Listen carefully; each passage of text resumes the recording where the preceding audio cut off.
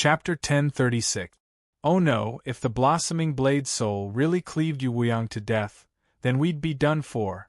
Li Qingshan was about to stop him, but Yu Wuyang roared out. With him at the center, a ring-shaped wave of air swept out for hundreds of kilometers, knocking the end of the wild flower blade away. Yu Wuyang's eyes were blood-red. His muscles bulged, and his wounds rapidly healed. He was like a true Azura king. He entered an explosive state similar to the tiger demon's fury, lunging towards the end of the wild flower blade. He moved several times faster than just now, swinging his dagger rapidly. A sharp stream of energy shot out like a bolt of lightning, destroying everything in its path. It's finally getting a little interesting, the blossoming blade soul smiled. Right when he was about to swing his blade to receive the attack, he suddenly vanished. Fellow Yu, I think we should stop here. Li Qingshan extended his hand and fished the end of the wild flower blade back from the azura field. The blossoming blade soul roared furiously, Li Qingshan, I've warned you before. Mind your own business. You can't kill him, Li Qingshan said firmly. Nonsense. The end of the wild flower blade trembled violently. Don't look down on him. He can't defeat you, but can he run? Li Qingshan said. Shut up. Where can he run off to in the azura field? I never said I'd help you trap him. You traitorous bastard! Shut up, you bitch. This is your battle, not mine. The unraging monk sweated profusely from the side as he listened on. He was even more shocked by the power of the end of the wild flower blade. With a blade in hand, even mortals could kill great cultivators. Just how powerful would it be in Li Qingshan's hands? Yu Wuyang's chest heaved up and down a few times before his eyes returned to normal. The impact of this battle was not small. He was almost defeated by a saber, but it also aroused the desire in his heart. If he could get his hands on such a weapon, his strength would undergo an earth-shattering change. He flashed to the azura sacrificial altar and stared at the mottled stone platform with sparkling eyes. After a while, Yu Wuyang walked out of the shura field. He had already tidied up his clothes and said seriously, Fellow cultivator Li, please lend me the shura sacrificial altar. He completely acknowledged Li Qingshan's strength and no longer treated him as a junior. Chain Mountain Range, Qing Zhao's Cave. The 33 skull prayer beads spun and flew around, constantly changing their formation. They maintained the skull demonic formation, stirring up strong gales in the belly of the mountain. Little Anne's white monk robes fluttered in the wind. She waved her hand and the skulls turned into prayer beads. They formed a string and returned to her wrist. She sank into her thoughts for a while, and her body suddenly shone with a faint, golden light. She was dignified, enough for people to feel deep veneration at first glance. She raised her hand with the skull prayer beads, and light gathered on it, coating the white prayer beads with a faint layer of gold. It no longer seemed evil at all, like a supreme treasure of Buddhism. As soon as she stepped out of the dwelling, mist swirled through the mountains, and it rained continuously. The mountains became verdant again. You've been hiding for so long. It must have been hard on you. Come out. Little Anne's clear voice echoed through the mountains. A hoarse, cruel voice rang out. I heard you're Li Qingshan's partner and the most outstanding disciple of the Chan monastery of Devanaga? Little Anne leapt onto the top of a mountain and drew the trouble-severing blade with a backhand, raising it high into the air. Trouble-severing, the voice said in surprise. Trouble-severing, Little Anne repeated calmly. Where did you get this blade from? The clouds and mist suddenly parted, and a locust the size of a huge ship swooped down from the sky. The sound of its wings was deafening, kicking up a shrill gust of wind. Boom! The mountain beneath Xiao An's feet collapsed, and huge rocks flew in all directions. She had already arrived at another mountain peak. The flying locust demon commander's huge compound eyes reflected countless figures of Little Anne. He was filled with surprise and doubt. Her strength had exceeded his expectations, but what Little Anne said next left him with no time to think about this. Do you want to know the location of the Golden Cicada Spirit King? The Golden Cicada Spirit King. The soaring locust king ground his teeth. During the countless days and nights in the Demon Suppression Hall, he had been thinking about how to get revenge, but there was no other form of hatred that was deeper and more pressing than this. The Golden Cicada Spirit King, little and repeated calmly once again. Tell me exactly where he is. I can spare your life. The soaring locust king said.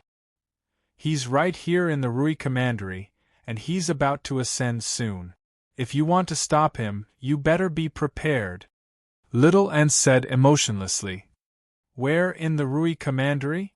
The soaring locust king asked. The Rui Commandery spanned tens of thousands of kilometers, so finding a hidden great demon king was like finding a needle in a haystack. You'll understand when the heavenly tribulation descends, Little N said. I want you to explain it to me right now. The soaring locust king roared and charged towards Little N again. Little N stood at the top of the mountain and opened her mouth slightly. The mountains were suddenly illuminated by Buddhist light, and the cry of a dragon pierced through the surroundings. Monk King! The flying locust demon commander cried out in surprise. The colossal flying locust demon commander was torn to pieces within the dragon's cry, while a strand of samadhi flames of white bone swept and retracted within the dazzling light, collecting the resources. The light gradually dimmed, and the clouds and mist in the mountains gathered together. I don't need you to spare me. Little N sheathed his blade and took off into the air. A few mountains away, Ru Xian emerged from her dwelling with a vicious plague ghost beside her.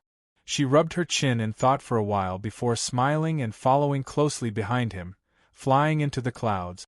On the lake of dragons and snakes, on a barren island so small that it basically could not be regarded as an island, the disciples of the 100 schools of thought all avoided the island from afar.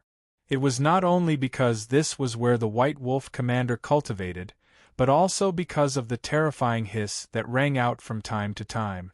Regardless of whether it was day or night, whether it was winter or summer, it seemed to come from the depths of hell, occupying everyone's hearts. A few months ago, a disciple of legalism had wanted to approach this island, hoping to obtain a fortuitous encounter from this legalist senior. However, before he had even stepped onto the island, he had returned to his dwelling with a pale face. Very soon, he had gone mad and died. Since then, he had never dared to approach this place again. At this moment, the hiss rang out once again. In the center of the verdant island, a naked woman knelt on the ground. Beautiful little snakes coiled around her body, swimming around her skin. Occasionally, they would raise their heads from her skin and spit out their green tongues. Her originally beautiful face was currently contorted due to pain. Her eyes were filled with hatred, making her appear even uglier. She was like an evil spirit that had sunk into the depths of hell. Suddenly, the hell snakes became agitated. They raised their heads and looked in the same direction, filled with hostility. Qian Rongji raised her head and saw a figure walking towards her. His footsteps were light and silent, as if he was riding on the wind. His clothes fluttered in the wind, and she could not help but hold her breath. As the figure approached, the hell snakes calmed down and dove into her skin. They intertwined to form a strange and beautiful tattoo. Chapter 1037. Qian Rongji opened her mouth, but it was as if she had lost her ability to speak. She made a hollow and meaningless sound, like the hiss of a snake. A minuscule pain pierced her heart, but it was even more unbearable than the snakes coiling around her. She almost couldn't help but curl up. Little N sighed softly and took out a set of clothes to drape over her. You've changed. Qian Rongji's eyes flashed with a trace of surprise. In her memories, she had always gazed at everything with clear and empty eyes, without love or hate, without sorrow or joy. She would never act like this. A wave of anger suddenly surged in her heart. These 3 words seemed to be a question. Then what exactly is our original appearance? Little N asked in response. Thank you for coming to see me. I've already seen you. You can go to Li Qingshan's side. Qian Rongji lowered her head, feeling an indescribable disappointment. The wind blew across the island and the grass rustled. Clang! Little and pulled out the trouble-severing blade and raised it high. You once crossed me. Let me cross you once too.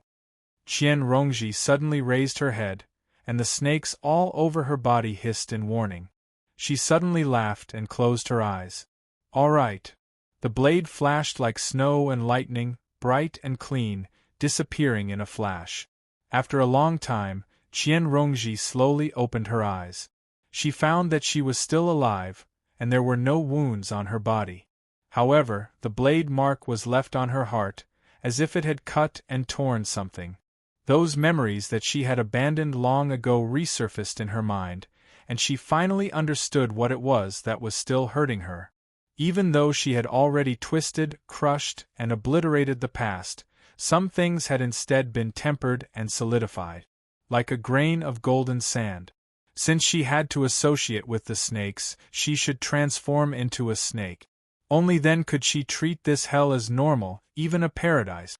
Otherwise, she could only continue to endure the pain of this hell. This was the source of her troubles, and the trouble-severing blade could not cut it away. This was because it was not just the memories of the past, but also all the beautiful hopes of humanity, wishing for happiness, wishing for peace. This was compared to all the greed, anger, and obsession of humanity. It had to be even more deeply rooted.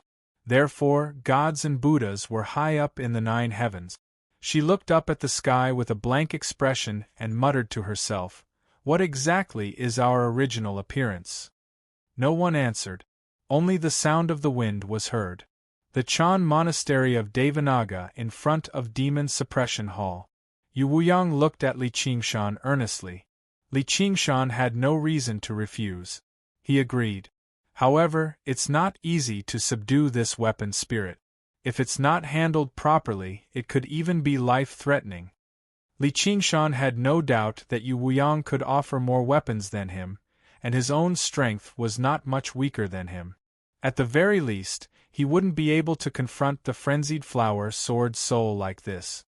He could only rely on his innate divine ability to suppress it. I'll be careful. If there's any danger, please give me some pointers. Yu Wuyang's change in attitude was not unnatural at all. He was not an Azura yet, but he still followed the principle of respecting the strong. The fact that he could refine the end-frenzied blade proved that Li Qingshan's strength was definitely not as simple as his battle against Si Qing. The frenzied blade spirit clearly did not submit to Li Qingshan, but no matter how he cursed, he never actually attacked him. This was already a rare form of recognition. Li Qingshan's slight displeasure towards Yu Wuyang vanished as a result. He was Han Qiongji's master after all, so he said modestly, "I wouldn't dare to say I'd give you any pointers. I just have some experience. Let's go to the great general's estate first?" "All right. Hold on." The unraging monk suddenly grabbed Li Qingshan's shoulder. "What else is there?" Li Qingshan asked. "Something good." The unraging monk chuckled. "That doesn't sound like it. Why would your master harm you? Please wait a few days, fellow Yu. Come with me to Great Buddha Mountain first. You better hide your demon chi for now."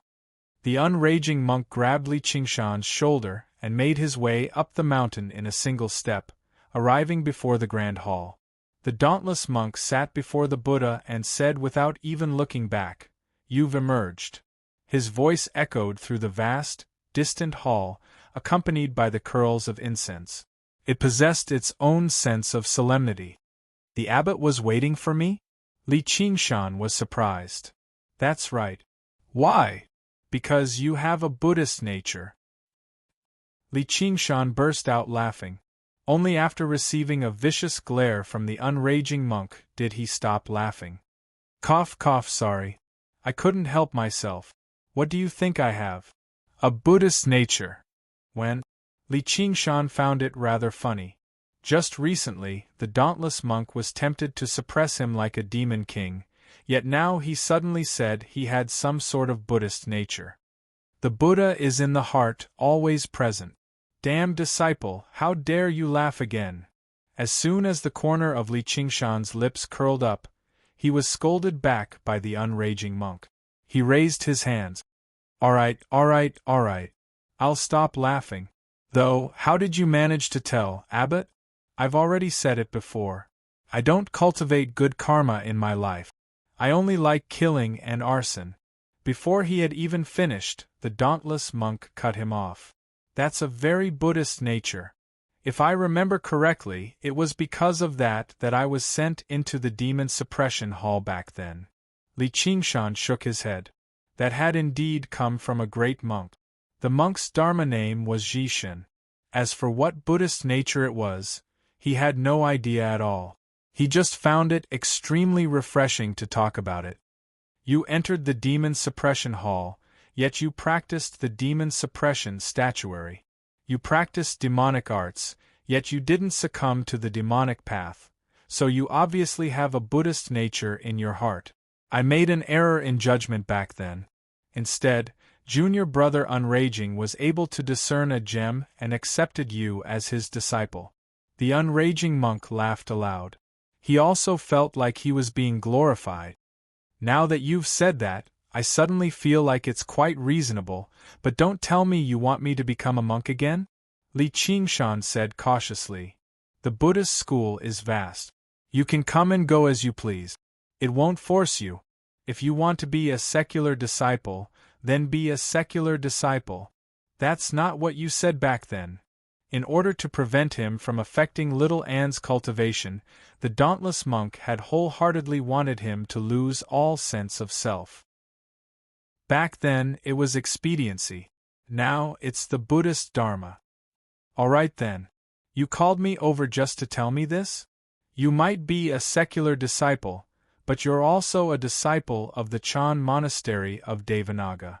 You do have a Buddhist nature in your heart, but if you don't receive guidance, you'll be corrupted by demonic thoughts and become a true demon king in the end, which is why I've prepared a Dharma assembly for you. Stop. My head hurts when I hear about scriptures. As soon as Li Qingshan heard the word Dharma assembly, he was about to leave, but the unraging monk stopped him. Don't worry, you don't need to understand the scriptures. It can even enlighten your root of wisdom and spirituality. Not just anyone can enjoy a Dharma assembly of Dhyana. A Dharma assembly of Dhyana. Li Qingshan vaguely remembered that little and had once mentioned that during the time she cultivated in the Chan monastery of Devanaga, she had also gone through a Dharma assembly of Dhyana. It seemed like only the most outstanding disciples of the monastery could enjoy it. It was extremely beneficial to her cultivation of the path of white bone and great beauty. Its effects were rather similar to the fruit of wisdom, but Chan schools had their own realms of cultivation and comprehension. So this monk sees how he can't suppress me, so he wants to rope me in instead. However, he obviously would not turn down a free advantage like this. He clasped his hand. Then thank you for your kindness, Abbot. Chapter 1038. The bells on Great Buddha Mountain rang in unison, and a halo of Buddhist light rose up. Buddhas and bodhisattvas could be faintly seen within it. Celestial maiden Jia Lan danced in the air, and the sound of chanting could be heard from 1,000 miles away. The monks of the monastery all brought their palms together in the direction of the grand hall at the top of the mountain and chanted, Amitabha. Zen Heart Dharma Assembly. I wonder which disciple has such good fortune? A middle-aged monk stopped sweeping the broom in his hand and asked enviously. Senior brother, there's no need to be envious. As long as we work hard in our cultivation, we'll also have such a day. The young monk beside him advised. Then, he lowered his head and swept the fallen leaves, no longer paying attention to others. Sigh, it's not that easy. Just like how it took quite a lot of effort for the banyan tree king to condense a single fruit of wisdom, the monastery of Chan monastery of Devanaga had to expend the power of belief that they had accumulated over 10,000 years each time they held a Dharma assembly. They were as careful as they could be with every single person they chose. Junior brother Qingshan is indeed not a demon king. In a Buddhist temple, one lamp opened his eyes and smiled. Then, he closed his eyes and continued to cultivate. In the center of the Mahavira hall, under the gaze of the towering Buddha statue, Li Qingshan sat in an irregular posture. His hands were casually placed on his knees. His long black hair hung loosely, and there was a solemn aura on his bronze-colored face. Suddenly, the Buddha statue's slightly closed eyes seemed to open a little. Its thick golden lips spat out a mysterious Zen sound. In an instant, flowers fell from the sky and golden lotuses appeared on the ground. It seemed real yet illusory. The heavenly flower landed in his sea of consciousness, creating waves of ripples. As the ripples converged, many golden lotuses bloomed. Li Qingshan's posture gradually relaxed, and he simply sat cross-legged again. He supported his cheek with one hand, a thoughtful look on his face, as if he had comprehended something. Outside the grand hall, the dauntless monk's face eased up. He really does possess a Buddhist nature. If a demon king from the demon domain came to enjoy this meditation spell assembly, his will would definitely collapse, his demonic power would go out of control, and he would die on the spot. However, there was not a hint of struggle on his face. He accepted it calmly, which showed that he was not a demon king. "Senior brother, you're still worried." The unraging monk smiled. "If you were the abbot, you would be the abbot." "You're worried too," said the dauntless monk. Time passed. As the sun set in the west, the sky gradually darkened. Only the light on Great Buddha Mountain grew brighter and brighter. All of them knelt down in the direction of the Great Buddha Mountain. He prostrated himself in worship. Suddenly, a streak of seven-colored light approached from afar, barging into the golden sky and landing in front of the Chan monastery of Devanaga. He turned into a monk with a ruddy complexion and high spirits. He wore a large red kasaya with golden threads and was adorned with jewels that emitted a strange light. He held a 9-ringed Buddhist staff in his hand, and as he walked, clanking sounds rang out. "Welcome, Senior Brother 7 Treasures. Apologies for not going out to meet you." With a boom, the mountain gate swung open. The various doors on the mountain opened one after another, and the dauntless monk personally came out to receive them. He brought his palms together and bowed. "Junior Brother Dauntless, ever since you succeeded as the abbot of the monastery, it's already been 130 years since we last met." The monk king of the 7 treasures returned the gesture and smiled, but it vanished in a flash. "Please!" The dauntless monk waved his hand, and the 2 monks arrived at the top of the mountain together, greeting the unraging monk again. "Unfortunately, the main hall has been occupied today. Please come sit in the side hall, Senior Brother," said the dauntless monk. "May I ask who is in there listening to the meditation assembly?" The monk king of the 7 treasures pointed at the main hall and asked. "A disciple." The dauntless monk was reluctant to talk too much. He exchanged glances with the unraging monk, both wondering why the monk king of the 7 treasures had come. The 3 of them sat down in the side hall, and the young monk served them tea. The monk king of the 7 treasures touched his lips before setting it down gently. "Is this tea not to your liking, Senior Brother?" the dauntless monk asked. "I'm used to the 3-leaf Bodhi tea of the Lingua Temple. Other teas just lack a hint of Zen," said the monk king of the 7 treasures. "The temple is cramped, so there's no better tea. However, there are a few jars of fine alcohol. Will you be able to drink it, Senior Brother 7 treasures?" The unraging monk chuckled and drank all the tea in his cup. "Junior Brother Unraging is still the same as before.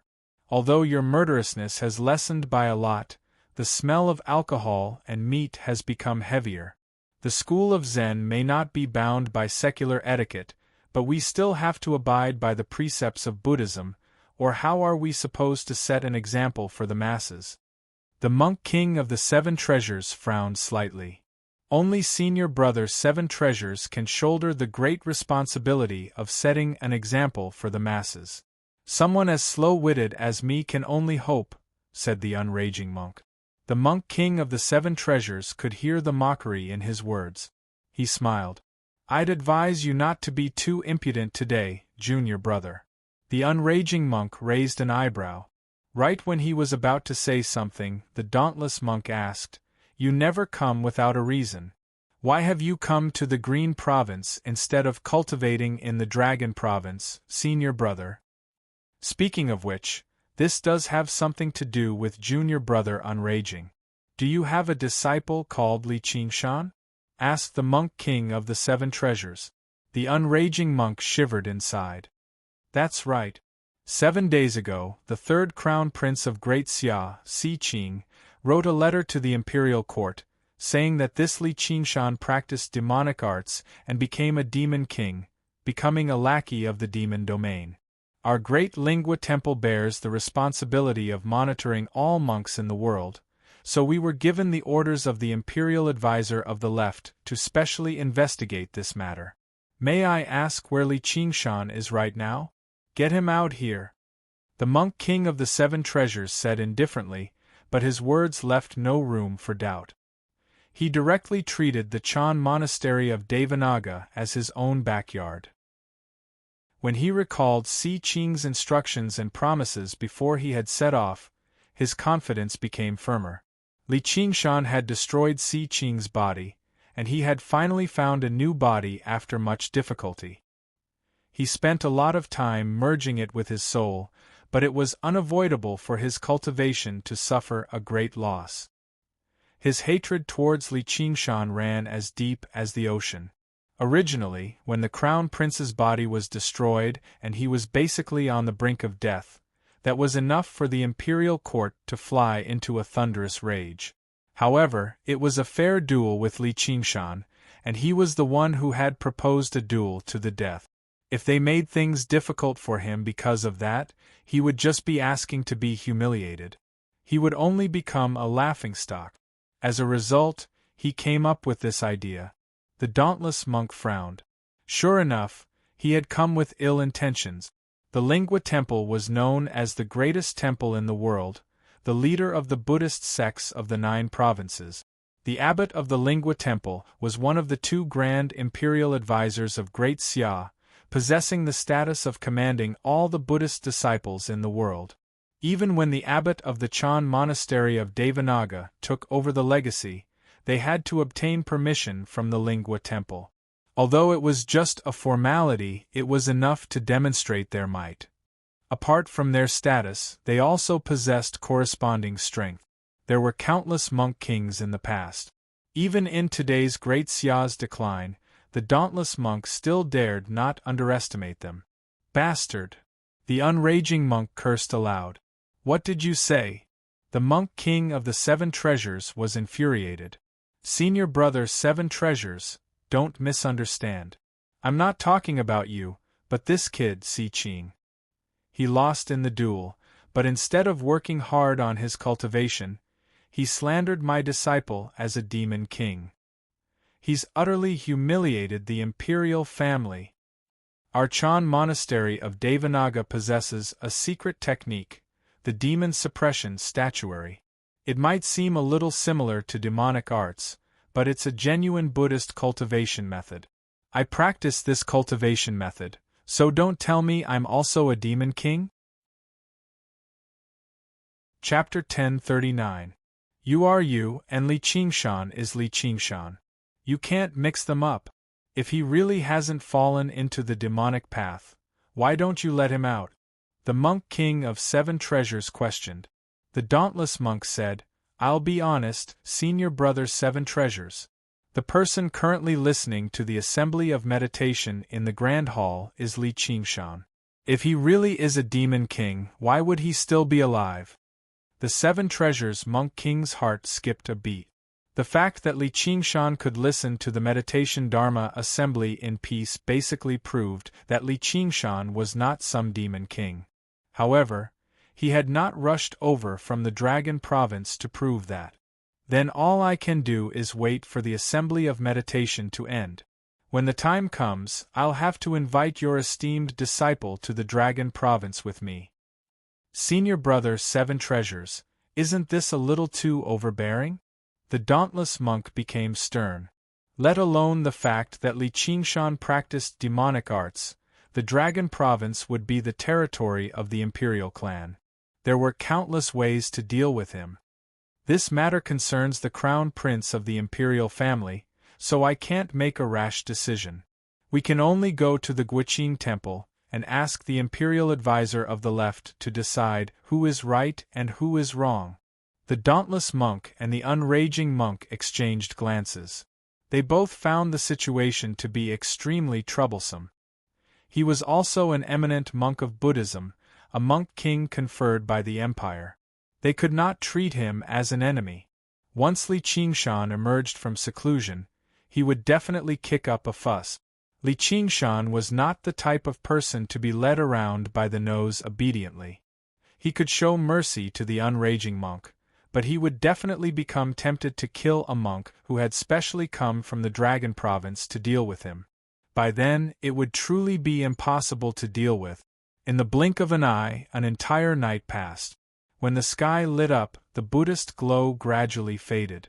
The flowers drifted away, and the golden lotus wilted. The lofty Buddha closed its eyes. Li Qingshan slowly opened his eyes. The entire world had changed, as if a decade had passed. A hint of gentleness appeared on his tough face. He smiled. Interesting. Although the benefits of the Zen Heart Dharma Assembly were not obvious, it had a far-reaching impact. It would allow one to have a deeper understanding of one's own cultivation path. He had also gained new insights into how to balance fire and water to further improve the Phoenix Nirvana Sutra. This was equivalent to raising one's comprehension ability from the root. However, there were also some side effects, such as compassionate heart. After all, it was a Buddhist great art, unlike the Banyan Tree King's pursuit of natural balance. Li Qingshan's ears twitched as he heard the sounds of argument coming from outside the door. Senior brother 7 treasures, please wait. In front of the entrance of the Grand Hall, the unraging monk stopped the monk king of the 7 treasures. Didn't the Diana Hart Method Conference end? Please ask your disciple to come out and meet me. To obstruct him like this, could it be that he had a guilty conscience? Or perhaps devils? 7 treasure, monk king said. Only you know who has ghosts and demons in your heart. A smear of anger flashed through the unraging monk's face. The monk king of the 7 treasures was clearly targeting Li Qingshan because of Si Qing. After the Dharma assembly, I still need to meditate and comprehend it in order to completely master it. Senior martial brother, why don't you take a while longer? As the dauntless monk said that, he shot a glance at the unraging monk. Amitba, don't misunderstand, Junior Unraging. I just don't want a 10,000-year-old monastery like the Chan Monastery of Devanaga to become a place that hides filth and shelters demons. There's no harm in waiting a little longer. The monk king of the 7 treasures instead seemed extremely composed. He refused to believe that Li Qingshan could hide in the Grand Hall for the rest of his life.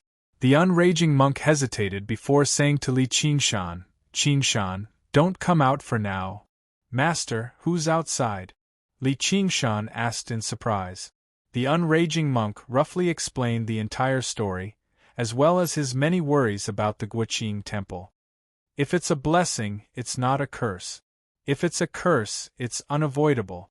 If this damned Baldy dares to screw me over, I'll definitely make sure he doesn't leave the Green Province alive, Li Qingshan said firmly. He already found it rather regretful that he had failed to kill Si Qing, yet he was actually urging others to deal with him. What else was there to say? He would kill as many as they came. The unraging monk thought, oh no. There was a rumble behind him, and the door to the Grand Hall opened, revealing Li Qingshan's large figure. The wildflower blade at the end of his life was surprisingly placed on his back. Perhaps he had sensed his killing intent, but he instead calmed down and said nothing more. The monk king of the 7 treasures' eyes flashed. He actually felt intimidated by Li Qingshan's bearing. Sure enough, a person who could destroy Si Qing's body was anything but ordinary. He had actually completely concealed his aura, so he must have been purposefully hiding something. It was said that this child was not even a century old, so he must have ties to the demon domain.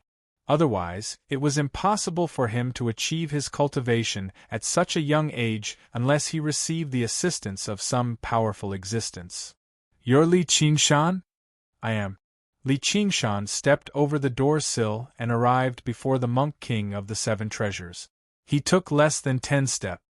"Pay a visit to the Dragon Province with me," the monk king of the 7 treasures said indifferently, naturally giving off a sense of superiority and command.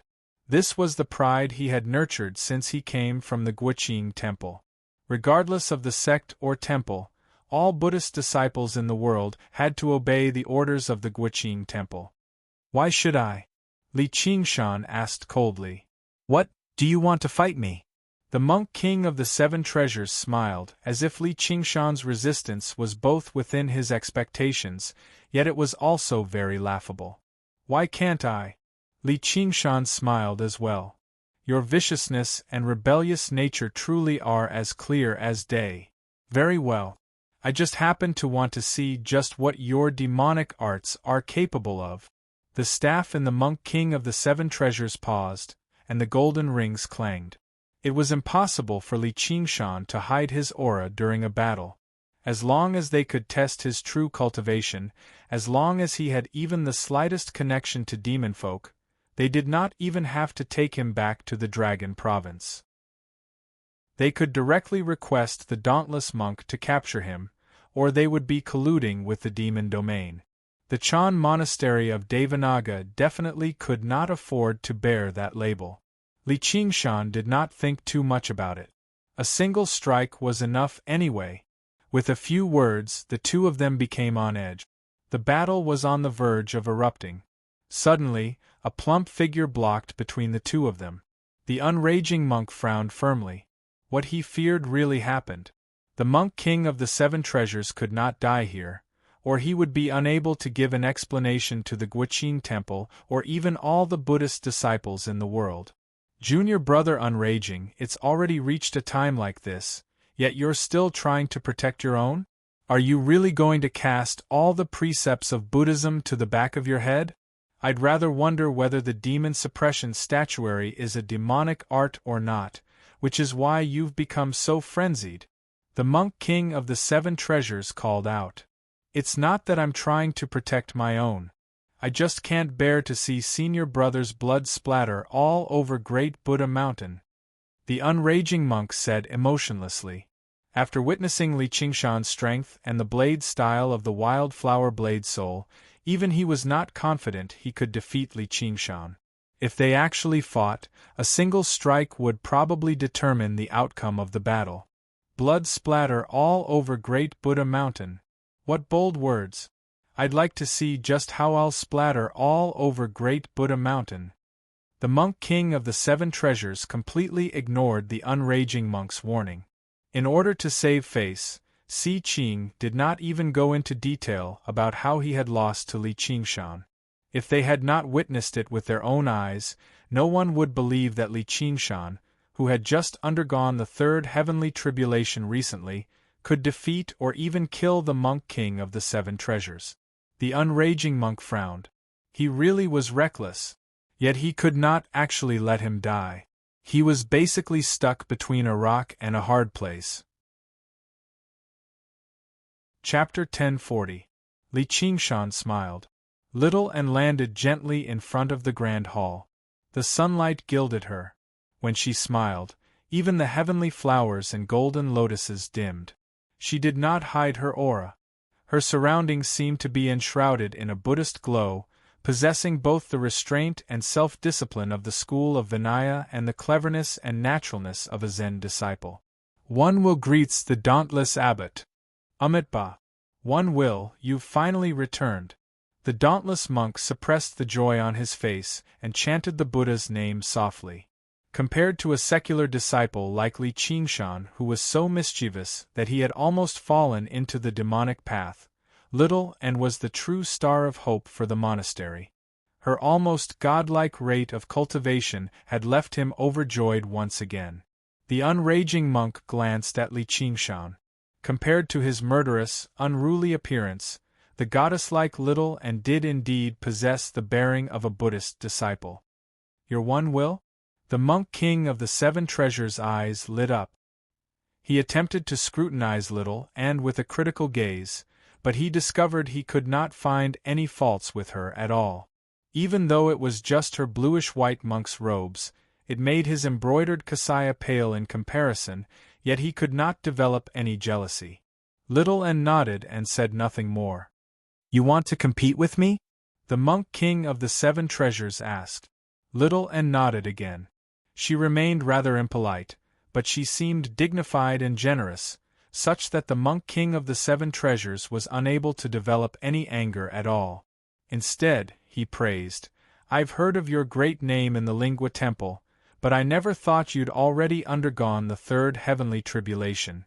You truly are a Buddhist genius." "You're too kind, Monk King. You want to compete with me for this child." The monk king of the seven treasures pointed at Li Qingshan. "For the monastery." Little Anne brought her palms together and said in a manner that was neither obsequious nor overbearing, "Amitabha." The dauntless monk chanted the Buddha's name, feeling gratified from the bottom of his heart. Li Qingshan curled his lips and thought to himself, "This old man, I've done so many good deeds, but you've turned a blind eye to it. Little Anne's words have made you so happy." It seemed that even the eminent monks of Buddhism could not avoid being deceived by this great beauty illusion. Especially after she comprehended the unity of Buddha and Devil, and found her human heart, her great beauty illusion reached a new realm. Moreover, it seemed to have a special effect on Buddhists. The seven treasures monk king pondered for a moment, then sighed, "Forget it, we are both Buddhist disciples, I don't want to fight with you." Li Qingshan couldn't help but say, "Hey, I'm also a Buddhist disciple, even though I'm a layman disciple."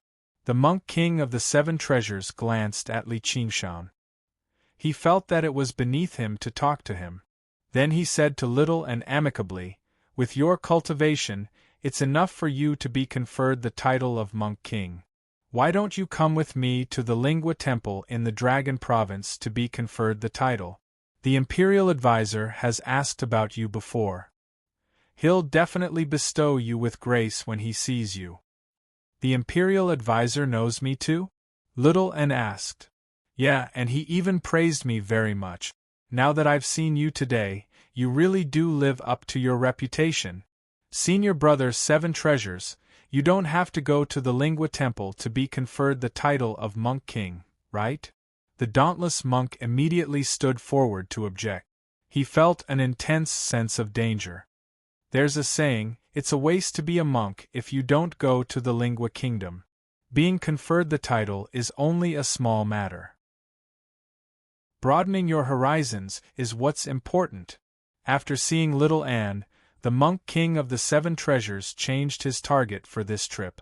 Standing up for Si Qing was only a small matter. Recruiting a talented disciple for the Lingua Temple was what was important. The reason why the Lingua Temple could become the greatest temple in the world was not because of the support of the Great Xia Empire alone. Instead, it had absorbed talents from the entire 9 provinces and constantly nurtured its foundation. There would be a time when the Great Xia Empire would fade away, but the Lingua Temple could continue on for generations to come. Many of the talents that the Lingua Temple absorbed were outstanding disciples from other temples and sections. However, they would never force their way in, nor was there a need for them to force their way in, as Buddhist disciples all had the habit of traveling the world to broaden their horizons and temper their minds. As a holy land of Buddhism, the Lingua Temple was often their first choice. Countless monks visited the Lingua Temple.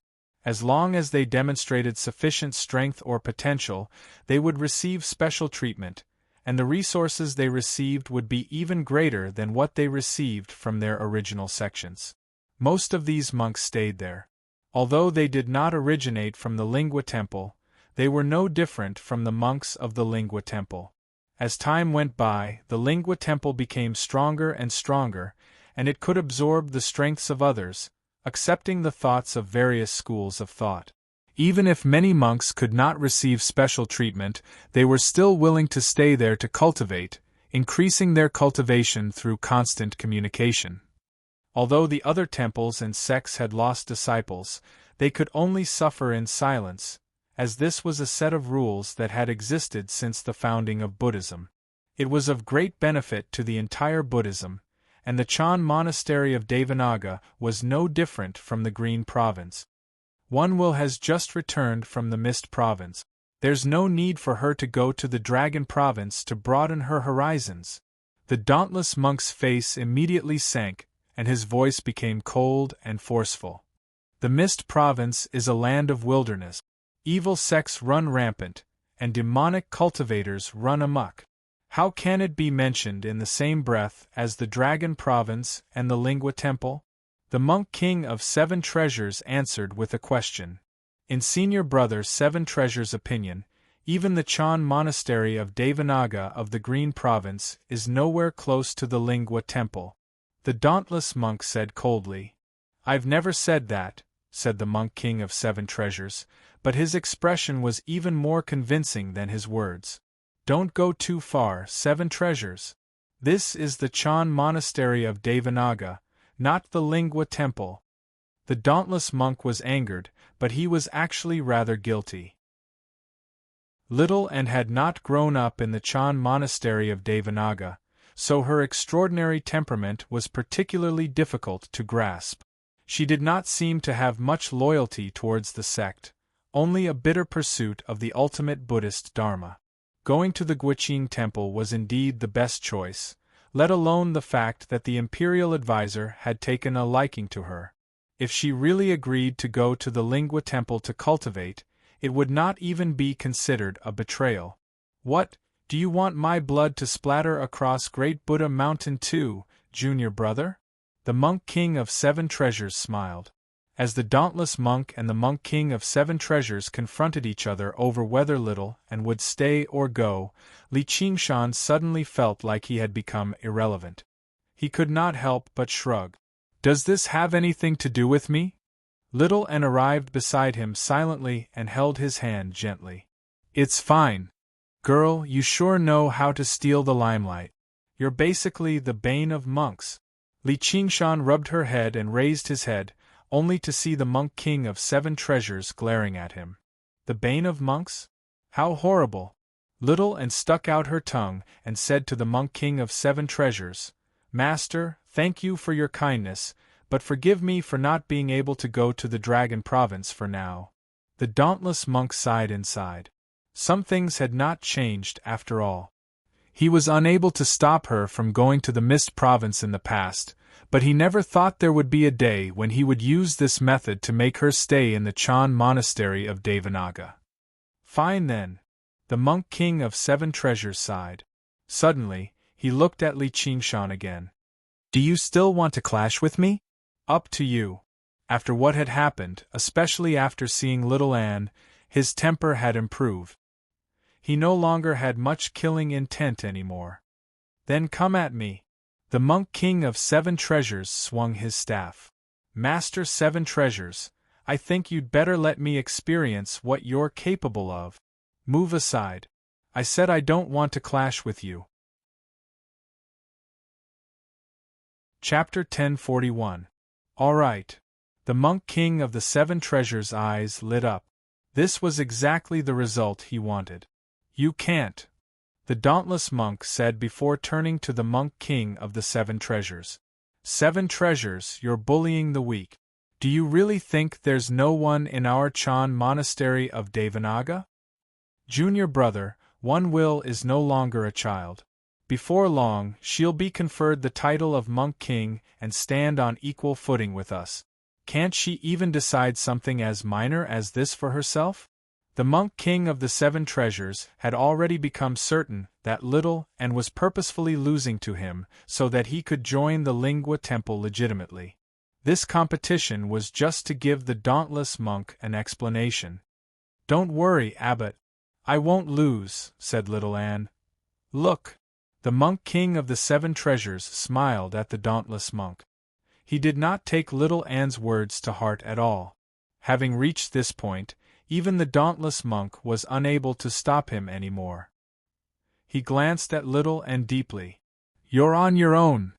One will, you go first," the monk king of the 7 treasures said to little Anne amicably. "Please go first, master." Little Anne let go of Li Qingshan's hand and made his way over slowly. "Fair enough." The monk king of the 7 treasures waved his hand, and the golden threads and jewels on his kasaya glistened under the sunlight. He was in no hurry to fight. He asked, "Do you know why I'm known as the 7 treasures?" "There are 7 treasures in Buddhism. The master's name originates from them," said little Anne. "Which 7 treasures?" "Violet, gold, silver, glass, crystal, giant clam, coral, and amber." "That's right. I practice the scripture of the 7 treasures of the Lingua Temple. Among the current Buddhist disciples, only I've reached such a level with this cultivation method, and I've also refined the 7 treasures of Buddhism. They serve as my life-bound Buddhist treasures," the monk king of the 7 treasures said rather complacently. The dauntless monk frowned. Arcane treasures were fine too. Buddhist treasures were fine too. Cultivators could only wield a limited number. Although he could wield 7 Buddhist treasures, their power would definitely be greatly affected, and they would interfere with one another. When he faced an enemy, he was instead better off using 2 or 3 Buddhist treasures. On the other hand, the 7 treasures monk king could use 7 Buddhist treasures at the same time. Not only was their power not reduced at all, but they were even able to complement each other and display even greater effects. Even if they weren't invincible, there were very few people who could defeat them.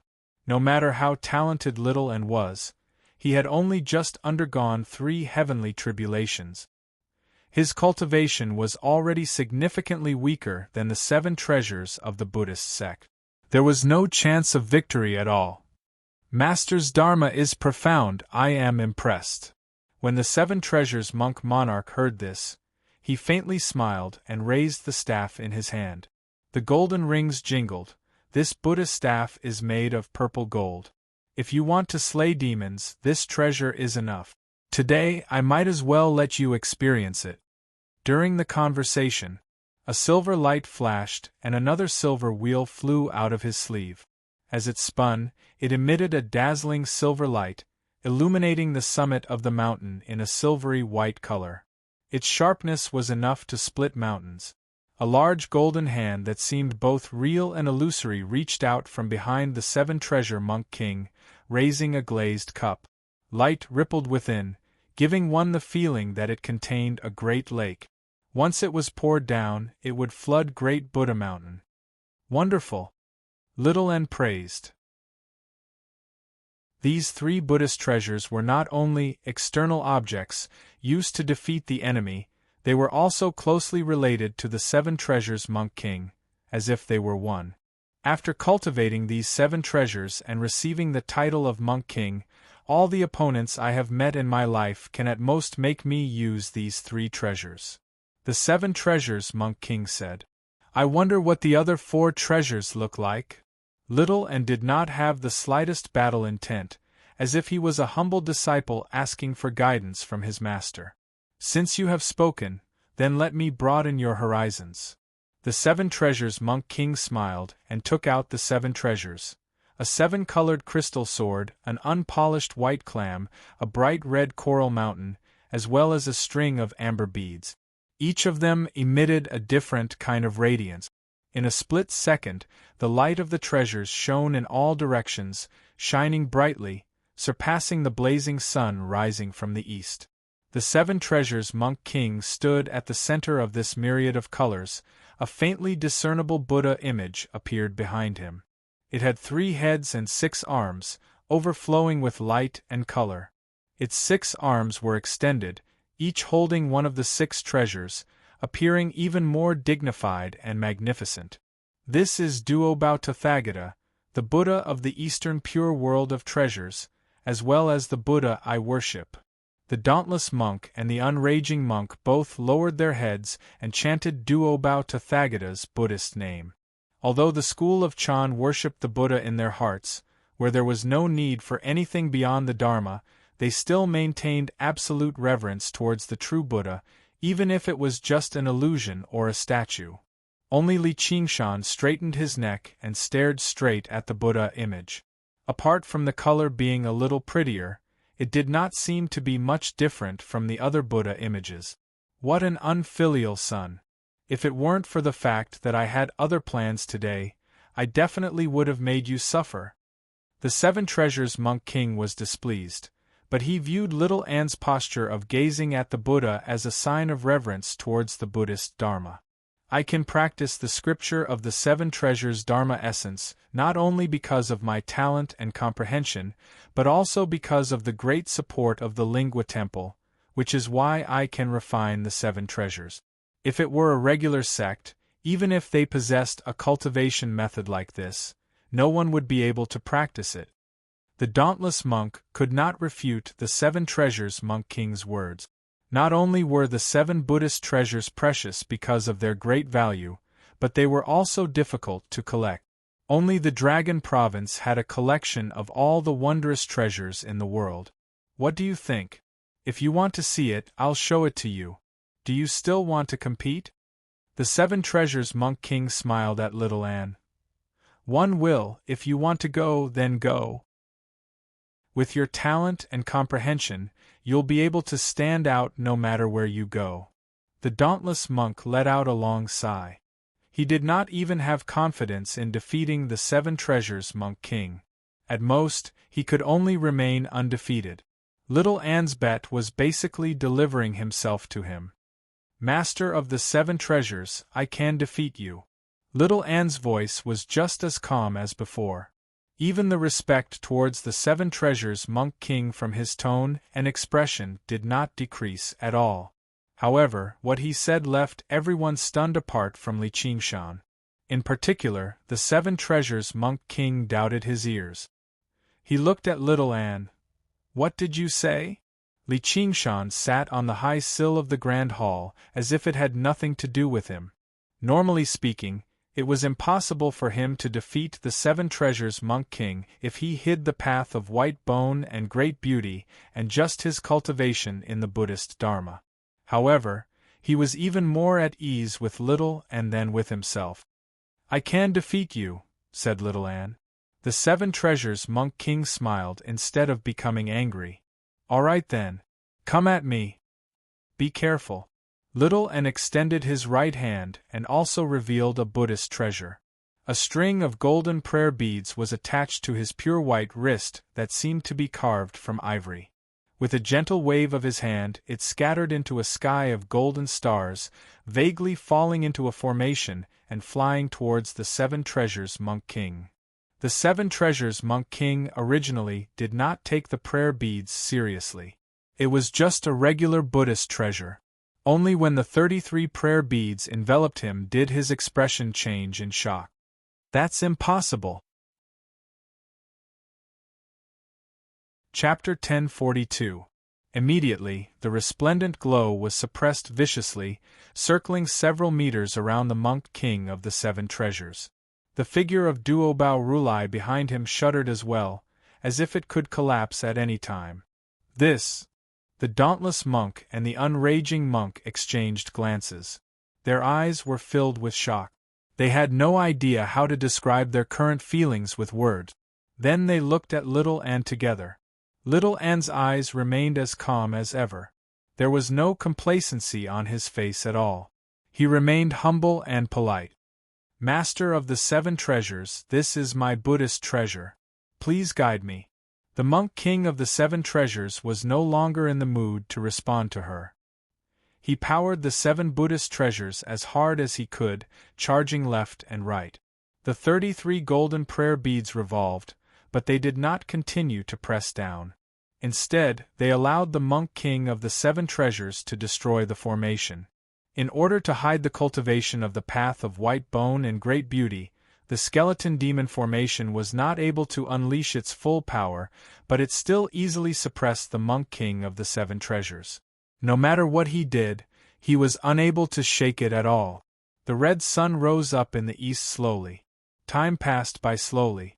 The monk king of the 7 treasures' forehead became covered in sweat. He was no longer in high spirits like he just now. He was filled with worry. Everything before him had exceeded his imagination, such that he still struggled to accept it. Little and suddenly took a step forward. His right hand landed on the hilt of the blade on his waist. As he walked, the skull prayer beads pressed down slowly, like a mountain pressing down. It was unstoppable. Li Qingshan was slightly surprised. She wanted to use vexation severing? If she used vexation severing, the dauntless monk would definitely recognize it. How was she supposed to explain it then? Little N arrived before the monk king of the 7 treasures. The skull prayer beads had already pressed down on a radius of several meters around him.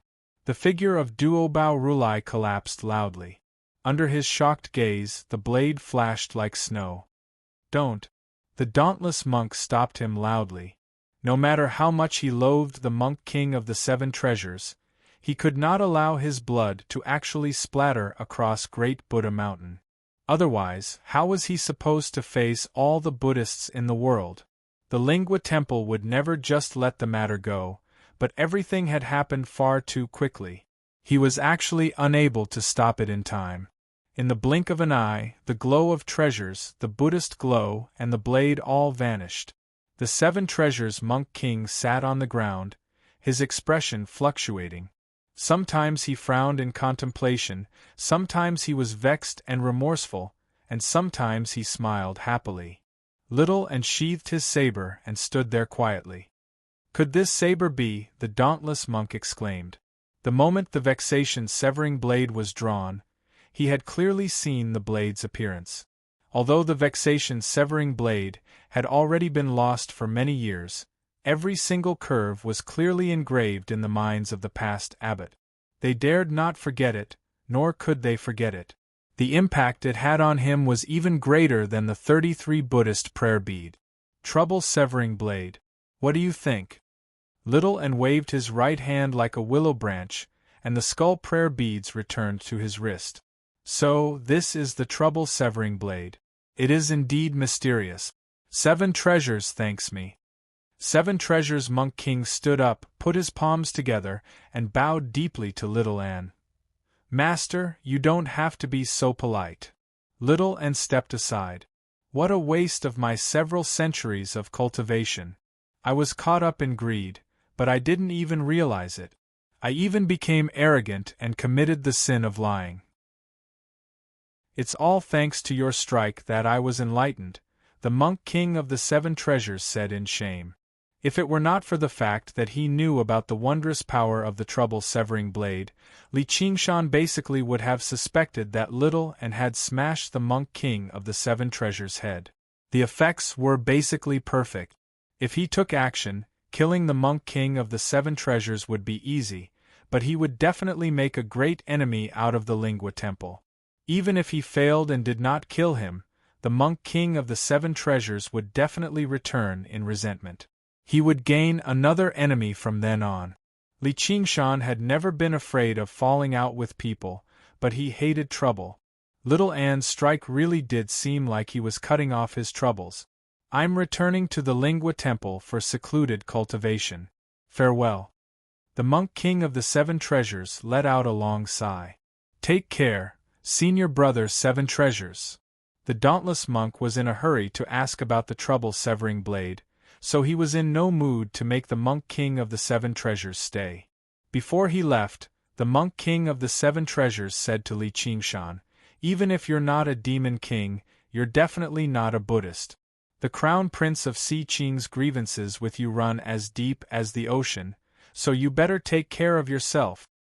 Don't worry, master. All men have their revenge.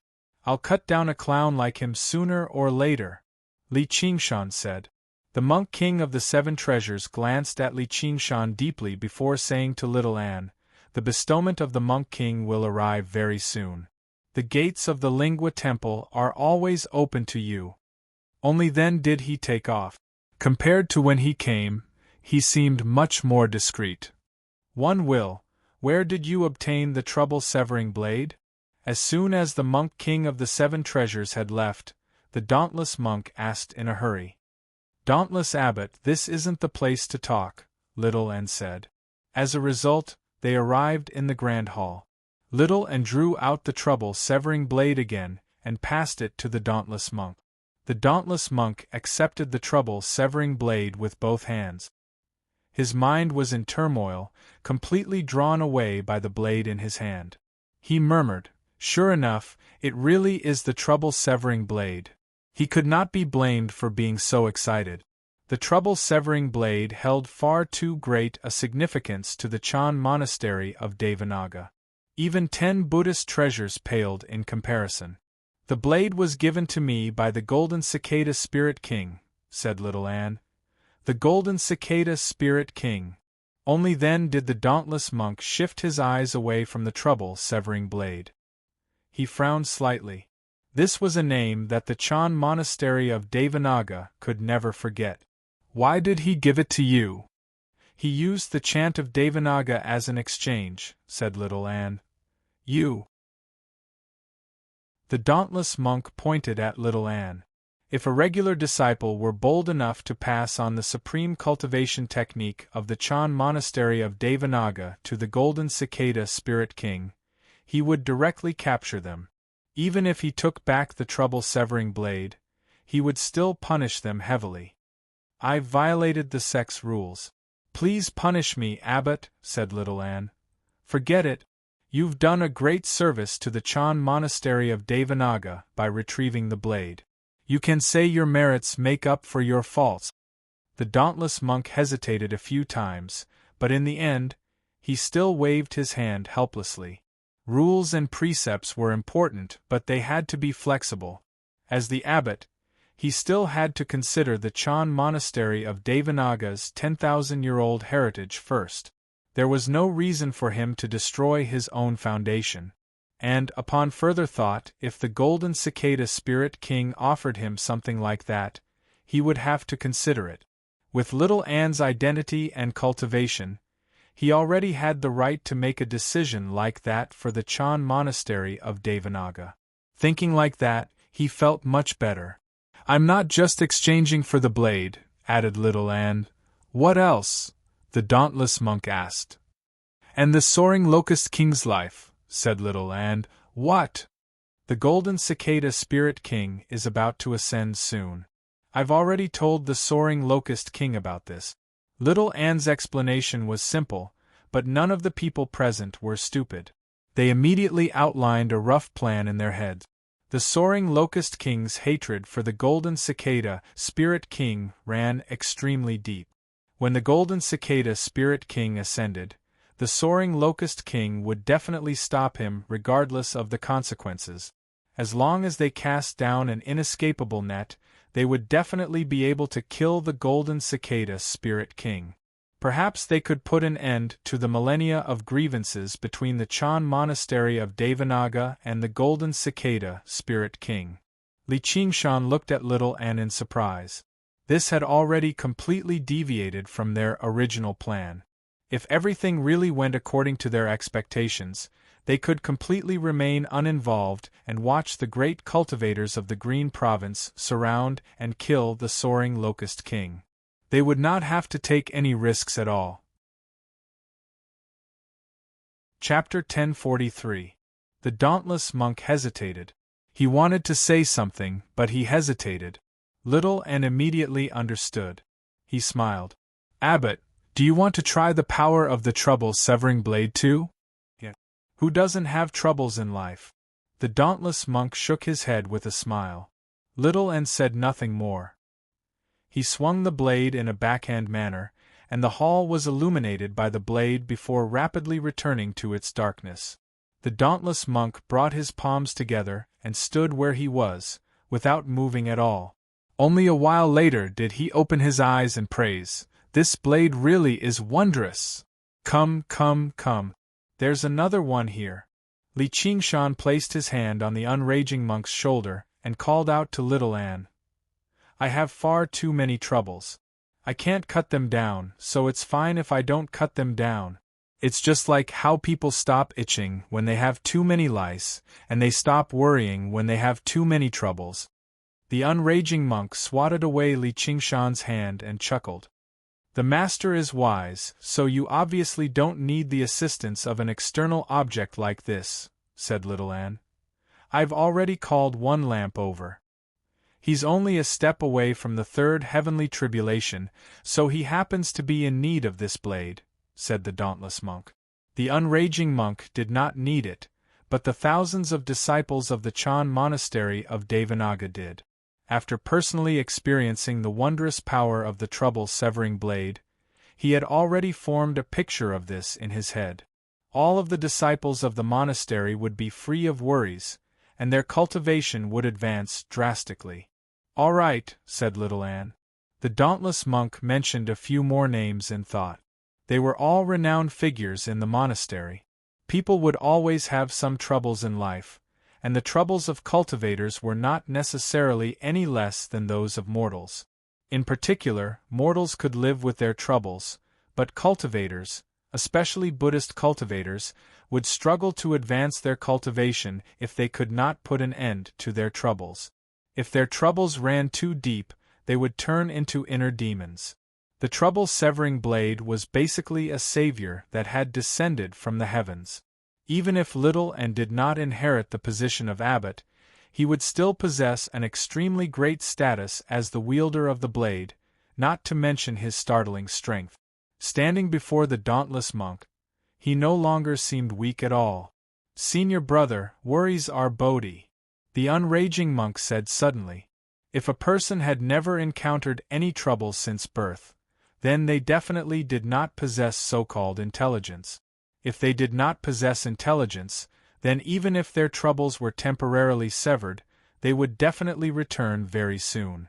It would all be for naught at the end of the day. Amitba, junior brother is right. I was too happy. The dauntless monk rearranged the list in his head, greatly reducing the number of people on it. He secretly made up his mind that the trouble-severing blade could only be used to save disciples who were deeply troubled, almost turning into an inner demon. Before long, the people on the list arrived at the Hall of Great Strength. Li Qingshan noticed that some of them were strong and some were weak, but they all looked miserable. An old monk, in particular, looked like a patient with severe depression. His eyes were sunken and his face was ashen. In comparison, even the ugly face of one lamp was more pleasing to the eye. Abbot, why did you summon us here? Monk Eating asked. You've all been plagued by troubles, which has affected your cultivations. One will just happen to retrieve the sect treasure of our monastery, the trouble-severing blade. You can give it a try, said the dauntless monk. The monks were all excited and surprised. The trouble-severing blade. Is it really that trouble-severing blade? Didn't it end up in the hands of the golden cicada Spirit King? Another person asked, though, Abbot, the trouble-severing blade is the supreme treasure of our monastery. It won't be that easy to control, right? You don't have to worry. One will has already undergone the third heavenly tribulation. She'll be conferred the title of Monk King soon. The hall fell silent. Everyone's gazes gathered on little Anne, who did not know what the two words Monk King meant. The dauntless monk said, If there's anyone who doesn't want to rely on external objects and wants to resolve their troubles with their own willpower, please take a step back. A while later, not a single monk took a step back. The dauntless monk nodded in satisfaction. At least they all knew their limit.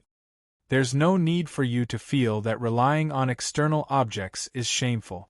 I've just tested the blade myself, and the monk king of the 7 treasures from the Lingua Temple has benefited tremendously too. Although the effects of the trouble-severing blade are only temporary, as long as you remember the feeling of that split second and maintain a clear mind, it'll definitely bring great benefits to your cultivation.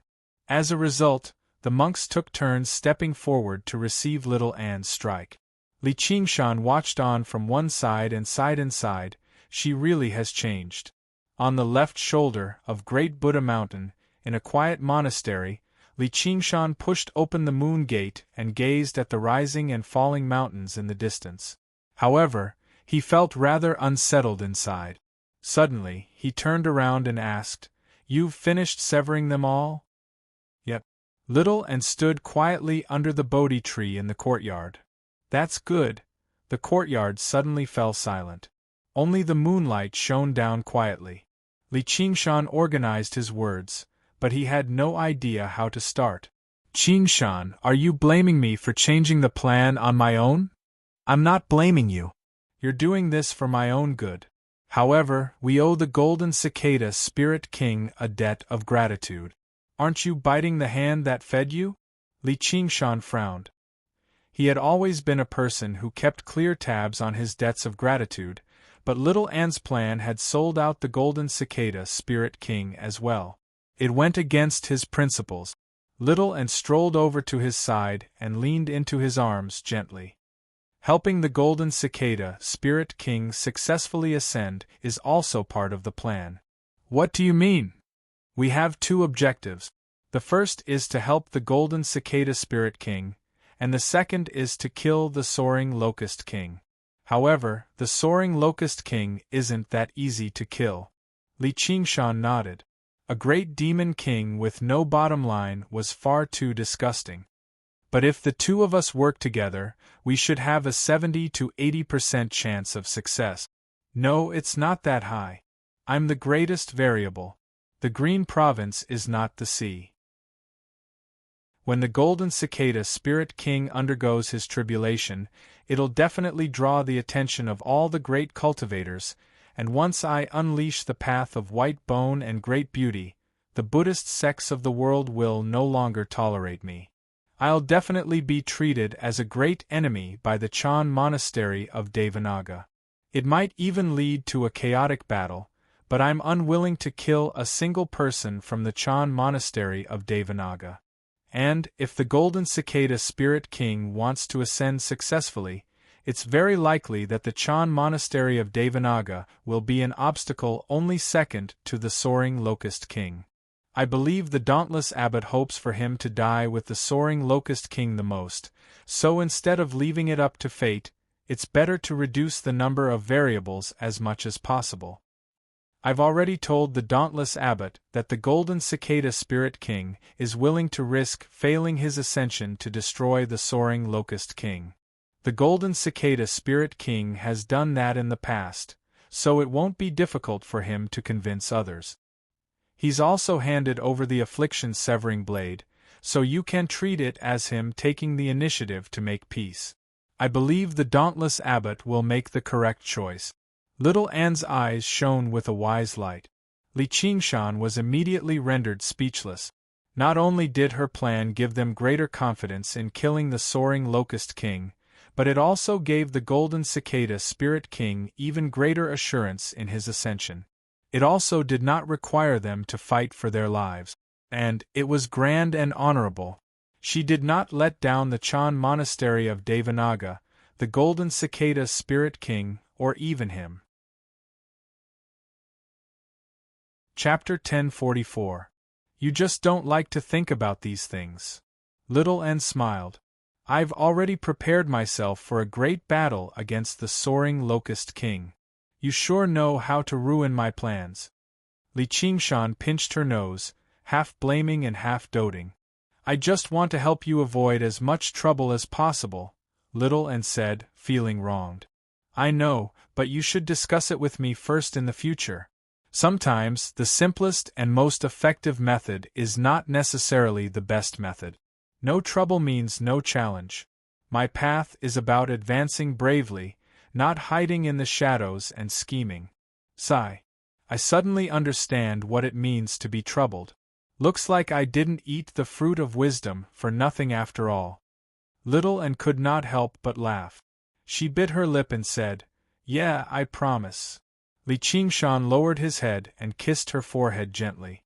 The red mole between her eyebrows was still as clear as ever, but her appearance had already changed from that of a confused child to that of a beautiful young lady.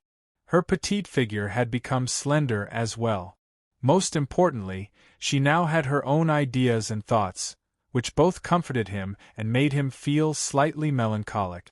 "You'll probably be staying here for a few days, right?" "I want to participate in the entire plan."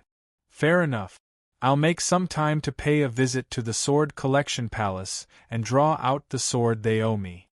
Although the treasured sword of the Sword Collection Palace was already indispensable to Li Qingshan, it would be a waste if he did not want it. He could even take some revenge on the Sword Collection Palace, so why not? The Sword Collection Palace.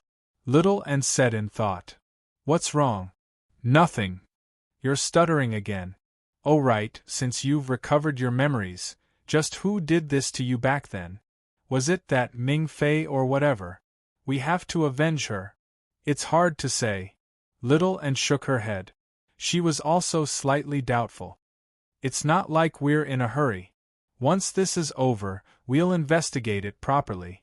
I don't care which bastard did it. I'll drag them out one by one and let them bleed." As Li Qingshan said that, he was about to set off north. Little and refused to let go and said gently, "We'll leave tomorrow." "All right." Thus, the two of them quietly embraced each other, gazing at the boundless mountains under the moonlight. Although they did not say much, they had a tacit understanding. On the top of Great Buddha Mountain, the dauntless monk watched this from afar and frowned a few times. In the end, he let out a long sigh and returned to his meditation room. He considered the person he wanted to contact this time. Of course, Chu Lai King was number one. King Chu's mansion. The steward of the prince's mansion led the two through winding corridors and arrived in front of a quiet little building. Before the steward could speak, the door suddenly opened and a middle-aged man walked out. He was dressed in a green luxurious robe and held a book in his hand. He looked at the two people behind the steward indifferently. One of them was a short old man with a face as black as charcoal, and the other was a slender woman with a face as white as jade. The woman's cultivation base was obviously a level higher than the old man's, but she was very respectful towards him. They were Ru Xian and Hua Xi.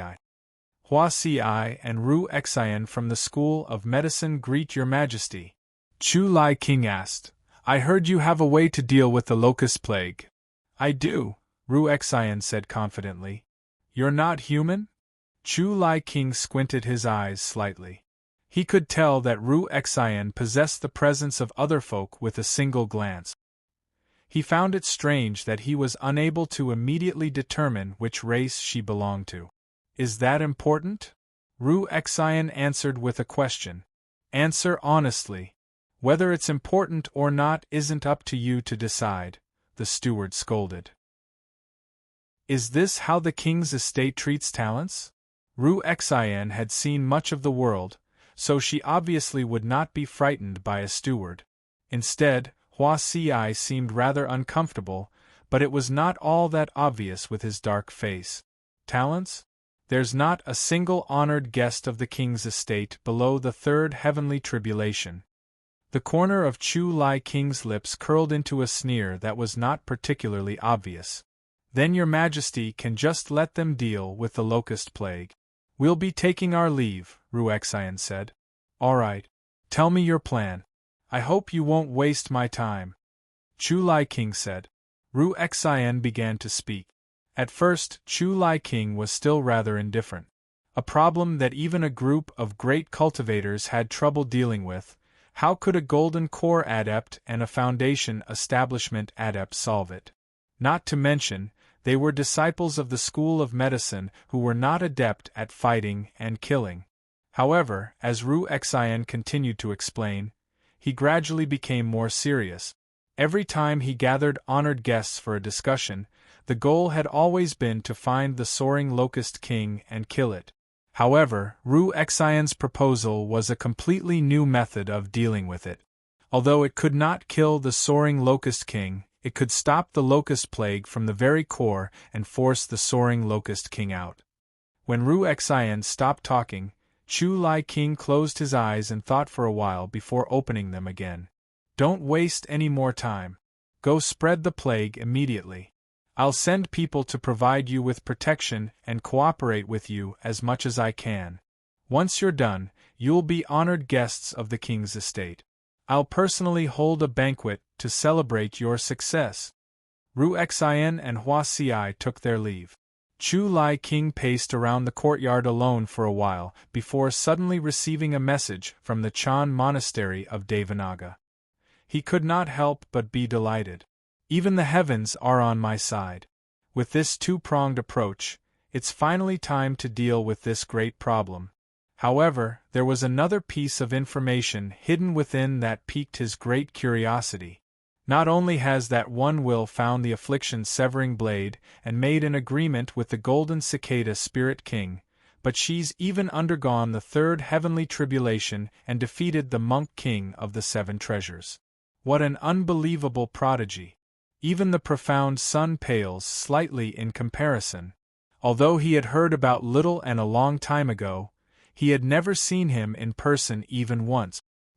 He felt rather eager for some reason, which even left him slightly intrigued.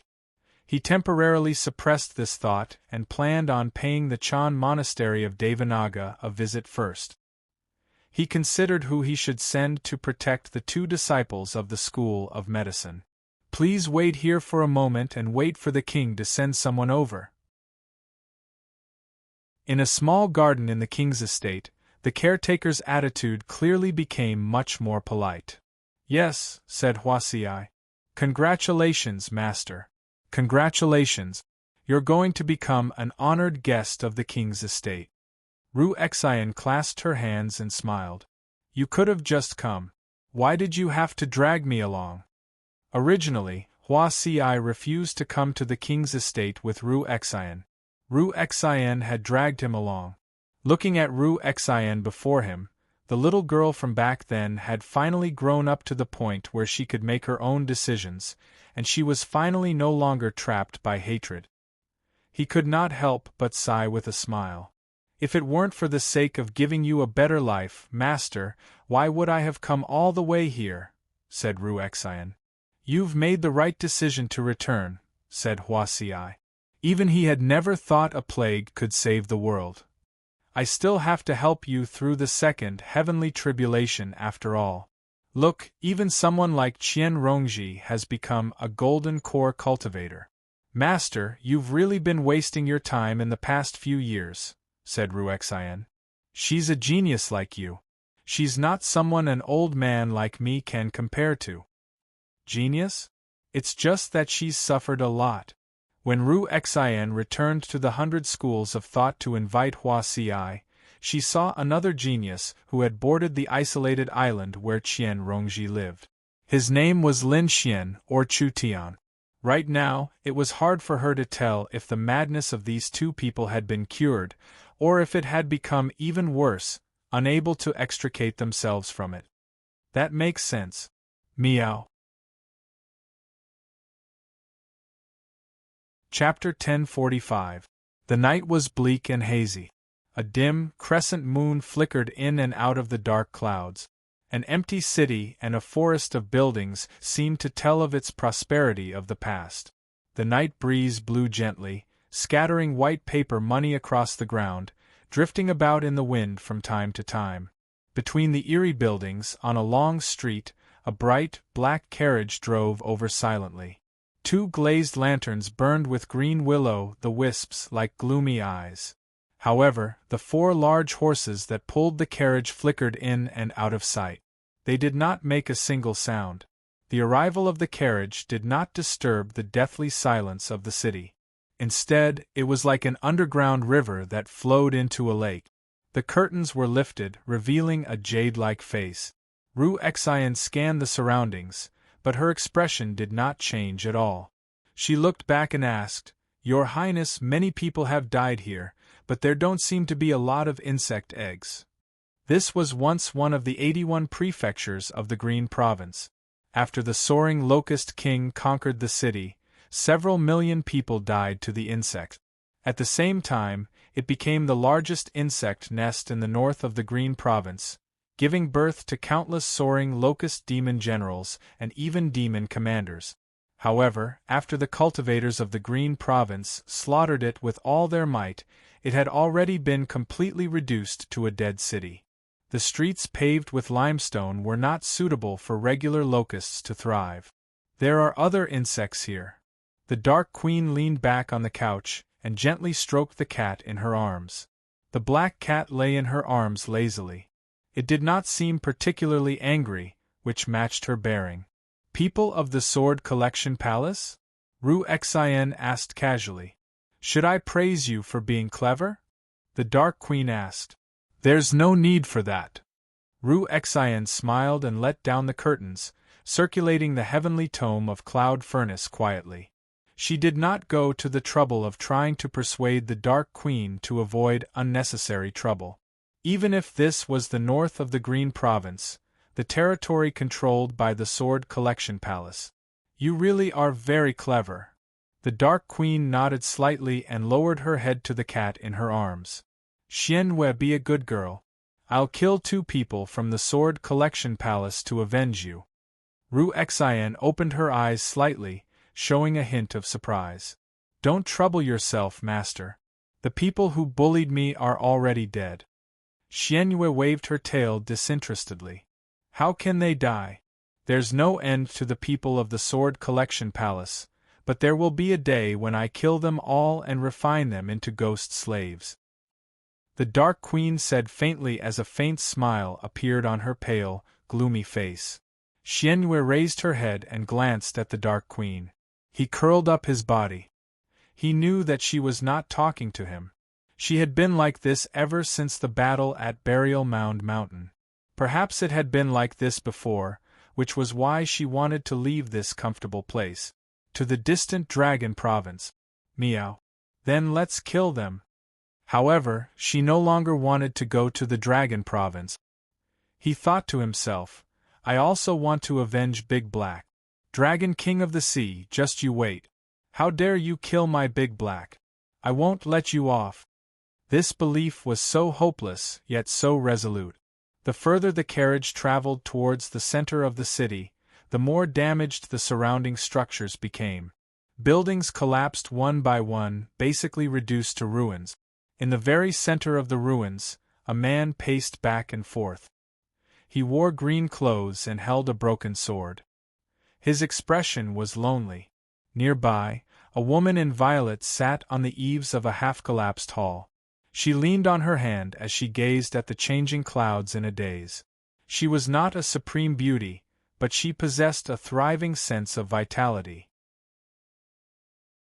Even the gloomy night and the miserable ruins were unable to influence her at all.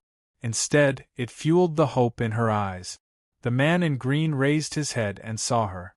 His face warmed up. "Zijin, let's go back." "All right," Yu Zijin replied and leapt off the eaves. "Did you find anything, senior brother?" "The green ruin's sword intent is far too profound. I'll probably need another century before I can completely comprehend it." Fu Qingjin was slightly doubtful. Ever since the green ruin's sword broke, his cultivation in the past few years had been extremely smooth. He had even undergone the second heavenly tribulation, but ever since this year, he always felt like something was amiss when he comprehended the green ruin's sword intent, as if he was missing something. That was why he was searching for inspiration in the ruins. "All right. When the time comes, we'll fuse the 2 swords and kill off all the monsters like the soaring Locust King." Yu Zijin's eyes shone brightly. Her killing intent was pure and clear. "You can't kill them all." Fu Qingjin shook his head gently. No matter how hard he worked, ruins like this would always appear. No matter how glorious a structure was, there would be a time when it collapsed. Blindly trying to protect it was just asking for trouble. Even if there were no demons that devoured or killed the thousands of lives, they would still die in the end. What did the so-called good and evil matter? "I have to kill them all even if I can't." Yu Zijin was stubborn. "Where do you want to go?" "I'll go with you."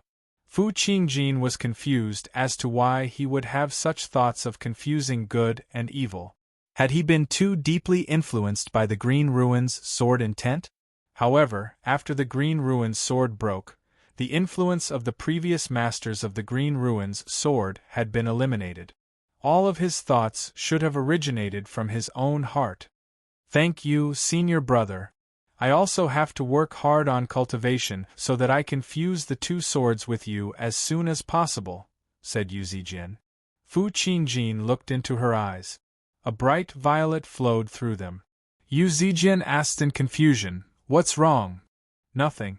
Fu Qingjin shifted his gaze away first and shook his head. The Green Ruins and violet clouds were yin and yang. When one sword appeared, the other would definitely follow closely behind. Most sword masters were lovers. However, the strange thing was that they had spent so many years together. Their tacit understanding was already extremely deep, yet they did not develop any feelings for each other. Let's return to the Sword Collection Palace. The crescent moon burst out of the clouds, illuminating the entire city with clear light. Right when the two streaks of light were about to tear through the air, a ghostly figure suddenly rose up, rapidly spreading across the ruins of the city. Fu Qingjin suddenly looked back, only to see a huge ghost claw swinging down viciously. He was unable to dodge it. Boom! It was like a clap of thunder. The ground shook violently, and countless ruins collapsed. A mountainous ghost stood in the ruins, slamming its hand against the ground. It happened to be the void-bellied Ghost King. The carriage stopped quietly beneath the huge ghost's feet, and the Dark Queen disembarked. The Green Ruins and violet clouds. I never thought there would be two big fish. The void-bellied Ghost King's fingers shone with a mixture of azure and violet light. Fu Qingjin and Yu Zijian crossed their swords, forming an illusory domain. A purple building vaguely appeared on the Green Ruins. The azure was heavy while the violet was faint. However, they managed to block the Dark Queen's fatal strike together. Dark Queen, how can a great cultivator behave in such a despicable manner? Fu Qingjin said. Not only was she bullying the weak, but she even used a sneak attack like this. Damned insect! The Dark Queen was filled with disgust. She could not be bothered with arguing. The void-bellied Ghost King pressed down with another huge hand, and the azure and violet illusion immediately approached shattering. Do you really want to declare war against the Sword Collection Palace? Fu Qingjin asked. I just want to crush you to death, said the Dark Queen. Your Highness, this probably won't assist us in dealing with the soaring Locust King. Ru Xian also disembarked from the carriage. Ru Xian, I praised you earlier for being smart. Don't be stupid, Piao Tianxue said. Chapter 1046. The Dark Queen glanced at her indifferently, and Ru Xian immediately felt a heavy sense of danger. The woman before her was extremely dangerous. Demonic cultivators never cared about reason. Some of them could even ignore the pros and cons, acting based on their mood. The Dark Queen clearly belonged to this group. Do as you please. Ru Xian returned to the carriage, but she silently crushed a jade talisman in her sleeve. The Dark Queen sensed something and squinted her eyes slightly. Then she turned around and looked at the void-bellied Ghost King's subordinates, Fu Qingjin and Yu Zijian. She was asking if she really wanted to declare war against the Sword Collection Palace. Exactly what she wanted was to declare war against the Sword Collection Palace. She was not like how she seemed, acting completely based on her mood. Instead, she had already predicted the outcome a long time ago. However, this was an even deeper form of fearlessness. Even if she had to stake the umbral insect's legacy, she wanted to fulfill what she had said and kill everyone from the Sword Collection Palace. Senior brother, I can't hold on much longer. You better find a way to escape. Yu Zijian's sword-wielding hand trembled slightly. As a Foundation establishment cultivator, just resisting the void-bellied Ghost King's aura had already drained all of her concentration. If she had not worked with Fu Qingjin, she would not have lasted even a second. Hold on a little longer. Reinforcements will arrive very soon. Fu Qingjin tossed out a violet talisman with a wave of his hand. A resplendent streak of light pierced through the ghost claw and shot towards the Dark Queen. The ruins and ground along the way were sliced open gently like thin paper. Even the hazy moonlight and the hazy night wind were no exception. The strike was like the full-powered strike of a great sword cultivator. However, under the Dark Queen's indifferent gaze, the streak of light began to distort and dim before it had even approached 300 meters away, vanishing into the night in the blink of an eye. She continued to stroke the cat. She had sealed up the region a long time ago. If she still failed to kill 2 juniors, it would be a waste of her cultivation. Fu Qingjin frowned firmly.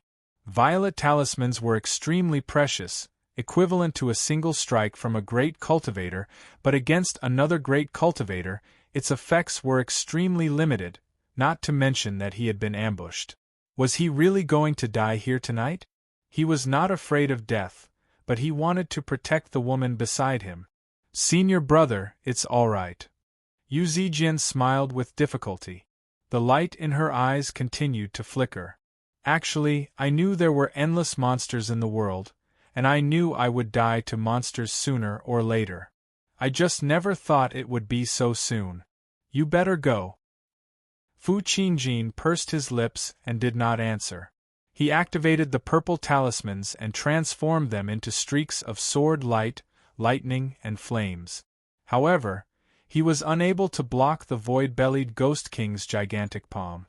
Yu Zijian looked at Fu Qingjin and opened her mouth, but she did not try to persuade him any further. Instead, she smiled. Then let's just die together. However, I don't want my soul to end up in the hands of the umbral insect. I won't, Fu Qingjin said.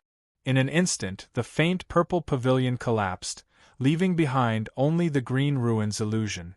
The last purple talisman burned out. The Dark Queen said, struggling at death's door. There are so many old friends tonight. An emotional voice suddenly rang out.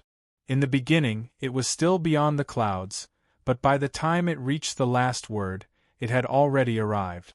Li Qingshan made his way over from between the ruins and stepped into the sealed region. He clasped his hand. I am Li Qingshan. Greetings, Your Highness. Then he glanced at the cat in her arms deeply, and could not help but smile resplendently, revealing his pure white teeth. Xuanyue's ears perked up as she stared at Li Qingshan with her cat eyes. Her gaze was filled with confusion. She just found it to be slightly familiar. Is this the reinforcements you've called in? The Dark Queen ignored Li Qingshan and looked at the carriage behind her. He's always been a busybody. Ru Xian lifted the curtains and smiled. Not just anyone can stick their nose into my business. Li Qingshan, do you think I'm afraid to kill you just because you're the unraging monk's disciple? Li Qingshan. Fu Qingjin's heart skipped a beat. He still remembered this name clearly, while a gleam of interest flashed through Yu Zijian's eyes. She said silently, Niu Jiuxia. Your Highness, don't listen to this woman's nonsense. I'm not being a busybody. I'm still a guest elder of the Sword Collection Palace after all. If a disciple of the Sword Collection Palace is in trouble, I obviously have to lend a hand. Oh right, you can smack that Fu guy to death. You can even leave the woman to me. If you don't mind, there's also the cat in my arms. I just happen to be lacking a pet. Even the Dark Queen was taken aback by what Li Qingshan said. She never thought he would be so bold. Only when the cat in her arms meowed furiously did she return to her senses. Her face immediately sank. Even if the unraging monk was here, he wouldn't be bold enough to speak to me like that. I think I've said it before. I'm Li Qingshan. Senior brother, looks like we won't be dying today. Yu Zijian smiled. He specifically said he wanted me dead. Fu Qingjin smiled bitterly. She had always been so optimistic, but the disparity in strength was so great. What use was a life-saving straw like that? Of course, she could keep the sword collection palace busy until reinforcements arrived, but was that even possible? He's just joking. You don't have to take it seriously, senior brother, said Yu Zijin. Are you very familiar with him? Fu Qingjin glanced at her deeply. Yu Zijin nodded slightly. She did not deny it. All right, Li Qingshan. I'll kill them first, and then I'll teach you a lesson. The Dark Queen waved her hand, and the void-bellied Ghost King opened its huge, pitch-black mouth, trying to swallow Fu Qingjin and Yu Zijin. Like a whale sucking in water, black wind immediately surged, and Yu Zijin was launched into the air uncontrollably. Fu Qingjin grabbed her hand firmly, but his feet left the ground as well. He had run out of spiritual qi after holding on for so long. Give me some face. Li Qingshan extended his hand from afar, and surging demon qi condensed into a black, muscular arm. It extended its fingers and grabbed the void-bellied Ghost King's head from the front. The void-bellied Ghost King roared out furiously, but it was unable to break free from the black demonic claw. The surging black wind halted. A demon king! The Dark Queen shivered inside. Her sunken face was filled with surprise. Don't talk nonsense. I'm a Buddhist disciple.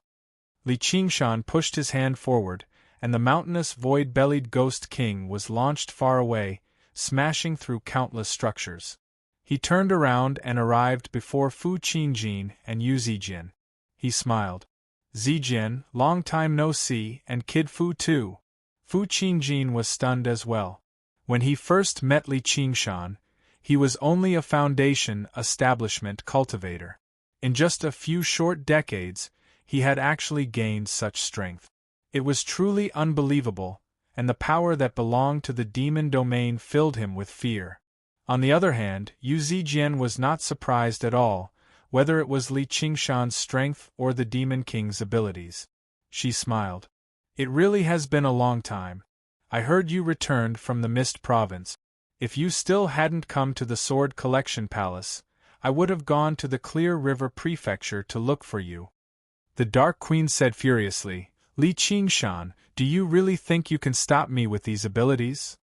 I'm not bold enough to clash with Her Highness the Dark Queen, but this is the territory of the Sword Collection Palace after all. I'd advise you to leave.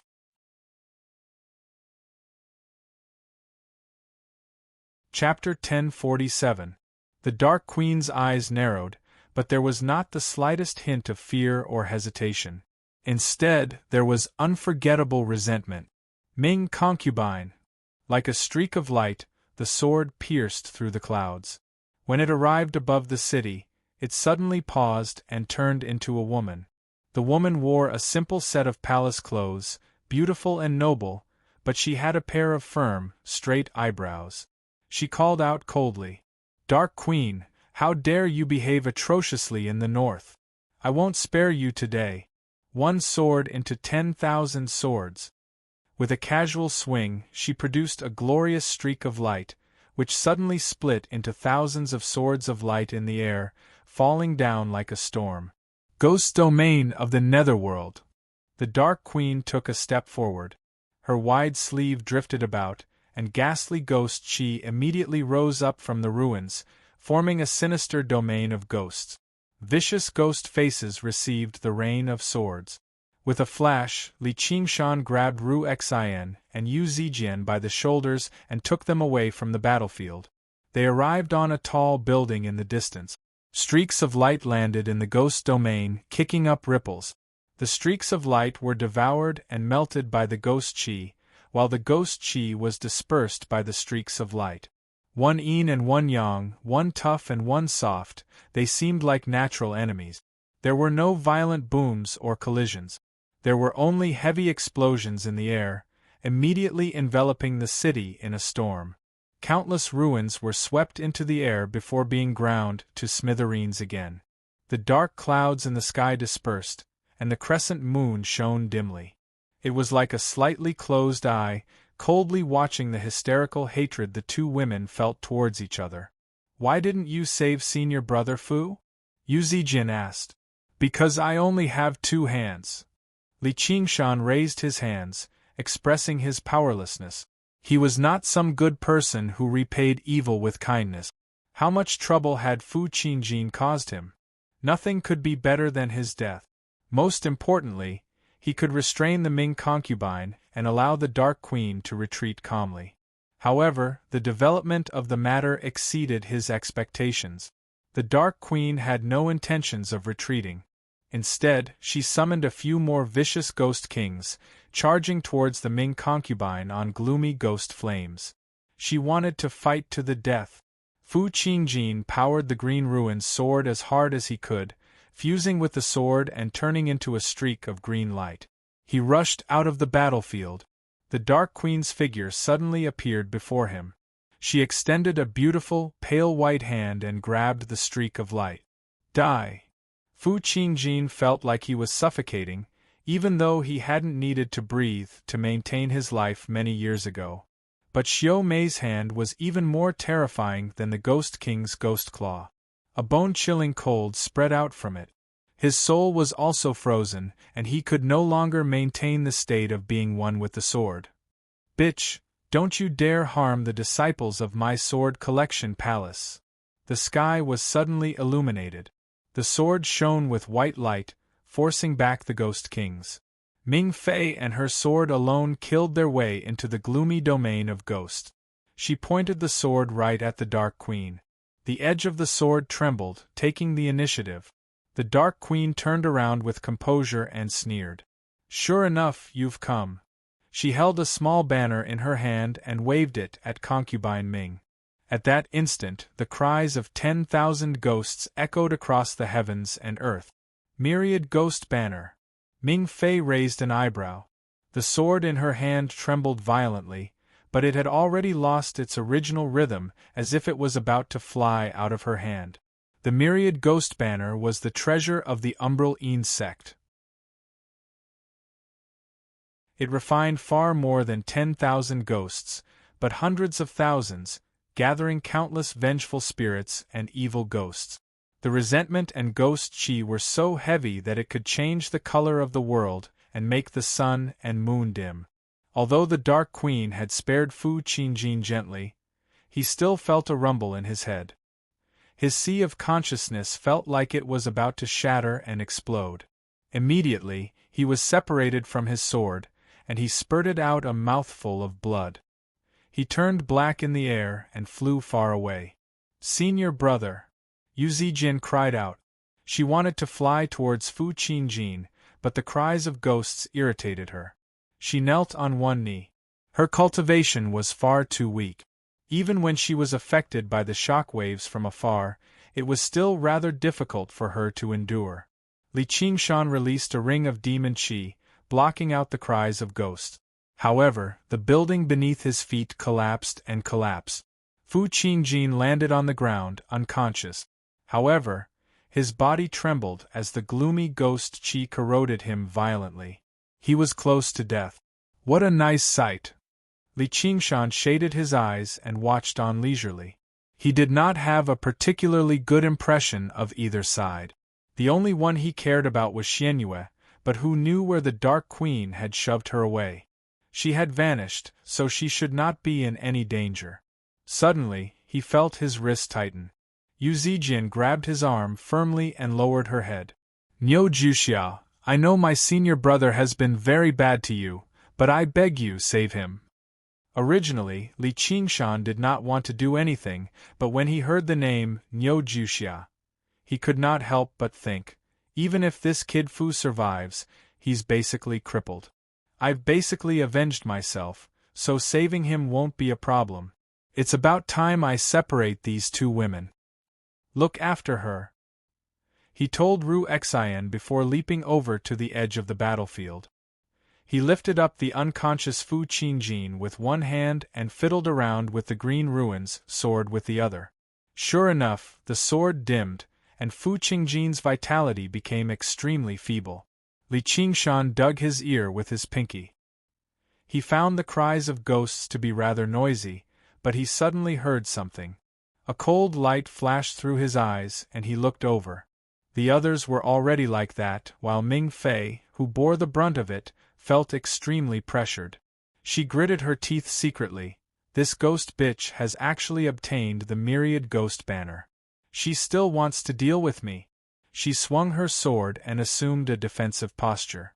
Snow-white light blocked the cries of ghosts. The Dark Queen stabbed the myriad ghost banner into the ground. The nether ghost domain that was on the brink of collapse immediately condensed, sealing up the region. A few ghost kings descended from above and surrounded Ming Fei. "Bitch, return my child's life." The Dark Queen's gloomy voice pierced through the cries of ghosts like a golden thread on a white cloth, clear and deep. "Who knows how your child died? Moreover, I've always thought you liked dead ghosts." Ming Fei sneered. Before the Dark Queen could say anything, a voice as cold as steel cut in, asking Ming Fei, "What did you say? Who are you?" Ming Fei was slightly surprised. She was rather confused about Li Qingshan's origins. He saved Yu Zijian so he could be regarded as a friend, but he purposefully left Fu Qingjin alone. Only when he was almost killed did he appear, and now he was questioning her again. "You don't need to know who I am. I only want to ask you one thing. Did you kill her child?" Li Qingshan arrived between them and clenched his fist as he questioned her. "Go away. This has nothing to do with you." The Dark Queen was worried that Li Qingshan would come to restrain her again. The strength he had demonstrated just now was enough to disrupt her plans. "Foolish woman, do you really think you can kill her? She's clearly using herself as bait. Do you really want to die here?" Li Qingshan turned around and cursed. He could tell a long time ago that Ming Fei's cultivation surpassed the Dark Queen's. Even with the myriad ghost banner, it was impossible for her to kill her so easily. The reason why she appeared so weak, even purposefully angering the Dark Queen, was to keep her busy here. The Dark Queen and Ming Fei's faces both changed. Drifting astronomy.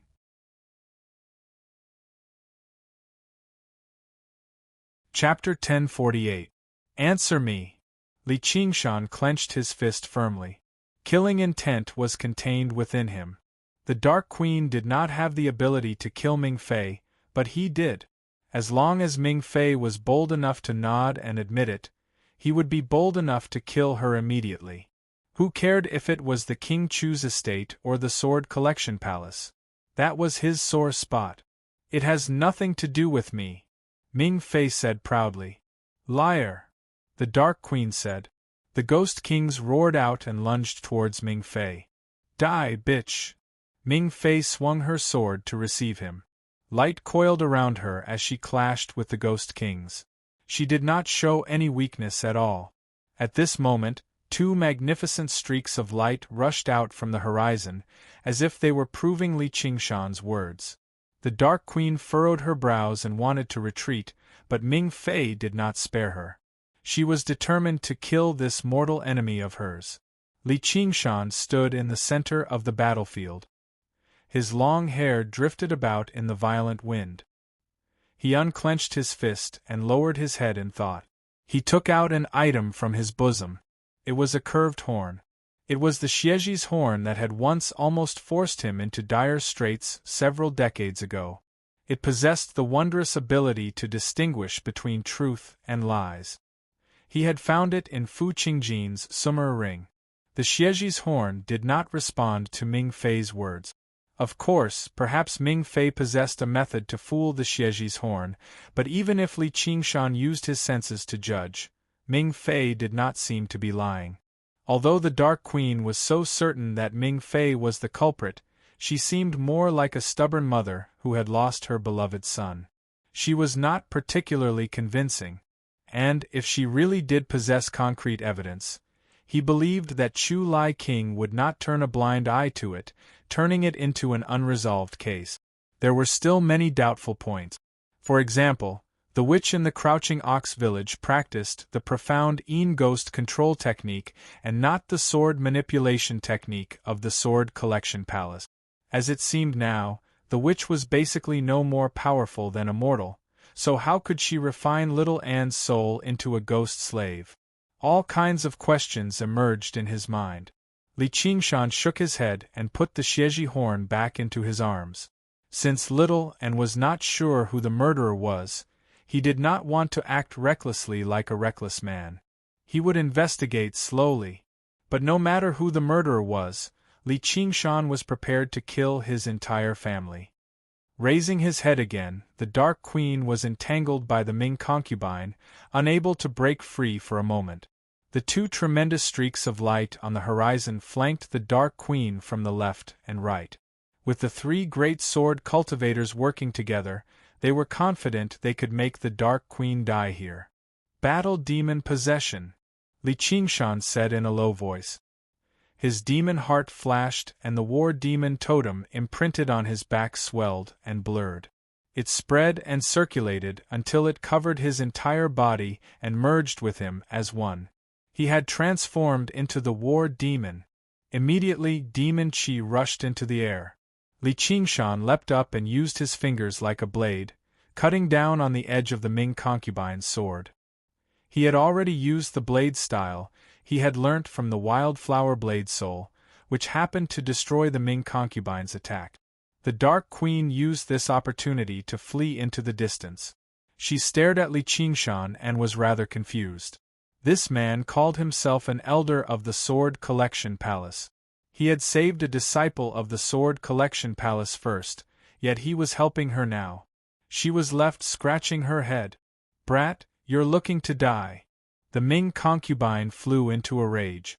Her sword moved violently like the tide, as sharp as lightning. Li Qingshan swung his palm with composure, dealing with the attacks as they came. He did not lose the upper hand at all. He said to the Dark Queen, "You can go."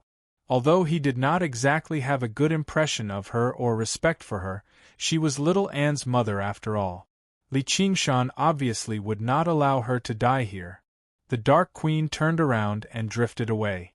The two streaks of light pursued for over 500 kilometers before giving up on turning back in the end. One of them was a tall, middle-aged man. He stood like a lone mountain with a sword in hand. His bearing even surpassed the Ming concubines. He was the strongest sword cultivator Li Qingshan had ever seen in his life. The other was much younger. His appearance was rather similar to the Ming concubines. He wore a set of faint yellow blade master clothes, and his bearing was radiant like a prodigy. Together with the Ming concubine, he sealed off Li Qingshan's path of retreat. "You can die in his place." With a flash, the Ming concubine pulled back and stared at Li Qingshan coldly. The three great sword cultivators fell into a sword formation and surrounded Li Qingshan, brimming with killing intent.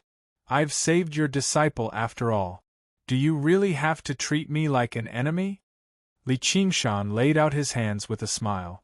In the current world, basically no one could force him into dire straits anymore. Even the Dragon King of the Sea was not confident about that. However, it seemed like he could not take advantage of the Sword Collection Palace anymore. "You've come from the demon domain?" The master of the Sword Collection Palace stared at Li Qingshan. From the surging demon chi he gave off, he was clearly a demon king, and he was even more powerful than regular demon kings. Unless the demon domain invaded on a large scale, demon kings would always remain in their demon caverns. They would never roam the world. "No, I'm a disciple of Buddhism, as well as a guest elder of the Sword Collection Palace." Li Qingshan shrugged. "Nonsense." The Ming concubine rebuked furiously. Being a disciple of Buddhism was already laughable enough. The Sword Collection Palace did not even have an elder like that. However, the master of the Sword Collection Palace thought of something. A gleam of light flashed through his eyes. "You're Li Qingshan." "It's rare for someone to know my name," said Li Qingshan. "You're Li Qingshan." The young man was surprised. "How do you prove it?" "Palace Master, he really is Li Qingshan. He even saved us earlier. Yu Zijian brought the unconscious Fu Qingjin over." "Zijian, don't come over," Ming concubine called out. Yes, but he has no ill intentions. First senior brother, hurry up and save senior brother Fu. Yu Zijin stopped and pleaded with the young man. Li Qingshan's heart skipped a beat. Another first senior brother, and he was the first senior brother of the Sword Collection Palace. Zijin, don't worry. Palace Master, Mother, Qingjin's life is more important, Ji Xuanri said. Not only was he the first senior brother of the Sword Collection Palace, but he was also the first prodigy among the younger generation of the Green Province to undergo the third heavenly tribulation. He was also the son of Chu Lai King and Ming Concubine, the human crown prince of the Green Province. If nothing unexpected happened, he would become the next King Chu, a true prodigy. The Chan Monastery of Devanaga can actually accept a disciple like you? The master of the Sword Collection Palace waved his hand and produced a streak of light, shooting into Fu Qingjin's body and immediately forcing out the ghastly qi. The dauntless abbot said, I possess a great Buddhist nature, said Li Qingshan. Just why have you come? I'm a guest elder of the Sword Collection Palace. The Sword Collection Palace still owes me a sword, said Li Qingshan. Since you're a guest elder, why are you helping the umbral insect? Asked the master of the Sword Collection Palace. What I hate the most in my life is bullying the weak and outnumbering the weak, so I couldn't help but stand up for the weak. As for the umbral insect or the Sword Collection Palace, I didn't really consider it. You're a demon king, so you do know what standing up for the weak is, said the master of the Sword Collection Palace. That's none of your business. If you don't do anything, I'll be leaving. Li Qingshan took off. Hold on. The master of the Sword Collection Palace blocked his way in a flash. Ming Concubine and Ji Xuanri worked together, and the sword formation continued to seal up Li Qingshan, preventing him from taking another step forward. Do you really want to kill me? Li Qingshan asked.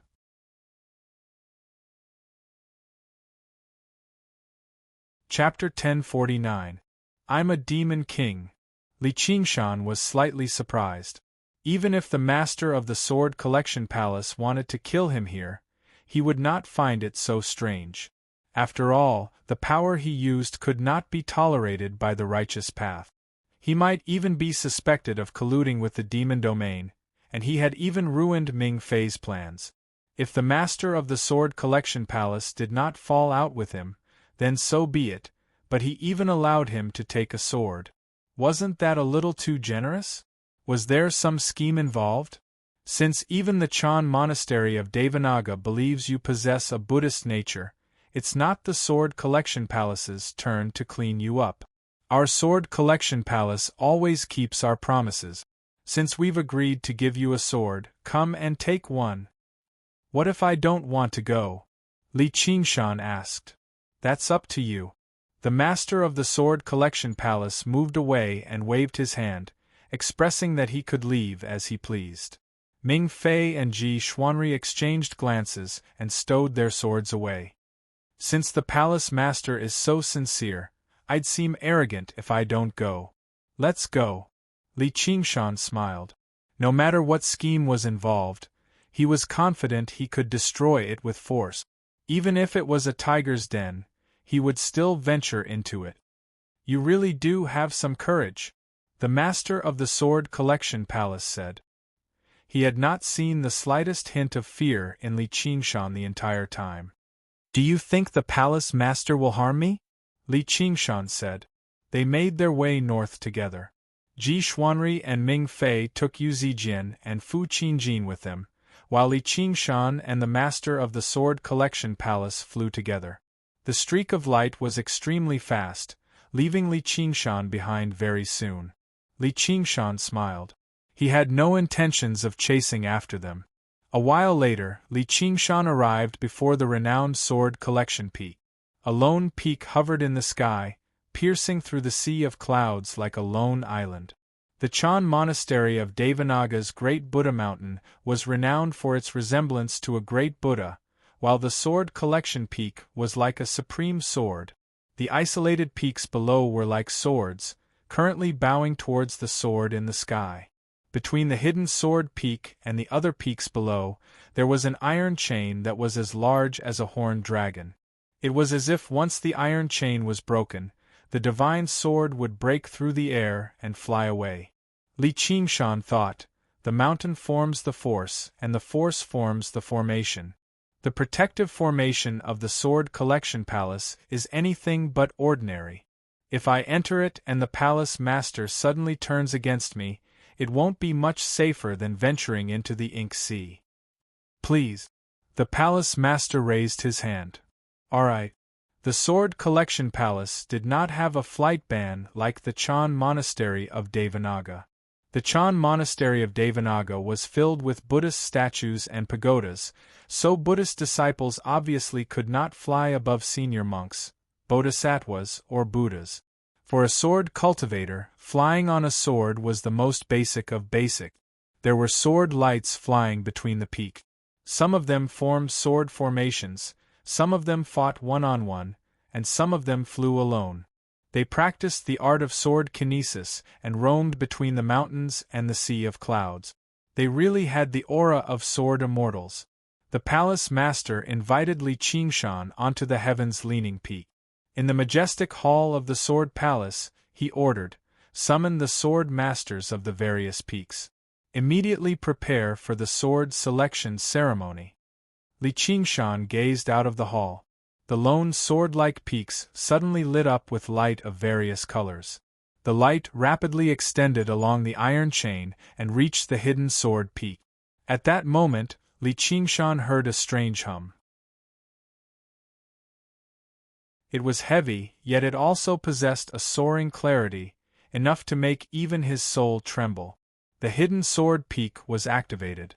A streak of light rushed into the air, shattering all the clouds in the sky. The stars were vast, and the moonlight was boundless. They all seemed to spin, dazzling. All the disciples of the Sword Collection Palace stopped what they were doing, raising their heads and gazing at this sight. Their expressions were no different from the disciples of the Chan Monastery of Devanaga during the Dharma assembly of Zen. What a detestable sound! Li Qingshan, where the hell have you come to? The wildflower blade soul's voice suddenly rang out in Li Qingshan's head.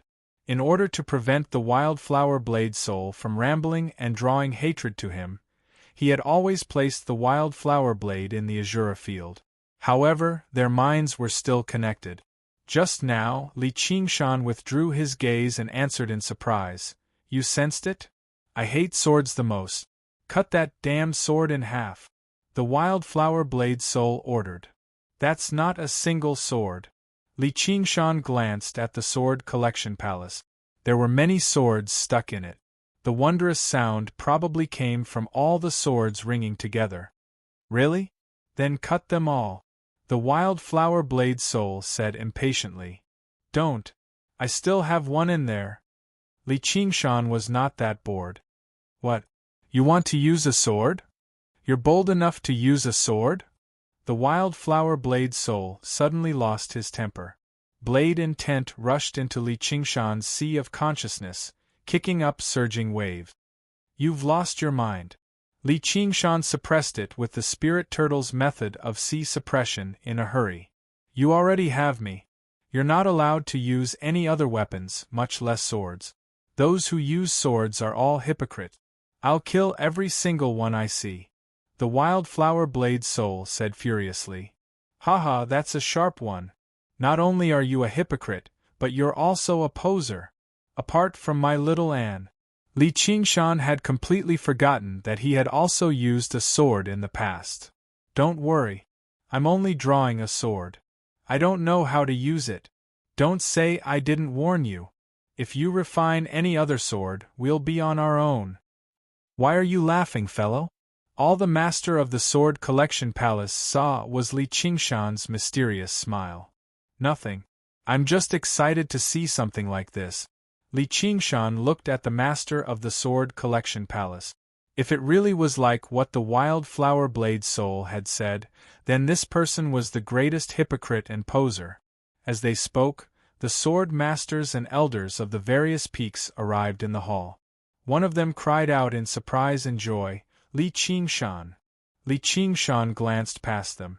The speaker was a handsome man, also at the second heavenly tribulation. He must have been a sword master of some peak. Even the joy on his face was unable to wash away his melancholy. Li Qingshan found him rather familiar, but he was unable to recall his name. "You're Yin Xiaoqiu. You've come at a perfect time. Are you bold enough to fight me again?" Yin Xiaoqiu's face turned cold, and he gripped the waterbreaker's sword on his waist firmly. All these years of arduous cultivation had been for this moment. If it were not for the fact that Li Qingshan had gone to the Mist Province, he would have gone to challenge him a long time ago. "Oh, it's you." Only then did Li Qingshan remember that he had defeated Yin Xiaoqiu's waterbreaker sword with the water sword in the past, which basically made him famous in the Clear River Prefecture. "Since you've come, why bother putting on an act?" Yin Xiaoqiu was certain that Li Qingshan was purposefully humiliating him by not being able to call out his name, but Li Qingshan had gone through so many years of continuous battles. Who knew how many existences at the third heavenly tribulation he had even killed, lingering on the brink of death so many times, so how could a clash between Foundation establishment cultivators in the past leave any deep impression on him? At the very least, Fu Qingjin still posed a great threat to him, but Yin Xiaoqiu had been defeated by him in a single strike, having been worn away by the passage of time a long time ago. Putting on an act. Li Qingshan swore inside, "It's not like I'm using a sword right now." "Xiaoqiu, stop messing around," the master of the Sword Collection Palace said. "Palace Master, please allow me to spar with the sword against elderly."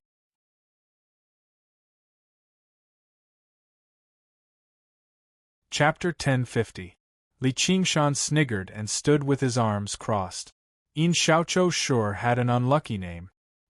He always chose to challenge him when he was at his most powerful. It was impossible for him not to worry.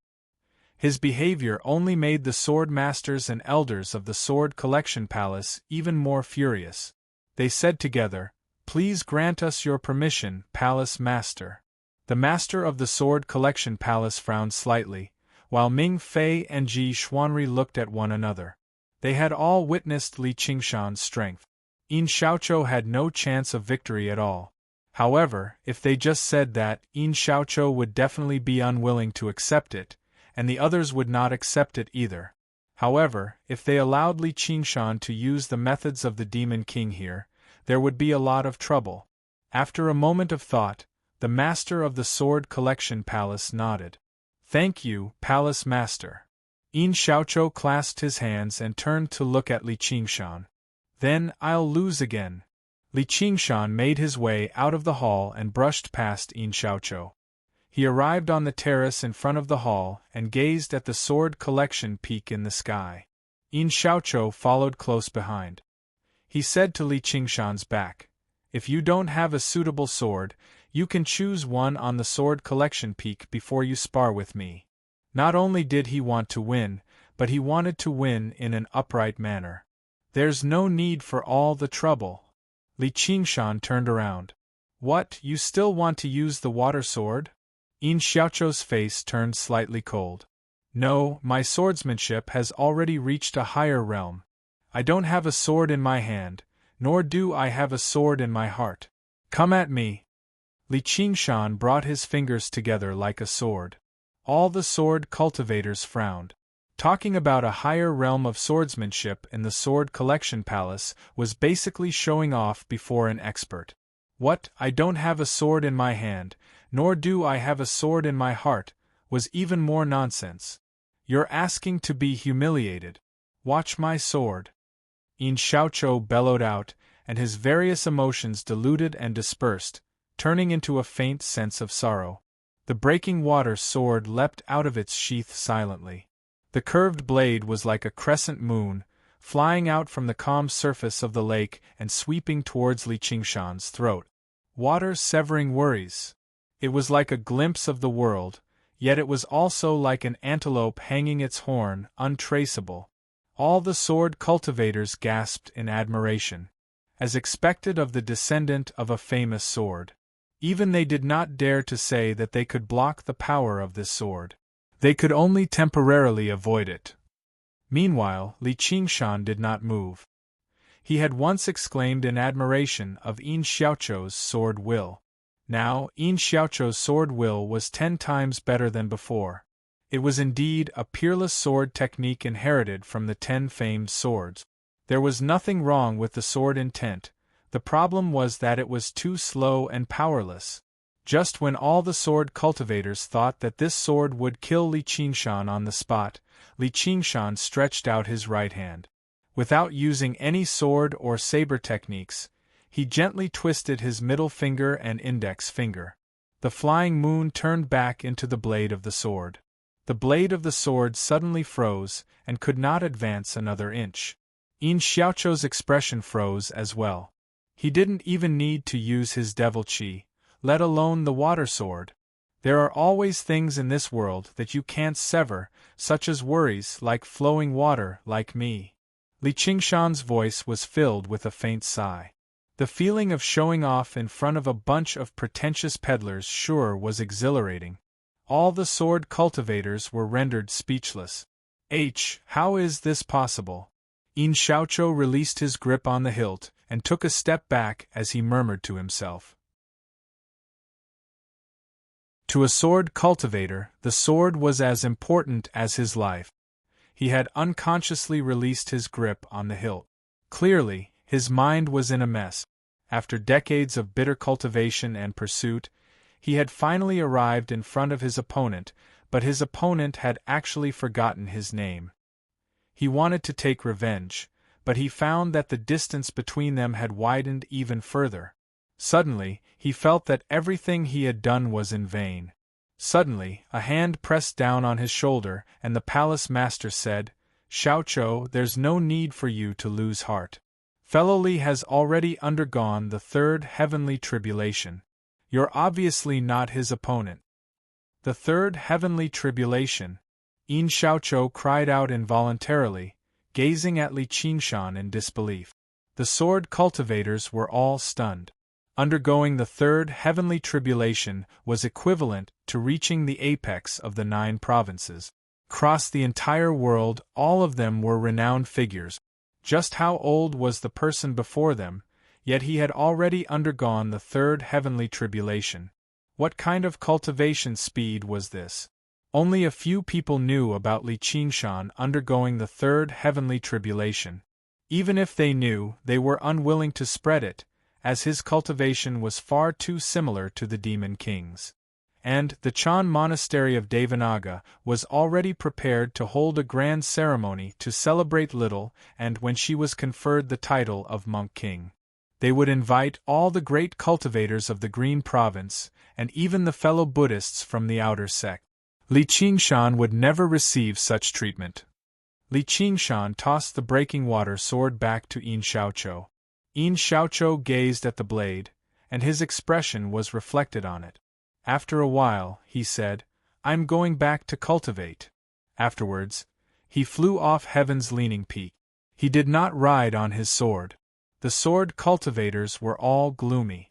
The palace master gazed at Yin Xiaochou's figure and thought, "Xiaochou, it's about time you understand that the greatest sorrow in the world is powerlessness. If you're powerless, then it's impossible for you to relieve your sorrow." Li Qingshan shrugged and turned around to the palace master. "Can I draw my sword now?" "Anytime, but since you're a guest elder of my sword collection palace, you must abide by the rules of my sword collection palace," said the palace master. "What rules?" "You can't use force to take it," said the palace master. "Then what should I use?" Li Qingshan answered with a question. "Heart. The sword selection ceremony is not just a person choosing a sword, but a sword choosing a person too," said the palace master. "All right, I'll try my best." Li Qingshan did not think much of it. From the soaring dragon's sword to the wildflower blade at the end of the road, not a single weapon had chosen him, obediently allowing him to use it. However, in the end, he still had to use it however he wanted. I've not worked so hard to cultivate just so weapons can pick and choose. You need to seal your cultivation, said the palace master sternly. Li Qingshan was slightly taken aback. He smiled playfully. You're making things difficult for me, palace master.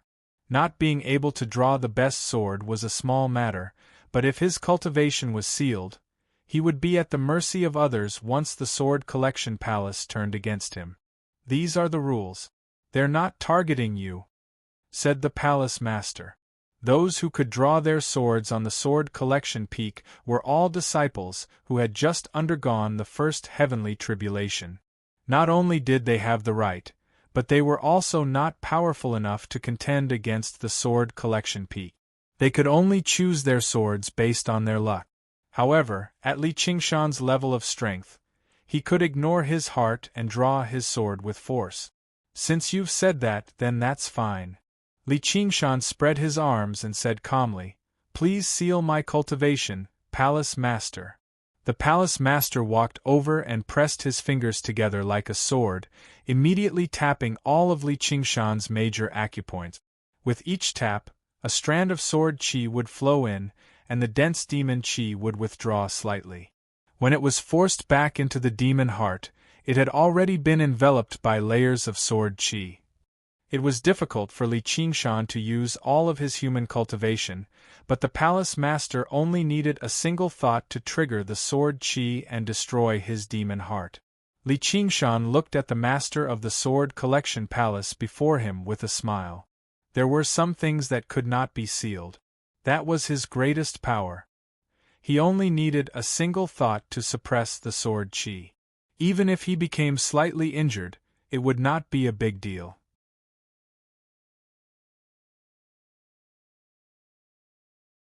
Chapter 1051. Their eyes met. One's gaze was deep, while the other's was clear. Both of them were tall and straight. As they stood facing each other, they were basically equal. There was also an indescribable flow of chi, like the mountain breeze that echoed between the peaks. You can go now, said the palace master. All right. Li Qingshan thought, didn't you want to fight here? After arriving at the main hall, there was an almost straight metal chain that connected to the hidden sword peak in the sky. Li Qingshan glanced upwards and leapt onto the chain, beginning his climb with all his might. Everyone watched as Li Qingshan's figure continued to rise. As he leapt, he was like a tiger climbing a mountain, arriving at the bottom of the hidden sword peak. Li Qingshan glanced down. Everyone was already as tiny as a mustard seed.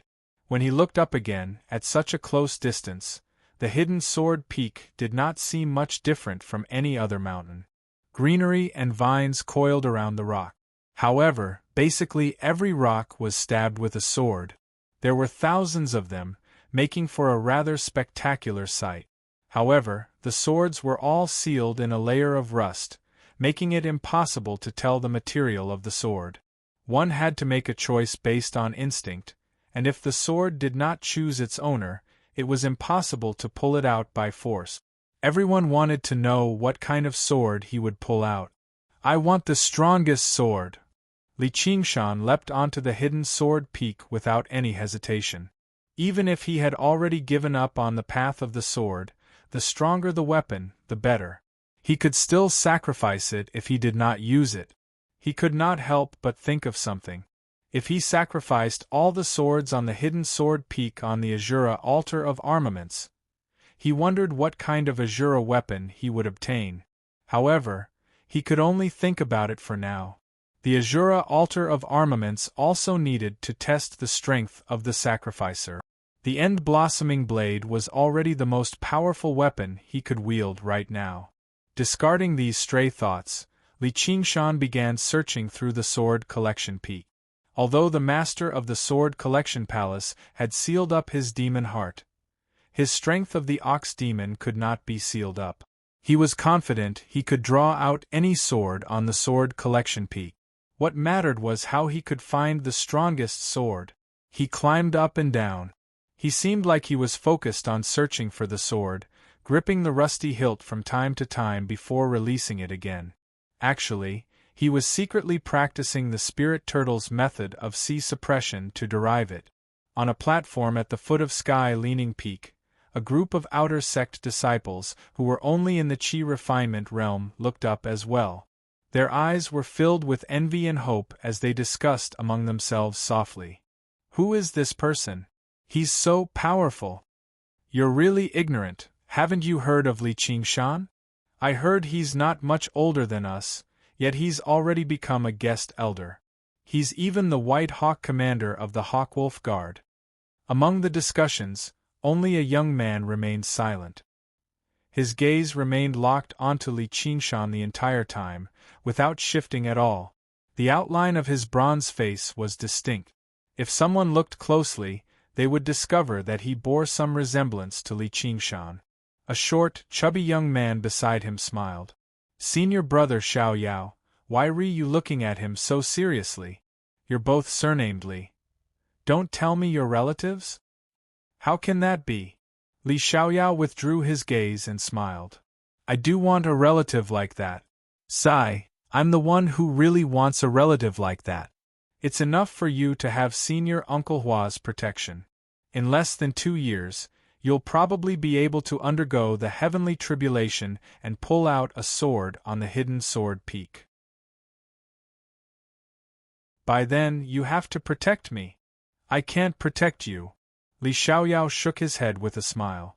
He knew that this junior brother Tian was renowned for being straightforward, but he did not have any ulterior motives.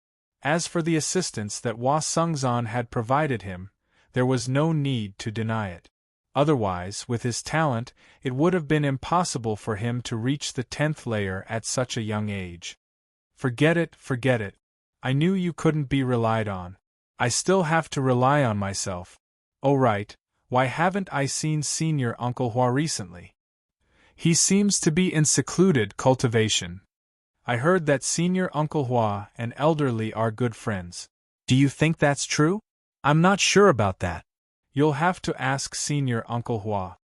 Li Xiaoyao actually knew that a large part of the reason why Hua Sengzan treated him differently was because of the man on the hidden sword peak, his second uncle.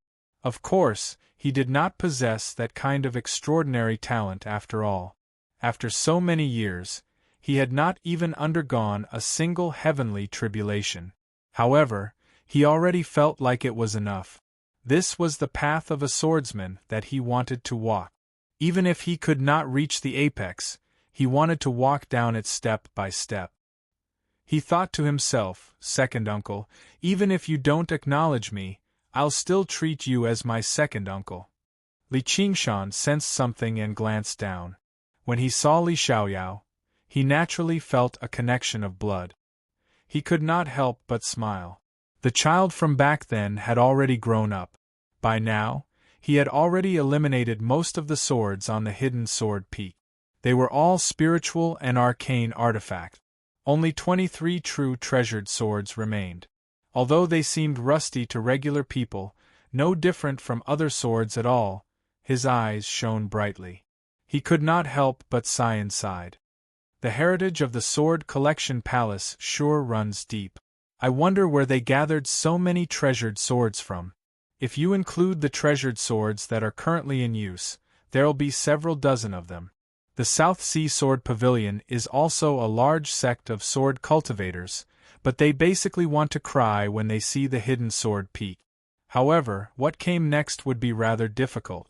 2 or 3 of the 10 renowned swords of the Sword Collection Palace seemed to have yet to appear, which was his target. However, how was he supposed to find those 2 or 3 renowned swords out of the 23? The hidden sword was not just a collection. It was also a seal.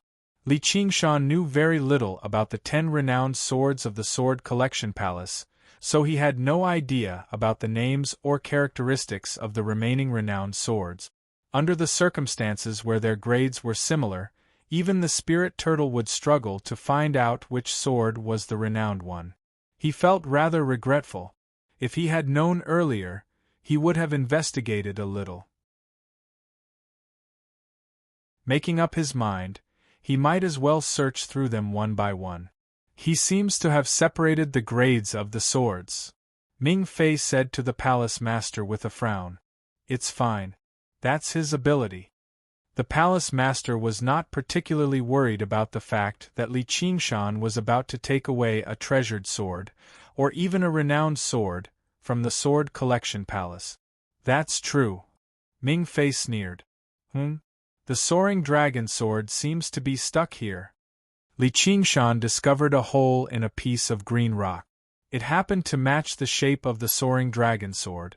When he gazed into the depths of the hole, it was like a black eye staring back at him, but at a closer glance, there was nothing out of the ordinary. Li Qingshan shook his head. Was he imagining things? In the end, he eliminated another 6 or 7 sword.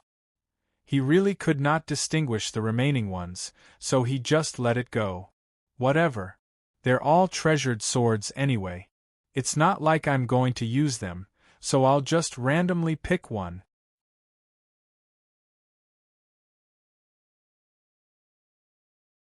Chapter 1052. It flickered extremely quickly like a spark. If Li Qingshan had not been so focused on finding the sword, he probably would have missed it as well. He was surprised and doubtful. What's going on? Is the palace master purposefully luring me into drawing a weaker treasured sword? He could not be blamed for being so suspicious. Ever since he first set foot on the path of cultivation, the sword collection palace had never been friendly to him.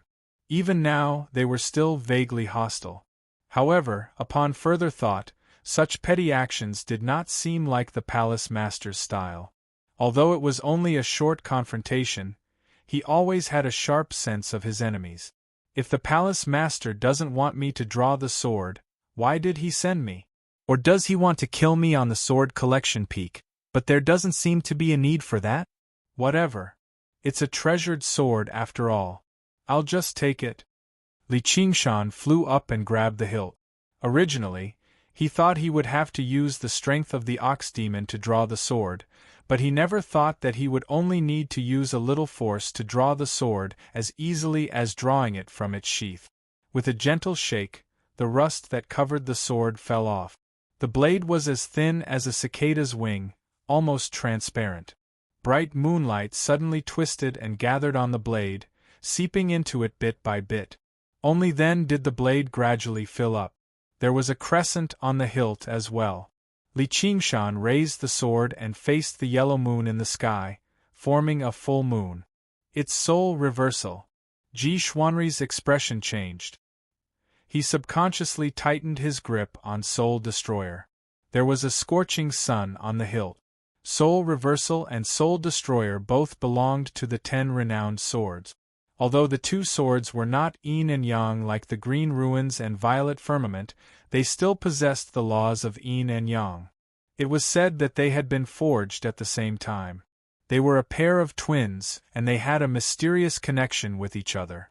Don't tell me the renowned swords really do possess a spirit?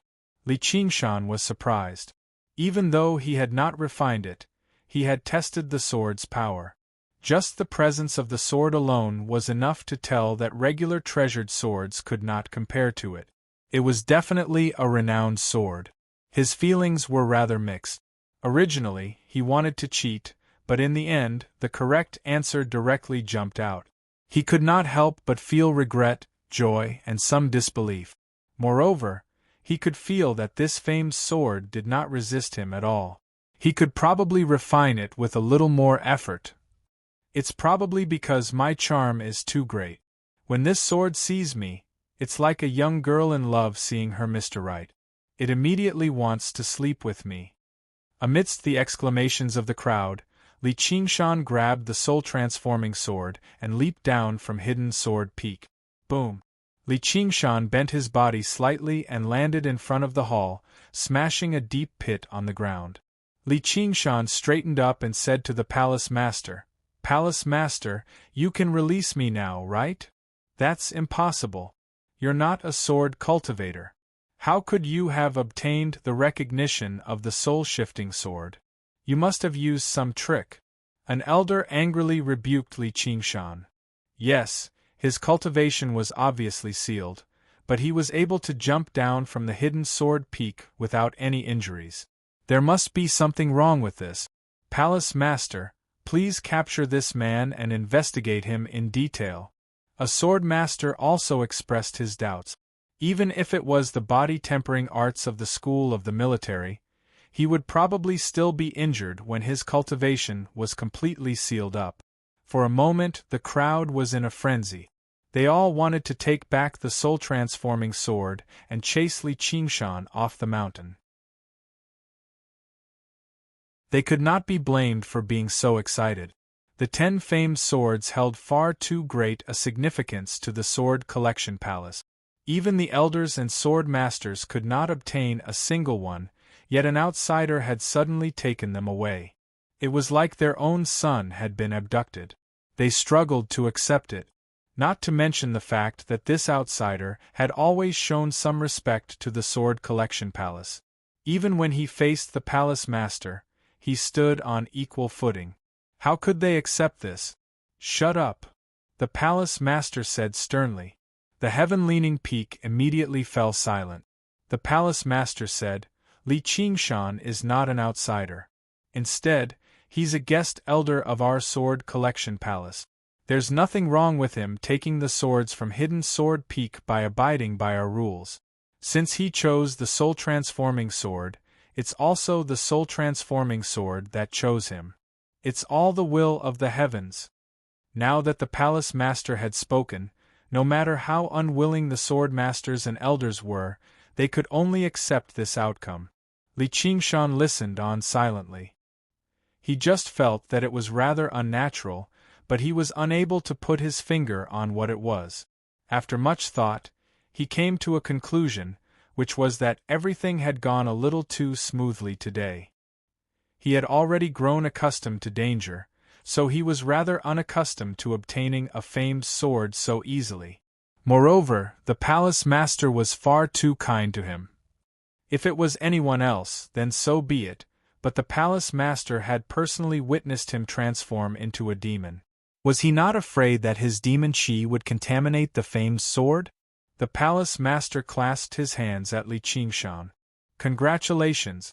Now that you've obtained the soul-transforming sword, you'll definitely achieve great things in this era. Thank you for your auspicious words, said Li Qingshan.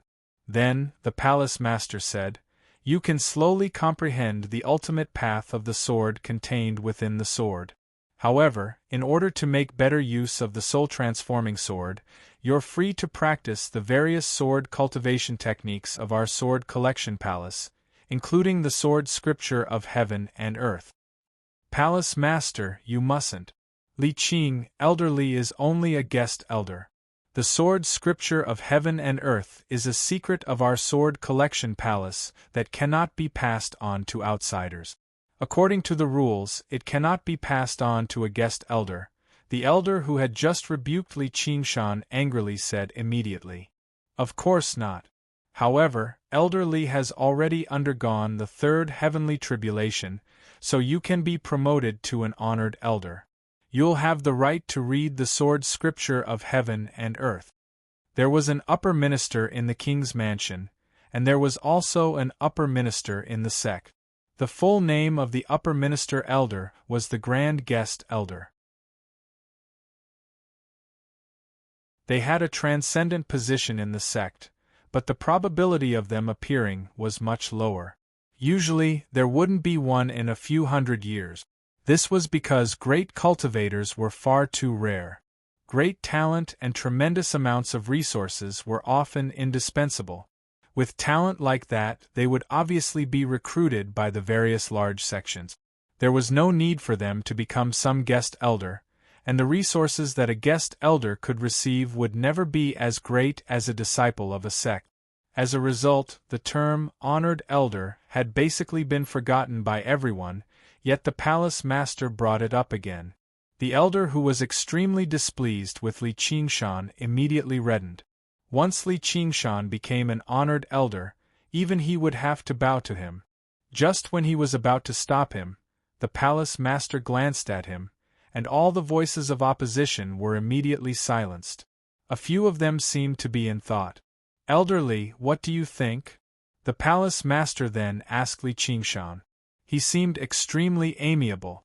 I'm obviously happy that the palace master is so fond of me. I'll definitely use this sword well. No matter how he looked at it, the palace master was trying to rope him in. However, Li Qingshan just felt that something was off, so he asked, Palace master, you don't have any ill intentions towards me, do you?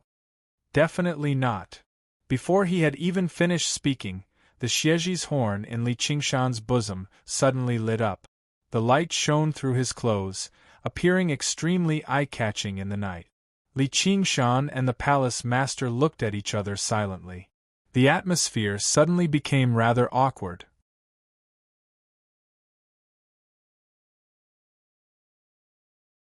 Chapter 1053. Li Qingshan decided to say something to break the awkward atmosphere. He took out the Xieji's horn. It was so silent that one could hear a pin drop. Not a single sword master or elder of the Sword Collection Palace did not recognize the Xieji's horn. They all knew about its ability to distinguish between truth and lies. They could not help but look at the palace master's face, and they all felt rather awkward. No matter how much hostility they felt towards Li Qingshan, having their lies exposed right in front of him was like a slap to their faces. After all, the Sword Collection Palace was still a righteous sect, and the palace master was basically equivalent to the pride of the entire Sword Collection Palace. The palace master squinted his eyes slightly, and a flash of anger seemed to flash through them. However, he immediately recovered his composure. This Xieji's horn belongs to my Sword Collection Palace. Why is it in your hands? I borrowed it for a while. The corner of Li Qingshan's lips twitched as he held back his laughter. His stomach was already rolling with laughter. Even if the palace master would directly turn against him, he could not care less. Can you return it to me? The palace master asked. Sure. Li Qingshan passed the Xieji's horn to the palace master, and could not help but ask, Palace master, does what you said earlier still count? Of course. This item has been around for a long time, so it's no longer as effective as before. You don't have to worry too much about it, said the palace master. It's just a small matter. I obviously won't worry about it. Li Qingshan became even more certain that there was a scheme here, but he was unable to figure out what it was. If they wanted to harm him, just now, when his cultivation was sealed up, would be the perfect time. Even if he had hidden his strength, it would definitely be extremely dangerous if several great sword cultivators worked together with the formations of the entire Sword Collection Palace. Even he was not confident that he could escape unscathed.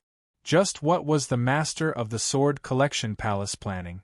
However, since the palace master did not turn against him, Li Qingshan was more than happy to become an honored elder. He wanted to see just what he was capable of. The next morning, the light on the Sword Collection peak had already dispersed, and the sun shone down on the various peaks.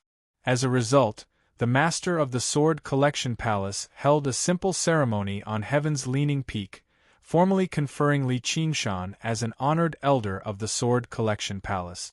In the majestic palace, all the sword masters and elders, regardless of whether they were convinced or not, bowed to Li Qingshan together and greeted him, Elder Shang Qing.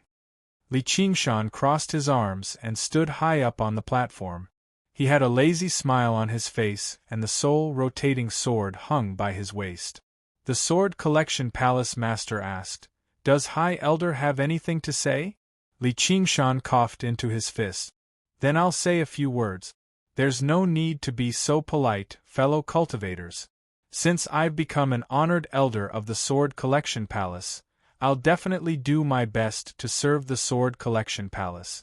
As long as the palace master gives the order, I'll go through mountains of blades and seas of fire. Of course, there may still be people here who have ill intentions towards me, but I am sincere to you. If you don't believe me, take out the Xieji horn." The sword masters and elders looked at one another. Their eyes were filled with anger. Not only were his words completely insincere at the beginning, but his last sentence had even touched on their sore spot. This kid was as despicable as he could get. From the corner of his eye, Li Qingshan could see that the Sword Collection Palace master's pinky finger on the heavens leaning sword was trembling slightly. If he continued to agitate him, he might just fall out and draw his sword. He could not help but chuckle. "I'm just joking, just joking.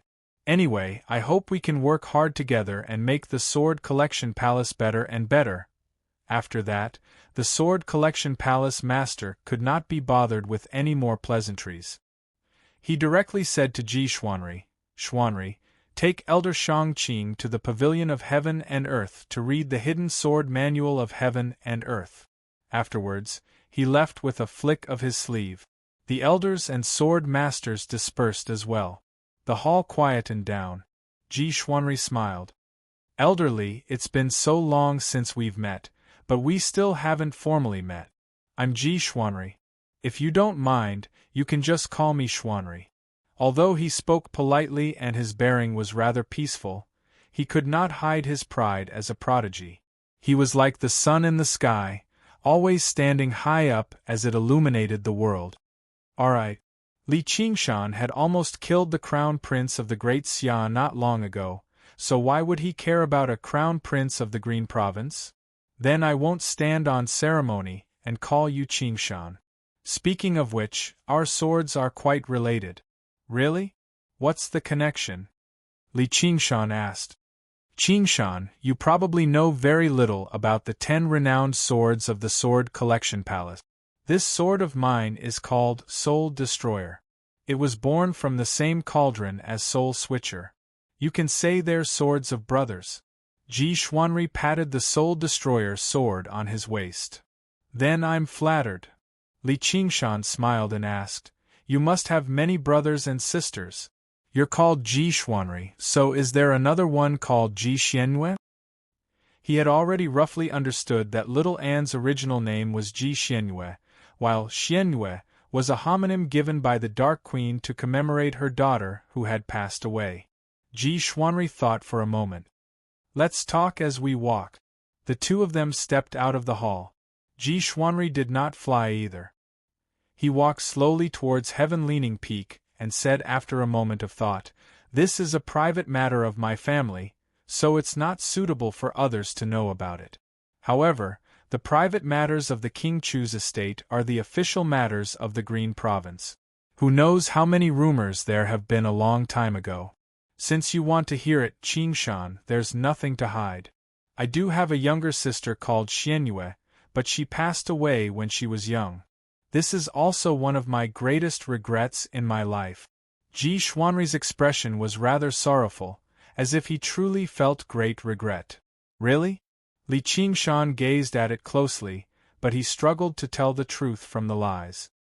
He only regretted the fact that the 9 transformations of the demonic and divine did not have the Xieji transformation, which could allow him to distinguish between truth and falsehood. If he saw someone putting on an act, he would throw a punch at them. Perhaps you don't quite believe me. Although the Sword Collection Palace and the Umbral Een sect are rather hostile, we're on very good terms. However, ever since Xianyue passed away, the Dark Queen's mind has become rather abnormal. She believes my mother is the one who caused Xuanyue's death. That's why it's better to just kill her. Li Qingshan sniggered. That's not true. Right now, the Green Province is beset with problems both internally and externally.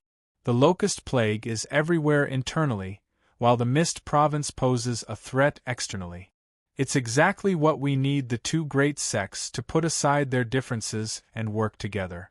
If the Dark Queen hadn't provoked us and insisted on killing the disciples of our Sword Collection Palace, we wouldn't have taken the initiative. Actually, even if you hadn't stopped us, I would have spared the Dark Queen's life. Ji Xuanri's words truly possessed the bearing of the future King Chu, placing the entire Green Province in the palm of his hand. Aren't you afraid of your mother getting angry?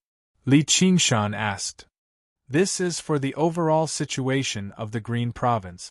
I believe my mother will understand. We've arrived at the pavilion of heaven and earth. Ji Xuanri stopped. As he spoke, he had already arrived before a building. The building had been carved out of a mountain, standing over 300 meters tall. It was lofty and grand, with the two words, heaven and earth, carved on it. It seemed like it had been carved out with a sword, sharp and majestic.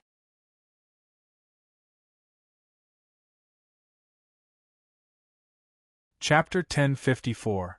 I want to refine the soul-switching sword after I practice the sword scripture of heaven and earth, said Li Qingshan. Li Qingshan said, with the wildflower blade soul around, he probably would never be able to refine the soul-switching sword. Fair enough. It's not like we're in a hurry. You can properly comprehend the path of the sword. I believe there will be a day when we can fight side by side. Ji Xuanri clasped his hands and left gracefully. Li Qingshan rubbed his chin and pondered for a while. Various questions ran through his head. As it seemed, Ming Fei and Ji Xuanri really did not seem like the culprits behind Little Anne's death, and Ji Xuanri seemed like he was trying to befriend him. He could not see any ill intentions. However, the affairs of the world were unpredictable, and the hearts of people were unpredictable. He could not be certain just like that. He could not help but sigh inside. Why wasn't there the Xieji transformation? Whatever. I'll see just how impressive the supreme technique of the Sword Collection Palace is first. Even if I don't practice the path of the sword, I can still teach it to Little Anne and the soul-switching sword. With that in mind, Li Qingshan strode into the pavilion of heaven and earth. The cries of ghosts still echoed through his ears. Fu Qingjin roused from the deep darkness. He felt like his head was splitting. Every inch of his body seemed to groan. He reached beside him almost instinctively, and a cold, smooth sensation filled his hand. He eased up. The green ruin's sword was still there. "Senior brother, you're awake," Yu Zijian said in surprise and joy. "Zijian, as long as you're fine." Fu Qingjin saw Yu Zijian and forced out a smile with difficulty, but it came from the bottom of his heart. "Senior brother, your cultivation." The rims of Yu Zijian's eyes reddened. Fu Qingjin closed his eyes and inspected himself. Only then did he discover that his cultivation had basically been destroyed. Even his soul was heavily injured. It was even possible that he could never recover. If a regular cultivator encountered something like this, they would probably go mad. "It's fine. I can slowly train my cultivation back. As long as I'm still alive, there's still a chance." "Alright, who saved me?" Fu Qingjin opened his eyes and only smiled bitterly. When the green ruin's sword broke, the mental blow he suffered was far greater than right now, but he still managed to endure it. Since everything would return to dust, then his cultivation was not worth paying special attention to. Yu Zijian explained what had happened and became apologetic. Li Qingshan had the ability to save Fu Qingjin. Although she understood the grudge between the two men and couldn't blame Li Qingshan for his choice, she still felt sorry for Fu Qingjin. "I see. A lot of things happened last night. I really have to thank you, Elder Shangqing," said Fu Qingjin. "You don't blame him?" Yu Zijian asked in surprise. "Didn't he save you?" "At the very least, he saved my life. Otherwise, I wouldn't have been able to hold on until Palace Master and the others came to rescue me." As Fu Qingjin said that, he stroked the green ruin's sword gently and sensed the weakening of its soul. He sighed slightly inside. It was not just him who had been struck by the shock waves from the myriad ghost banner at such a close distance. Even the green ruin's sword had been damaged. His expression changed as he suddenly felt something strange. "Senior brother, what's wrong?" Yu Zijian asked sharply. "Nothing." Fu Qingjin shook his head. He sent his soul sense into the green ruin's sword, but he gradually frowned. Suddenly, warm sunlight flooded into the room. Ji Xuanri walked in. He seemed like he was basking in the morning sunlight, which gave people a sense of closeness. He said gently, "Qingjin, are you feeling better?" First senior brother, you've come. Yu Zijin stood up.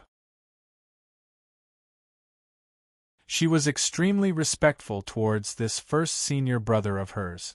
Senior brother Xuanri, I'm slightly unwell. Please forgive me for my rudeness. Fu Qingjin lay on the bed and clasped his hands with a smile. I don't have to worry now that you're behaving like this. The sword can break, but not the heart. Don't worry. Even if I have to give up everything, I'll help you recover your cultivation. Take these pills for now. Ji Xuanri patted Fu Qingjin's shoulder and took out many bottles. They were all the best pills and medicines in the world, not just from the Sword Collection Palace but also from Ji Xuanri's personal savings. Thank you, first senior brother. Yu Zijin felt her heart warm up. To her, this kind of love was exactly the charm of the Sword Collection Palace, and the first senior brother before her had played a huge part in it. Swords were emotionless, but people had feelings. Fu Qingjin nodded, but he was unable to open his summer ring. Yu Zijin stowed the pills away for him in a hurry. Fu Qingjin suddenly said, Senior brother, I want to go out for a walk. Right now? Ji Xuanri was surprised. My body is like a ruin. I can use this opportunity to comprehend the Green Ruin's sword intent. My cultivation has advanced drastically since I was injured last time. No, it's too dangerous, said Ji Xuanri. It's fine. With Zijin protecting me, the Dark Queen probably won't come again. How can this path of the Sword of Slaughter not be dangerous at all? Fu Qingjin was extremely feeble, but his gaze was extremely determined. All right then. After a moment of thought, Ji Xuanri still ended up agreeing to it. He left behind another stack of talismans. But let's talk about it after you've recovered. I won't disturb your recovery. When Ji Xuanri stepped out, his eyes narrowed slightly. He turned around and gave Fu Qingjin and Yu Zijin another gentle smile before flying off on his sword. Fu Qingjin watched Ji Xuanri's figure vanish. Beside him, Yu Zijin sighed in praise. First senior brother really is a good person. Yeah. Fu Qingjin nodded. Before tonight, that was what he believed as well. To his junior brothers and sisters, Ji Xuanri was like an elder brother. However, he began to hesitate now. Was everything really like how it seemed on the surface? Senior brother, when do we set off? Yu Zijin asked. Right now, said Fu Qingjin. So soon? Yu Zijin was surprised. Don't miss out on a good time. Can Zijin protect me? Fu Qingjin smiled. Yes. Yu Zijin's eyes shone brightly. Fu Qingjin looked at the woman before him with a smile. She had grown stronger and stronger, and her thoughts had matured and sharpened. However, there seemed to be some things that had not changed at all. He glanced at the violet clouds soared on her back and thought to himself, I will protect you too, even if it costs me my life. Let's go. Yu Zijin took out a delicate, white paper boat. With a gentle toss, the paper boat became the size of a regular boat, hovering in the air. Yu Zijin carefully carried Fu Qingjin onto the boat. This must be the engineering techniques of the school of Moism. Where did you get them from? Fu Qingjin asked curiously. A friend from the Clear River Prefecture gave it to me. It must be fun, right? Lie down, senior brother. I'm going to set sail. Yu Zijin sat on the front of the boat. The boat drifted down from the top of the mountain, pushed away by the mountain wind. On the Heaven's Reliance Peak, Ji Xuanri watched this from above. He waved his hand with a smile. Only when the boat left the Sword Collection Palace did his smile gradually vanish. He said without even looking back, Mother, Qingjin seems to have sensed something. If they've sensed something, then so be it. They can't change the overall situation. Ming Fei leaned against a pillar and stood in the shadows. If it weren't for Li Qingshan, would you really spare that bitch?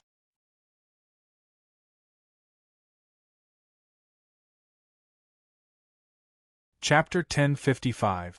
The moment Li Qingshan stepped into the Heaven and Earth Palace, the scene in front of him twisted and changed.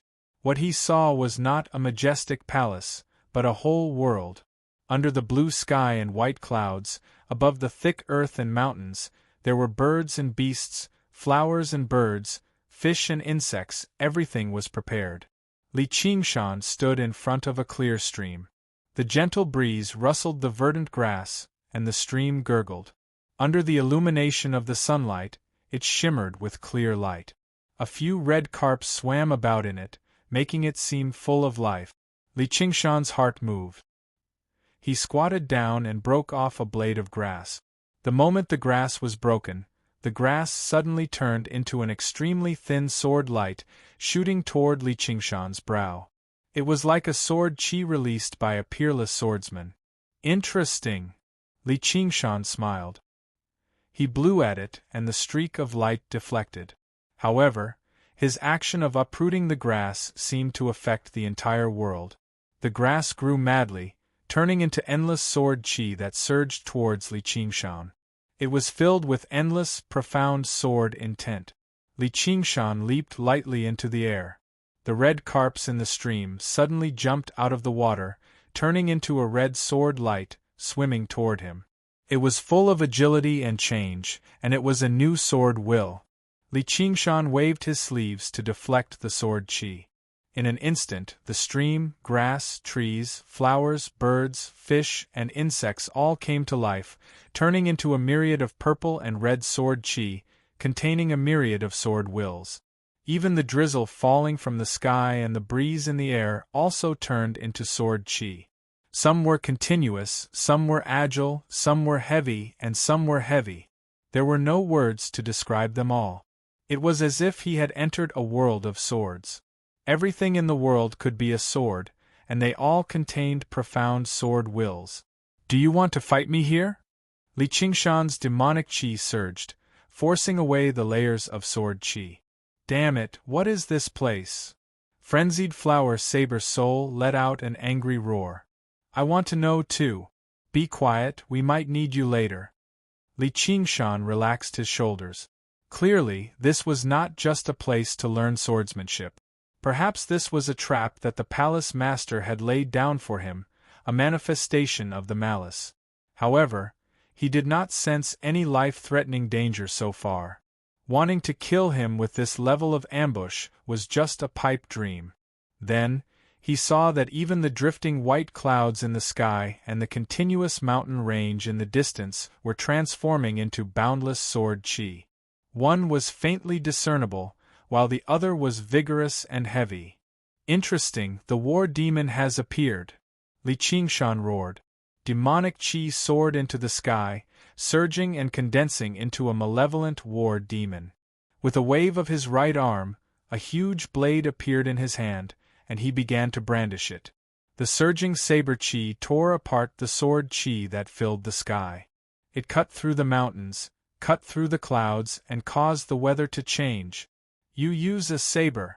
A surprised voice came from the sky. Are you not cultivating in the Tao of the sword? A voice immediately echoed from beneath the ground. The two voices were both old, but one was clear, while the other was heavy. It was like the difference between heaven and earth. As the two voices rang out, the constantly evolving sword chi in the surroundings turned back into mountains, rivers, white clouds, flowers, birds, fish, and insects. The world returned to its original state. Even the grass that Li Qingshan had snapped regrew, swaying gently. You must be the heaven and earth elders of the Sword Collection Palace. Although Li Qingshan did not know much about the Sword Collection Palace, he did have some understanding of the peak cultivators of the sword. The Chan Monastery of Devanaga had the 4 guardian kings, while the Sword Collection Palace had the 3 great sword cultivators. Apart from the palace master, there were the Heaven and Earth Elders. The Heaven and Earth Elders did not seem to have any killing intent. Was this not a trap the palace master had laid down? Kid, since you know our names, why don't you tell us your names? Elder Earth said. I'm Li Qingshan, a newly promoted honored elder of the Sword Collection Palace. Li Qingshan clasped his hands before lowering them again. Speaking of which, don't tell me you really don't know? He refused to believe the palace master had not told them. So what if we know? So what if we don't know? Elder Earth said. So what? What is this place? Li Qingshan asked. The Pavilion of Heaven and Earth, Elder Earth said. The Heaven and Earth Sword Realm, Elder Earth said. Then may I ask where can I see the sword scripture of Heaven and Earth? Li Qingshan asked. Everything you see is the sword scripture of Heaven and Earth. However, how many sword forms you can comprehend will depend on your ability to comprehend, Elder Earth said. Since you use a blade, it'll be pointless even if you come here, Elder Earth said. Then I'd better leave, Li Qingshan said. Hold on. Since you've come, you might as well comprehend it. Since you're able to draw the soul-transforming sword, it means you have a fate with swords. The path of the sword is so extensive and profound that it's not something that blade techniques can compare to. Li Qingshan thought, if I tell the Wildflower Sword Soul that, he'll probably jump out and kill you two old pretentious fakers immediately. Compared to some nonsense like he had a fate with swords, he trusted his own feelings more. However, to his surprise, the two elders of Heaven and Earth were actually very eager for an outsider like him to comprehend the supreme secret technique of the Sword Collection Palace. Li Qingshan thought, what the hell is the palace master trying to do? It seems like he's clearly trying to rope me in through various means, but where is his malice? The sword scripture of Heaven and Earth really is quite wondrous. It's worth comprehending. It'll definitely be of great help to little Anne's path of the sword. As a result, he said, since you're so sincere, I'll comprehend it. The two elders of Heaven and Earth were momentarily speechless. They were rendered speechless by his shameless words. Oh right, may I ask how many sword forms there are in the sword scripture of Heaven and Earth? Li Qingshan asked. I don't know. No one has managed to comprehend all of the sword forms, said Elder Heaven. There's no need for you to be greedy. As long as you can comprehend half of the sword forms, you'll be able to rule the world with your sword, said Elder Earth. Then may I ask how many sword forms the two of you have comprehended? Li Qingshan then asked. 2,142 forms, the two elders of Heaven and Earth said rather proudly. They spent most of their time in secluded cultivation in the Heaven and Earth Hall, so they knew better than anyone just how profound the sword scripture of Heaven and Earth was. The fact that it was so difficult to comprehend and derive it to the limit was the most attractive aspect of the sword scripture of Heaven and Earth. Li Qingshan suddenly laughed aloud. Kid, what are you laughing at? Elder Earth asked. I'm laughing at the lack of talent in the Sword Collection Palace. Li Qingshan shook his head. How dare you? How dare you? The two elders of Heaven and Earth were furious. Otherwise, why can't you even learn a single sword form? Li Qingshan would not let go of any opportunity to mock the pretentious prick. Arrogant and ignorant swordsman, how would you know how profound the sword scripture of Heaven and Earth is? There's no point in talking anymore. We'd like to see how many sword forms you can comprehend.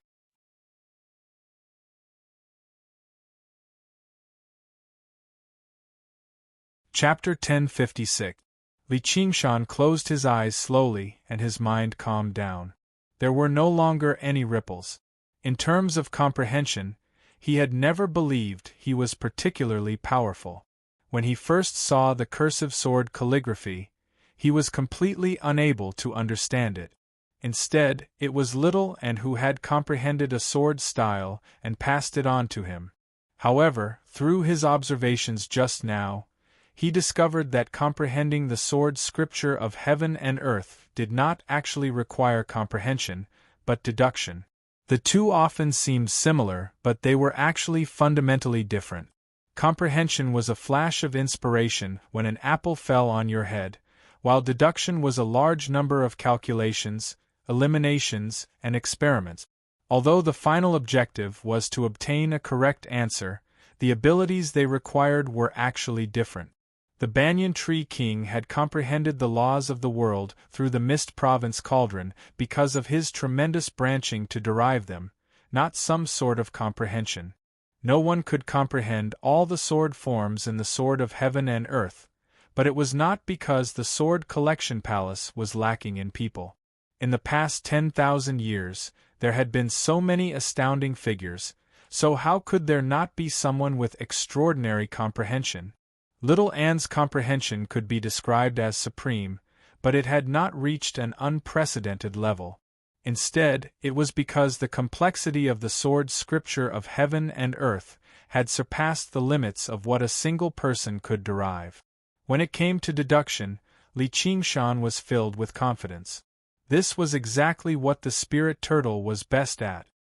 He silently practiced the spirit turtle's method of sea suppression, and his mind reflected the entire sword of heaven and earth. Afterwards, he began to derive it. Li Qingshan raised his hand, and a strand of gentle wind was grasped in his palm. Sword Scripture of Heaven and Earth, First Form. The sword of heaven and earth that had just settled down began to surge again, but this time, it was with Li Qingshan at the center. Li Qingshan raised his arm gently, and a gentle wind stirred in his palm. It was gentle at times, swift at other times, constantly changing. The second form, the third form, the fourth form, Li Qingshan began to dance around, and the entire sword of heaven and earth danced with him. The grass grew, the stream gurgled, the carp swam, and the pebbles were silent. Every posture and every scenery possessed a sword form. In a short while, Li Qingshan had deduced 538 styles. The heaven and earth elders were dumbfounded. They had spent more than a year to understand so many sword forms, but an heretic who was not even a sword cultivator had deduced them in an instant. It was beyond their imagination.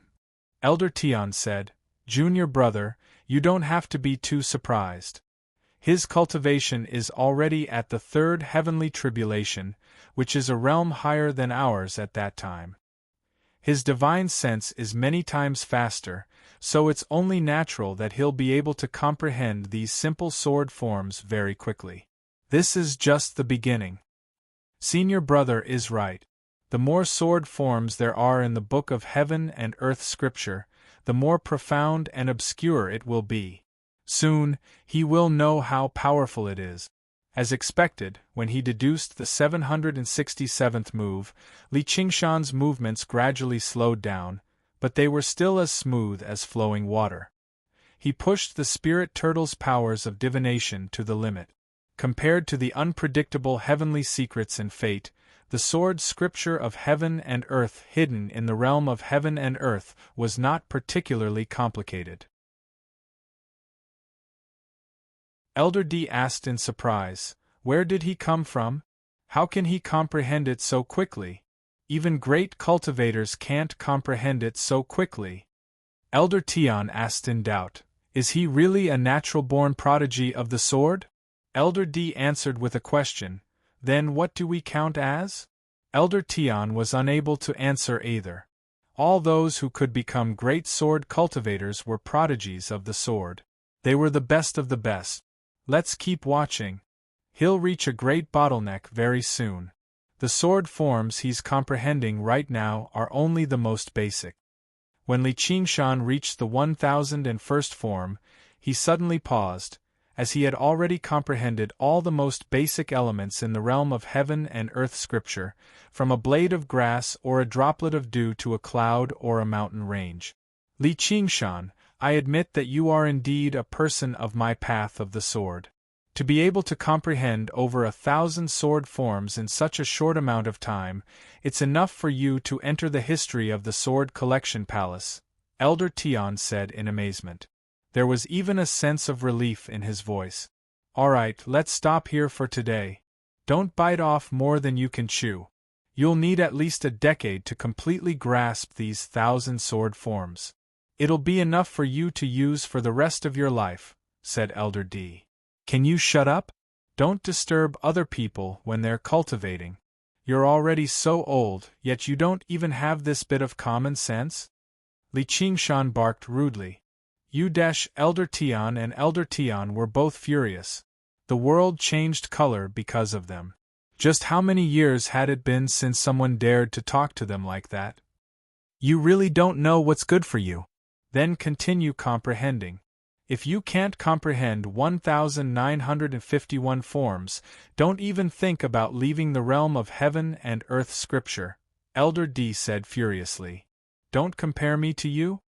Li Qingshan thought about it for a while before suddenly thinking of something. I've got it. Li Qingshan began to move again. He formed a sword with his fingers and pointed them at the sky. Rumble! A bolt of lightning pierced through the sky. The clouds surged and piled up. A slanting drizzle fell and merged into the stream. The stream seeped into the soil, causing plants to sprout and flourish. The bugs hidden in the soil crawled up the leaves and made their own sounds. It was just now when Elder Tian and Elder Tian tested him that he was enlightened. Just gathering all the basic elements could not be called a world. These elements had to interact with each other to produce more changes. Therefore, he disrupted, reorganized, and evolved. After introducing these changes, the difficulty of derivation multiplied. However, although Li Qingshan's movements were slow, he did not stop. The spirit turtle was as calm as it could be. It was also as patient as it could be. It continued to deduce each move. Elder Tian and Elder Tian were already speechless. They could not help but shout in their hearts, "Slow down, slow down." However, Li Qingshan did not care about their feelings. Not long after, he surpassed the 1951 forms that Elder D had mentioned. After a few more days, he surpassed Elder Tian's 2142 forms. The heaven and earth sword realm began to show changes that Elder Tian and Elder Tian had never seen before. The sun rose and set. The moon and stars moved. Frost covered the ground. Winter snow fell. Other than the basic cycle of life and death, Li Qingshan introduced the 4 seasons and the 4 seasons. Elder Tian and Elder Tian had no other thoughts. They stared blankly at this scene. What happened next was like a dream. One moment it was the lonely desert. The next moment it was the raging sea. Li Qingshan was like a god. He stood at the center of the world and manipulated everything in the world. Whether it was the coldness of the glaciers or the fierceness of the erupting volcanoes, they all contained mysterious sword forms. After who knew how long, Li Qingshan suddenly opened his eyes. The sword realm of heaven and earth had suddenly shattered. He was currently standing in a dark, deep, lofty hall. 2 sword-wielding old men sat nearby, staring at him blankly. Their mouths were agape, completely unaware of what had just happened. Li Qingshan stepped out of the pavilion. He only said 3 words that echoed in the heaven and earth pavilion.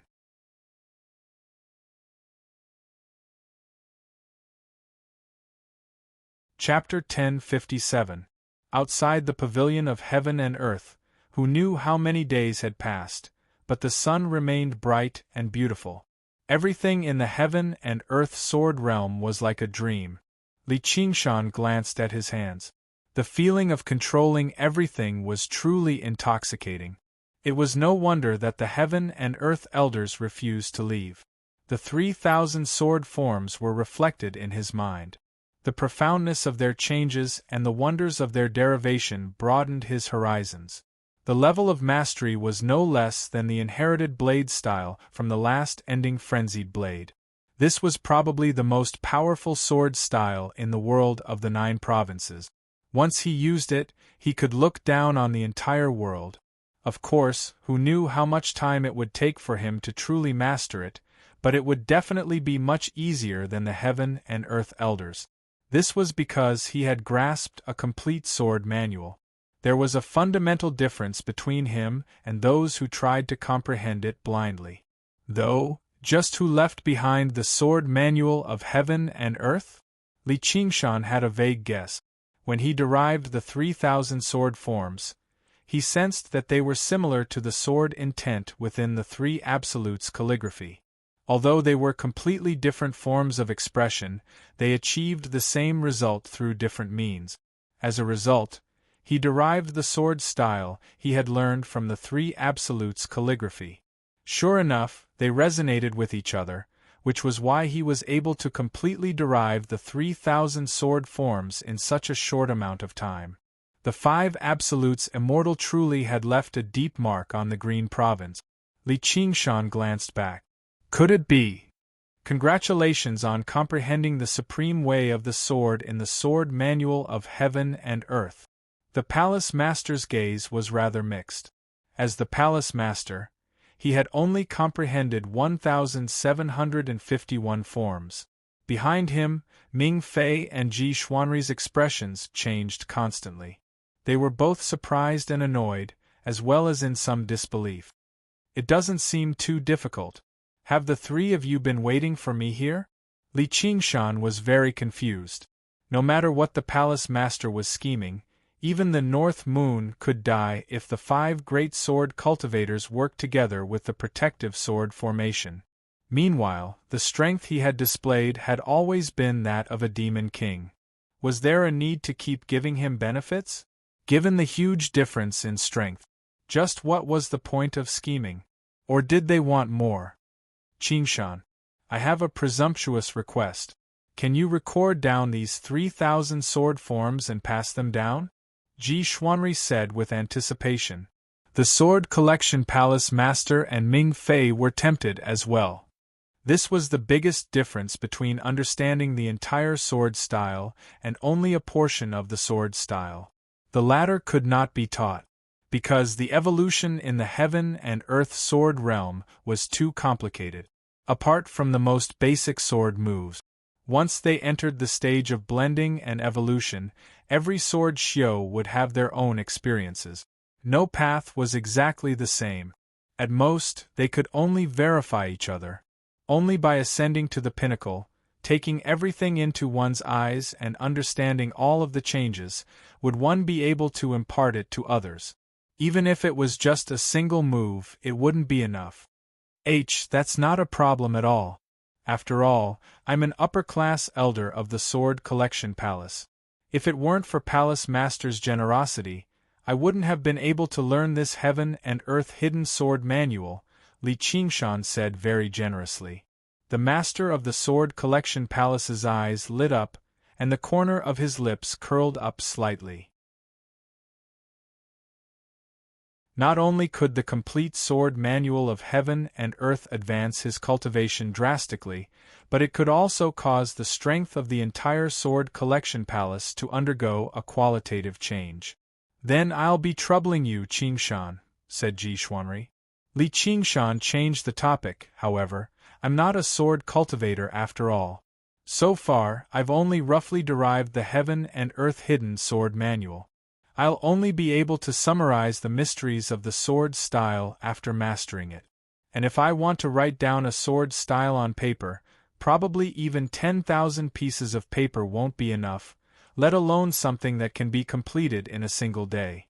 If I make any mistakes in my haste, I'll be in deep trouble. Li Qingshan brushed him off seriously. Only an idiot would pass on a supreme sword style, even though he clearly knew that the master of the Sword Collection Palace was hostile towards him. He could use this to keep them in suspense so that the Sword Collection Palace would have to reconsider no matter what scheme they were up to. The master of the Sword Collection Palace frowned. He could tell that Li Qingshan was trying to evade him, which made him very displeased. However, Li Qingshan's reason was upright and righteous. He could not find any problems with it, and since he was counting on him to pass on the Heaven and Earth Hidden Sword Manual, he could not push him too hard. Then take your time to comprehend it. I'll assist you in accomplishing it sooner.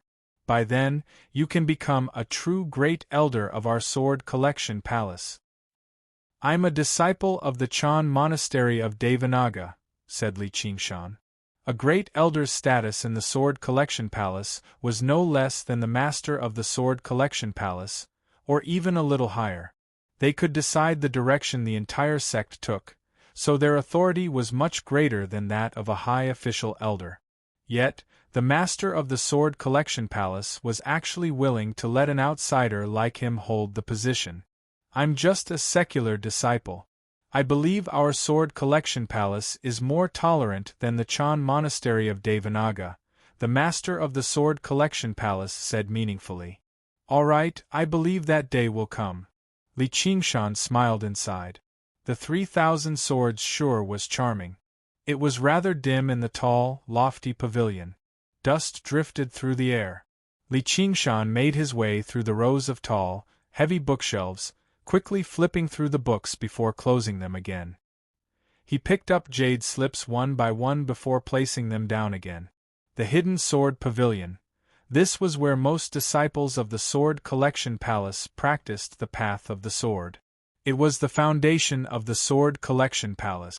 Only sword masters and elders who had undergone the second heavenly tribulation had the right to enter the pavilion of heaven and earth. Many disciples of the Sword Collection Palace would never be able to set foot in there in their entire lives. After deriving the 3,000 swords forms, Li Qingshan was truly tempted to pick up the path of the sword again. The sword scripture of heaven and earth was just too powerful, but the wildflower blade spirit refused to let him refine the soul-switching sword no matter what. All Li Qingshan could do was give up. After all, while the soul-switching sword was a renowned sword, it still could not compare to the terminal wildflower blade. The latter could be regarded as a renowned blade in the Azura realm. But no matter what, the sword scripture of heaven and earth was still worth comprehending, even if it was just for passing it on to little Anne. However, the Hidden Sword Pavilion possessed the most complete system of sword cultivation. With his ability to deduce it, it would not take him too much time. Li Qingshan made his way around another row of bookshelves and suddenly saw a familiar figure standing against the light at the end of the corridor. It was a handsome man, smiling at him. "Chengzan," Li Qingshan said. "Qingshan, long time no see. Or perhaps I should call you Elder Shangqing." Hua Sengzan walked over with a sword on his back, which added some elegance to his bearing. "You've undergone the second heavenly tribulation as well. You really are the greatest genius of the Clear River Prefecture after all." Li Qingshan patted his shoulder with a smile. "Stop teasing me. What kind of genius am I compared to you? It's all thanks to the sword on my back that I possess my current cultivation. It might not be on par with your soul-switching sword, but it's still a rare treasured sword," Hua Sengzan explained, but he never mentioned the sword's name. Suddenly he asked, "Oh right, you still haven't refined the soul-switching sword, right?"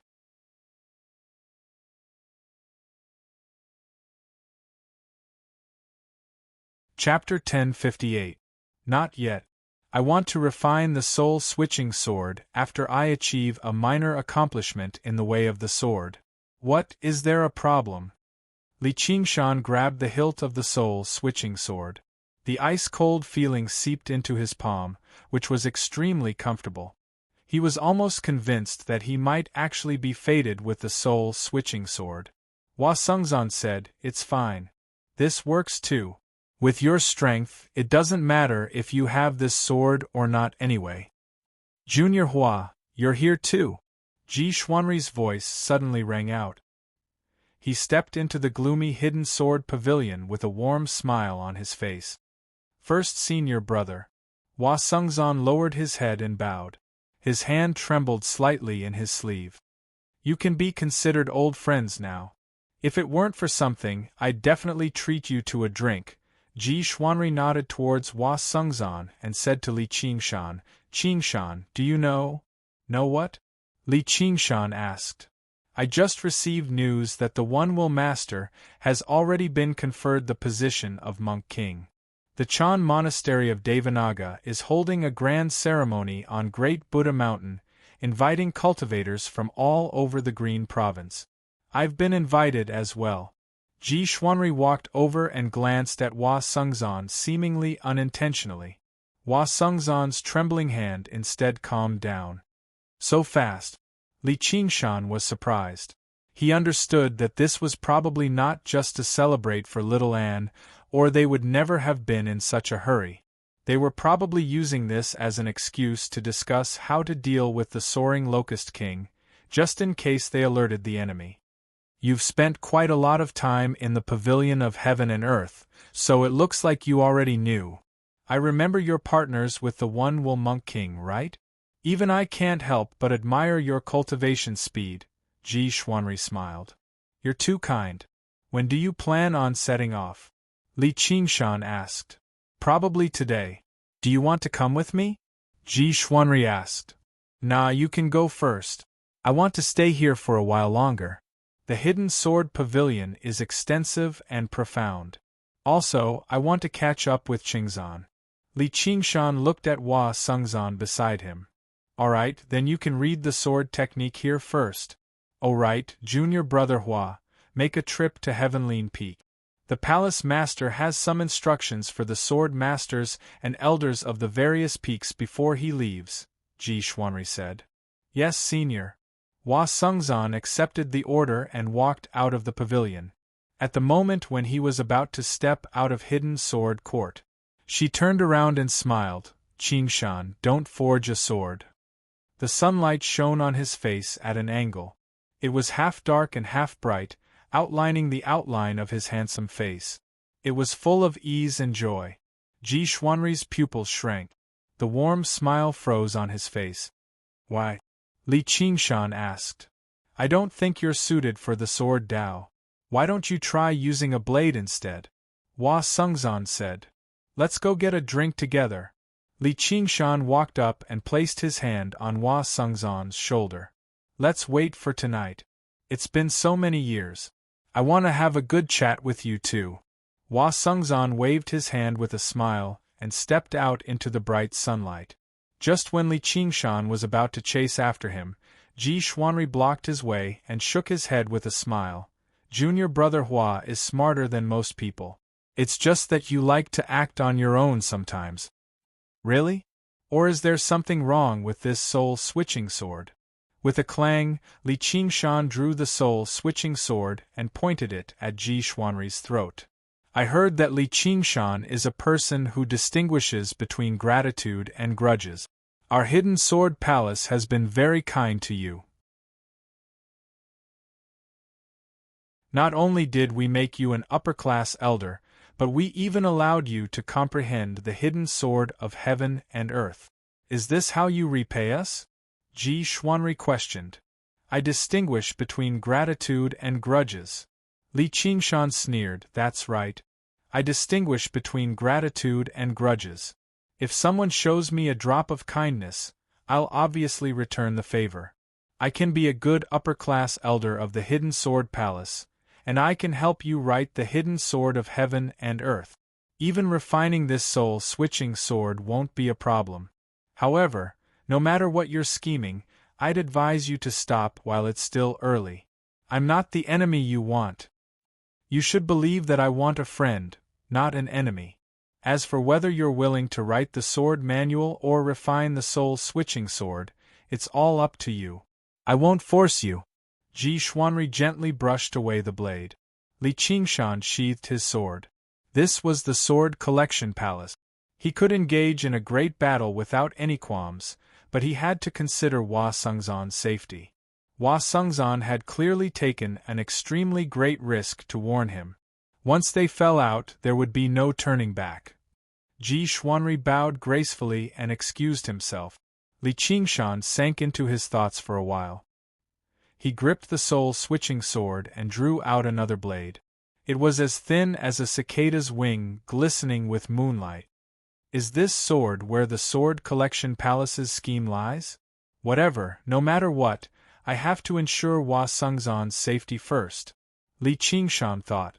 Just when he was about to leave the Hidden Sword Pavilion and catch up to Hua Sungzan, there was a flash of light before him, which converged into a wall. Streaks of light shot out from the various peaks, gathering on the hidden sword peak in the sky. A streak of light shot down from the peak, enveloping the hidden sword pavilion and sealing Li Qingshan within. Li Qingshan raised an eyebrow. You don't know what's good for you. A while later, there was a great rumble, and the streak of light from the hidden sword peak twisted and shattered. The hidden sword pavilion that had stood for several millennia was reduced to countless splinters that scattered in all directions. Li Qingshan stood in the ruins with his end's blossoming blade before him. He looked around, but there was no ambush like he had imagined. The surroundings were peaceful. Only the thousands of pages drifted through the air like snow. He raised his head and glanced at the hidden sword peak. Clearly, the protective sword formation had not unleashed its full power. What is the Sword Collection Palace trying to do? Is it just to trap me here for a while? Li Qingshan expanded his soul sense and scanned the surroundings, but he failed to find Hua Sengzan's presence. Below Heaven's leaning peak, light flickered as sword qi crisscrossed. Li Xiaoyao was currently focused, circulating his true qi to power the sword in his hand as he practiced the sword seriously with his seniors and juniors.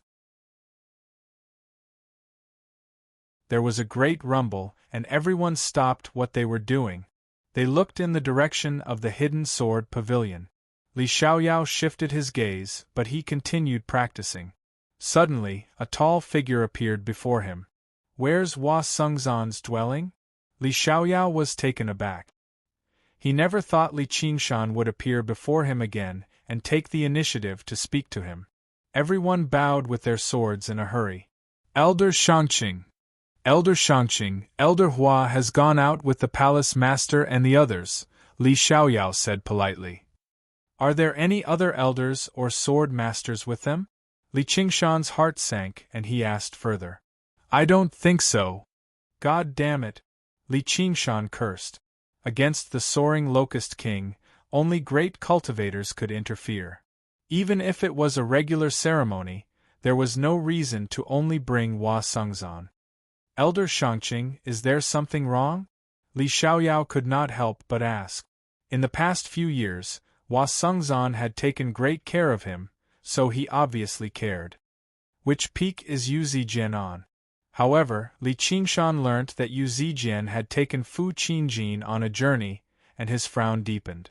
Fu Qingjin was so heavily injured, so why was he not resting properly in the Sword Collection Palace? What was he traveling for? A shadow loomed over him. Li Qingshan made up his mind. Whatever. I'll go to the Chan Monastery of Devanaga and see what they're up to.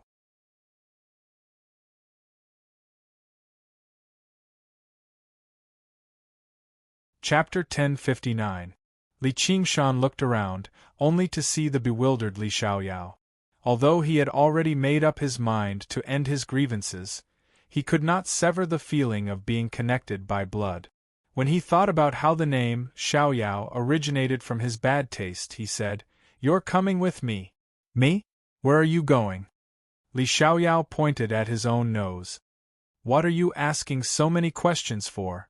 I can see that you have some talent, so I'm going to take you out for training. Li Qingshan grabbed Li Xiaoyao's shoulder and took off.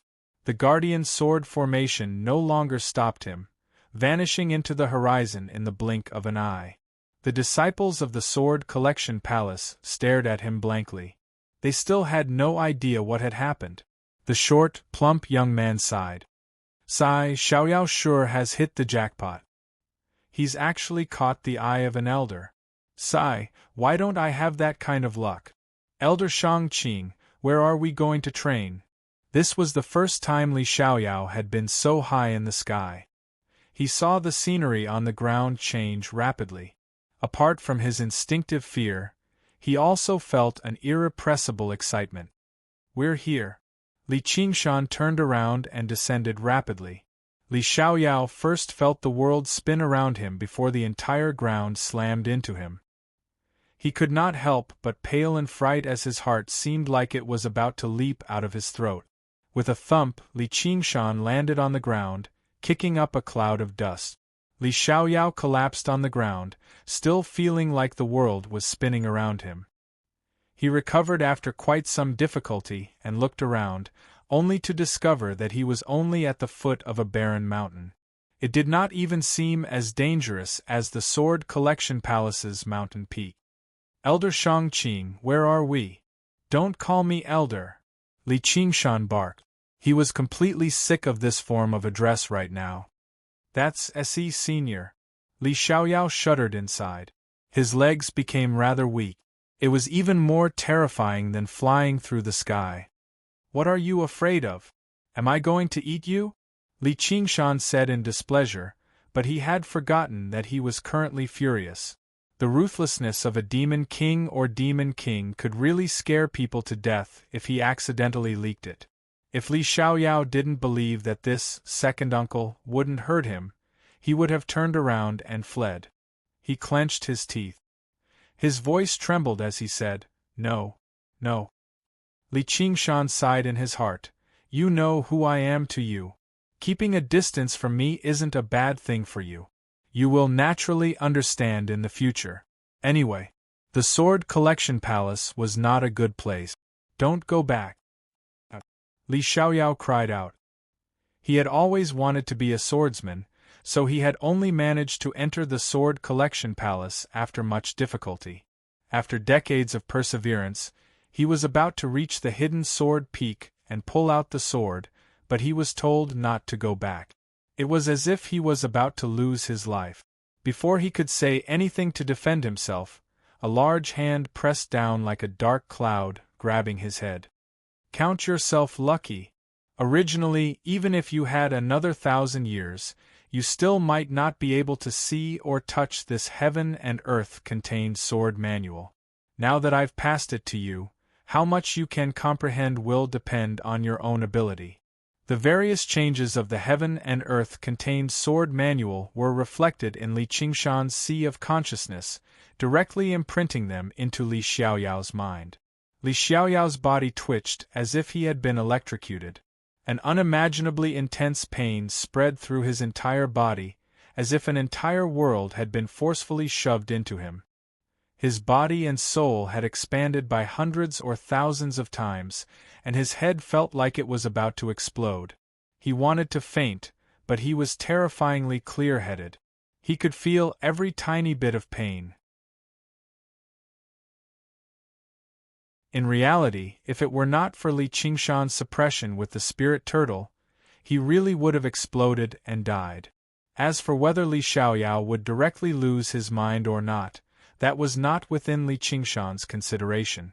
Such a great fortuitous encounter had fallen into his lap out of nowhere. If he could not even endure this bit of suffering, then he could go die. "It hurts. Let me die."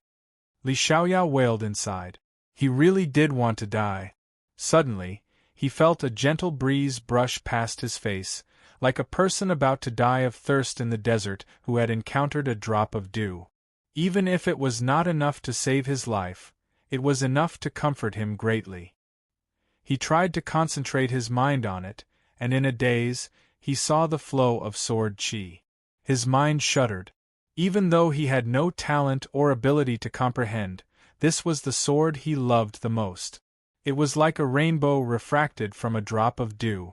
It contained endless, profound changes, which gradually drew his mind over, allowing him to endure the pain. The first form of the sword manual of heaven and earth. He used the 3,000 sword forms one by one. Li Qingshan used an absolutely brutal method to directly imprint the sword manual of heaven and earth into Li Xiaoyao's mind. Li Xiaoyao felt like 10,000 years had passed, but the sun remained high in the sky. It had only shifted slightly. Li Qingshan loosened his grip, and Li Xiaoyao immediately collapsed on the ground like a puppet whose strings had been cut. Before he completely fainted, he heard Li Qingshan's deep voice. "You've got some patience. You haven't let down the name Li Xiaoyao. Don't forget what I said. Stay away from the Sword Collection Palace." "Yes, second uncle," Li Xiaoyao murmured in reply. Li Qingshan smiled before immediately withdrawing his smile. He raised his head and gazed in the direction of Great Buddha Mountain. He had a feeling that the ceremony for the coronation of king this time would not be peaceful. Of course, every time he returned to Great Buddha Mountain, he would always run into something, but just what was waiting for him this time? The Chan Monastery of Devanaga. Because it was a holy land of Buddhism, it was not decorated with lanterns or banners. Instead, it had only been carefully cleaned up.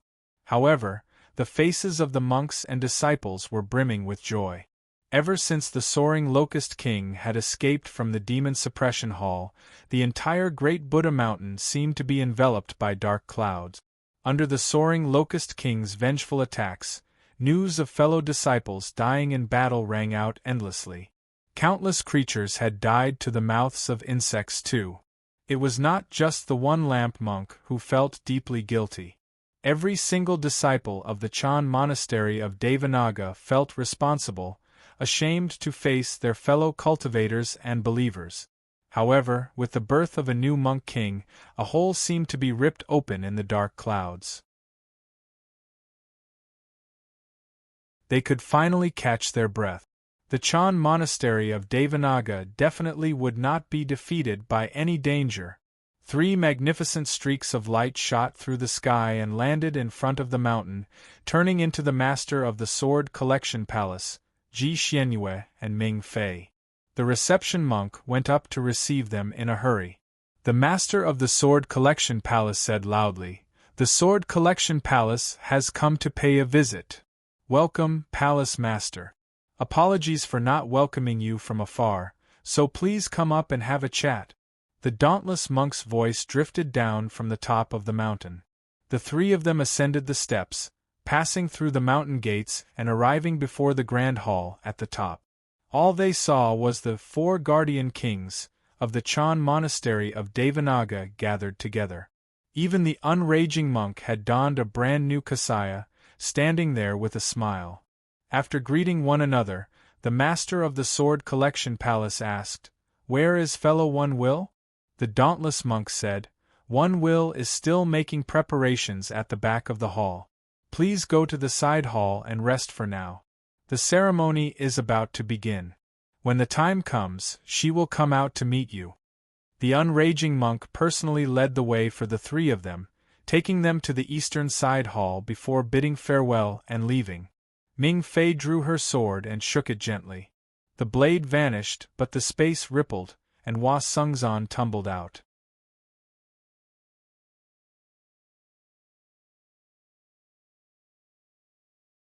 Chapter 1060. The Sword Collection Palace, Water Cut Peak. Yin Xiaoqiu held the breaking water sword tightly with both hands, his forehead pressed against the sword hilt as he knelt in the dark cave. He had maintained this posture for a very, very long time. Anger, humiliation, hatred, and bewilderment were like a tide of darkness, surging into his heart.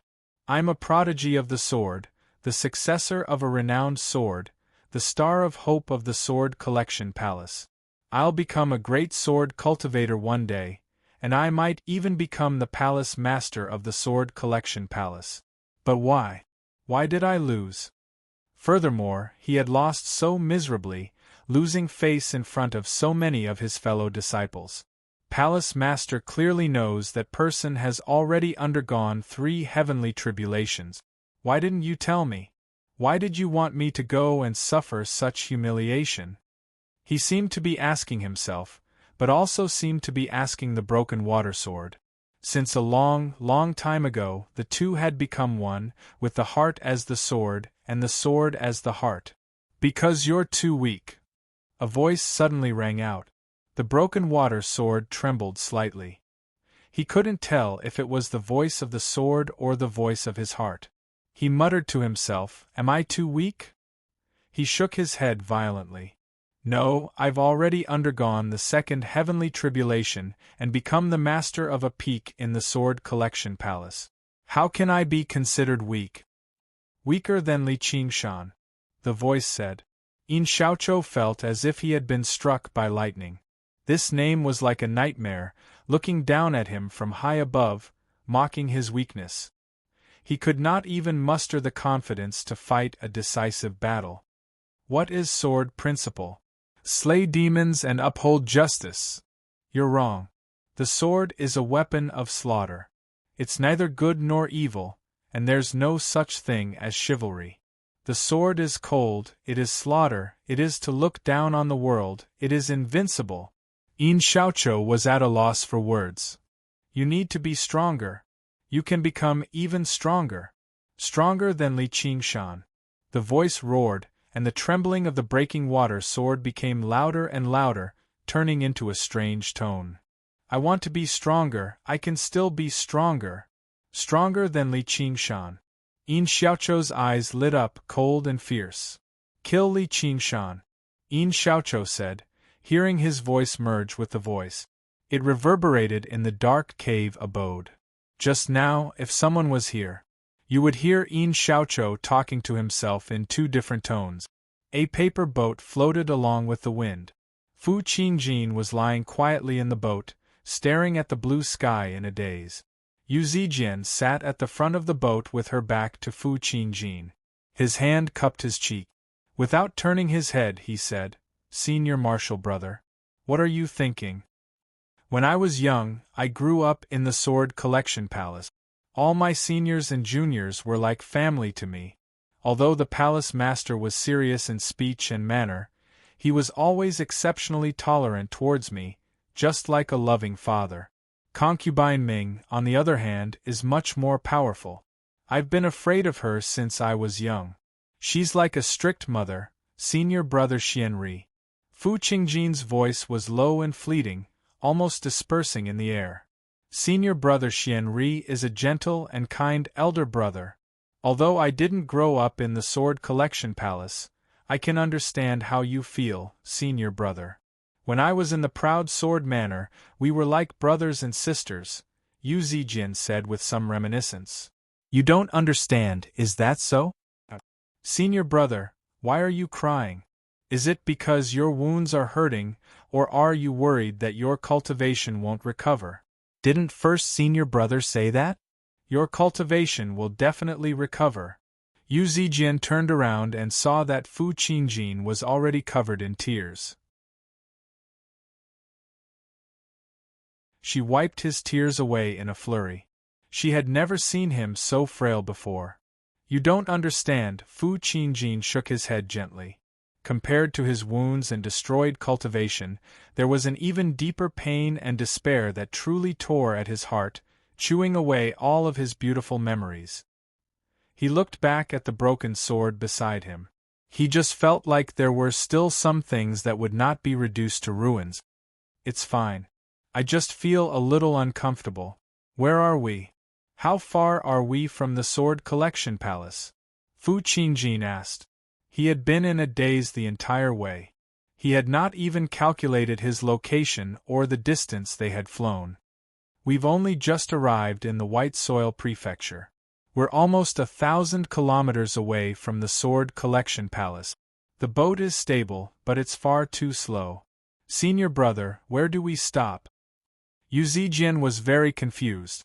Fu Qingjin originally said he wanted to comprehend the Green Ruins' sword intent, but he had never stopped along the way. "Then let's stop for a while," Fu Qingjin said. "But it's just wasteland below. There's no ruins at all," Yu Zijian said. "It's right under that tree." Fu Qingjin sat up and pointed at a withered tree in the wasteland. "All right then." The boat drifted down. Fu Qingjin stood up with his sword. Yu Zijian wanted to support him, but he pushed her away. "Dig a hole. Make it deeper." Fu Qingjin pointed at the bottom of the withered tree. "Yeah." Yu Zijian drew the violet cloud sword. With a gentle twirl of violet light, she dug out a deep hole. There were countless severed roots in there, all of which had withered away. "The soil of the White Soil Prefecture isn't white. Give me the sword." Fu Qingjin extended his hand, and Yu Zijian passed the Violet Cloud's sword to him. Fu Qingjin looked at the Green Ruins and Violet Cloud's swords in his hand. He had once believed that this was their fated bond, but as it turned out, it was also an illusion. As a result, he tossed the Green Ruins sword and the Violet Cloud's sword into the deep hole. "Senior brother?" Yu Zijian widened her eyes. She was confused. Sever your connection with the violet cloud's sword and add the soil. Fu Qingjin closed his eyes. Arg. Yu Zijian basically doubted whether Fu Qingjin had lost his mind. To sword cultivators, they basically lived as long as the sword was present, and they would die if the sword was forgotten, let alone when they were too renowned sword. Don't ask too much. I'll tell you the reason in the future. Fu Qingjin's voice was extremely weak, but it was filled with determination. If it were not for the fact that the Green Ruin's sword had been cut in half, destroying the will of the legacy, if it were not for the heavy injuries from the myriad ghost banner, destroying the sword's intelligence, he might never have discovered this secret. All right then. Yu Zijian decided to go along with Fu Qingjin first before secretly remembering this place. She could come back and dig it out in the future. Hua Sengzan knelt on one knee with his right hand. His long hair draped over his shoulders as he shook his head slowly. I don't know. Then do you know that you're actually harming him? The palace master's voice was cold and dignified. I don't know. Hua Sengzan shook his head again. I've treated you as a smart person and nurtured you so much, but I never thought you'd do something so foolish in the end. Palace master, you overestimate me. If I were really smart, why would I come to the Sword Collection Palace? Hua Sengzan smiled bitterly. Ji Xuanri crouched down beside Hua Sengzan and lifted Hua Sengzan's chin. He continued to smile warmly, but his eyes were filled with pity. Junior brother Hua, with your talent and ability to comprehend, you should have been able to stand alongside us in just a few years, but I never thought you'd destroy your own future. By then, would I still be me?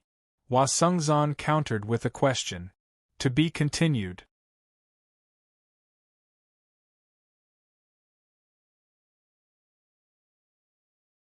Chapter 1061. You're saying something stupid again. Humans are constantly changing. If they don't change, they're not human. You should have been my most capable helper, but it was just a mistake. Ji Xuanri's face was filled with regret. It's not just a mistake. People who walk different paths cannot work together. Hua Sengzan shook his head. Forget it.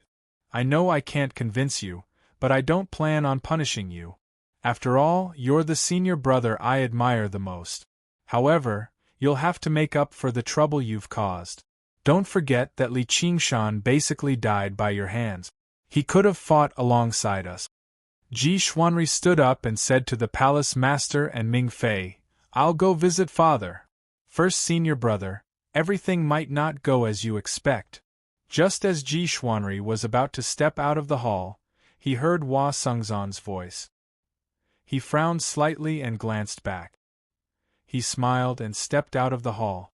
He had been taught to control everything since he was young. Even if there were some accidents, they were just small surprises in life. The palace master waved his hand and tapped between Hua Sengzan's eyebrows. Hua Sengzan shuddered. He felt like his last bit of consciousness was sinking into oblivion, being devoured by sword intent. He stared deeply at the palace master and stuttered, Palace master, you want to use the sword to control people, but do you know if you are also being controlled by the sword? It's just becoming one with the sword. It doesn't matter who's controlling who, the palace master said indifferently and retracted his sword. Hua Sengzan collapsed on the ground, motionless. Ming Fei frowned. I didn't think something like this would happen. The palace master said, This kid isn't a sword cultivator, and he's extremely intelligent. It's nothing strange that he could fool our eyes. However, it was still a mistake. He only left a sliver of consciousness, or he could have secretly transmitted it to Li Qingshan. Ming Fei said, It's just a pity about the 3,000 sword forms. What we want is not just the 3,000 sword forms. Anyway, let's get rid of this problem first. It's very simple. Ming Fei smiled coldly as a cold light flashed in her eyes. Hua Sengzan crawled to his feet slowly and shook his head firmly. He said apologetically, Qingzan knows his mistake. It's good that you know your mistake. Dong, dong, dong. A melodious bell rang from outside the hall. The coronation ceremony was about to begin. Cultivators walked out of the side halls around the Hall of Great Strength in twos and threes. The Ming Queen and the Dark Queen basically discovered each other at the same time. When their eyes met, there was undisguised hostility. The Master of the Sword Collection Palace and the Master of the Umbral Een sect stood behind them as they stared at each other coldly. The Chan Monastery of Devanaga had purposefully separated the Umbral Een sect from the Sword Collection Palace to avoid any conflicts. However, it was inevitable that they would meet again. Fellow Taoists, please come in. The celebration is about to begin. The unraging monk invited him with a smile. When he saw Hua Sungzan behind the Sword Collection Palace Master, he felt rather puzzled. He had clearly not seen this person before. However, he did not take it to heart. On Great Buddha Mountain, neither side could afford to disrespect the Chan Monastery of Devanaga. The Master of the Sword Collection Palace and the Master of the Umbral Een sect both stepped into the hall. Very soon, all the invited cultivators arrived in the Hall of Great Strength. There were not a lot of people, only around a dozen or so. They all spoke softly, even directly communicating with their soul sense, which set off the emptiness and quietness of the majestic hall. As a result, the coronation ceremony was not particularly lively. Instead, it seemed extremely solemn and dignified. However, every single one of these people was a great cultivator that had undergone the third heavenly tribulation. Basically, all the powerful cultivators of the Green Province had gathered here. Even though they had purposefully concealed their auras, their presences still surged into the air when they gathered together. The 4 monk kings of the Chan Monastery of Devanaga received the guests in the center as hosts, while the 4 great cultivators of the Sword Collection Palace and the Umbral Een sect each occupied a corner of the hall, radiating with a cold, chilling aura. If others did not take the initiative to talk to them, they would never talk to anyone either. Unlike the Mist Province, none of the great cultivators from the sects of the Green Province left the 3 great sections. Aside from them, there were the great grandmasters of the Academy of Confucianism, Taoism, Dharma, and Moism. There were many of them, making them the most numerous. They discussed quietly. I heard that the Wunwell monk king isn't even 100 years old yet? How young? I've heard that she hasn't even reached 50 yet. That's unbelievable. Just how many years has it been since someone like that appeared in the world? She must be a reincarnated celestial too. Oh right, didn't a reincarnated celestial appear in the Clear River Prefecture a few years ago? Don't mention it. He's already dead. Hee, there are good and bad among celestials too. Yu Wuyang stood with his arms crossed. His face was pale from anger and he said nothing. Jean Fugue asked with a smile, Old Yu, who are you angry at? Yu Wuyang glanced at the Golden Hawk commander. You're still as meddlesome as ever. Jean Fugue laughed aloud. He was not angry at all. I'm just showing concern for an old friend, so how can you call that meddlesome? If you're always so hot-tempered, I'm afraid you won't live past 1,000 years old. If I can't, then I'll go to the Azura realm. If you can't, then you can go to hell. All right. Let's hear it. If worse comes to worst, we'll work together and help you vent your anger. Do you know Li Qingshan? Yu Wuyang thought for a moment. Of course. He used to be my subordinate. Jean Fugue had a very deep impression of Li Qingshan. That kid has already played me twice. Yu Wuyang gritted his teeth. Li Qingshan had stood him up again. When Li Qingshan went to listen to the Zen Dharma conference, Yu Wuyang did not want to wait around Great Buddha Mountain, so he agreed to meet up with him at the Great General's estate after the Zen Dharma conference. He was ready to carry out the bait plan against the soaring Locust King.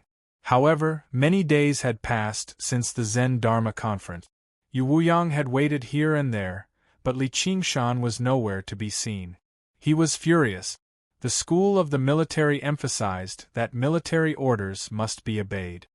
If he's a disciple of the school of the military, I'll definitely kill him. Yu Wuyang ground his teeth. Of course, that was only if he could do it. Actually, Li Qingshan could not be blamed for not taking Great General Yu seriously. Now that Little and had a new, more perfect plan, he no longer wanted to be some stupid bait.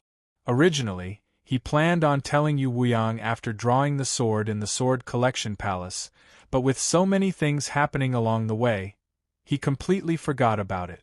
Jin Fugui laughed aloud when he heard that. He glanced at the unraging monk nearby. Why don't you just teach him a lesson while the unraging monk isn't by his side? Otherwise, I'll teach him a lesson for you. He's a member of my Hawkwolf Guard after all. Yu Wuyang said, You might not be able to teach him a lesson right now. Jin Fugui did not feel like there was anything wrong with teaching a junior a lesson. The unraging monk was not a petty person either. He's undergone the third heavenly tribulation a long time ago. Even the crown prince of Si Qing almost died at his hands when he came all the way from the Dragon Province. What right do you have to teach him a lesson? Yu Wuyang hesitated, but he still failed to hold back his anger. What did you say?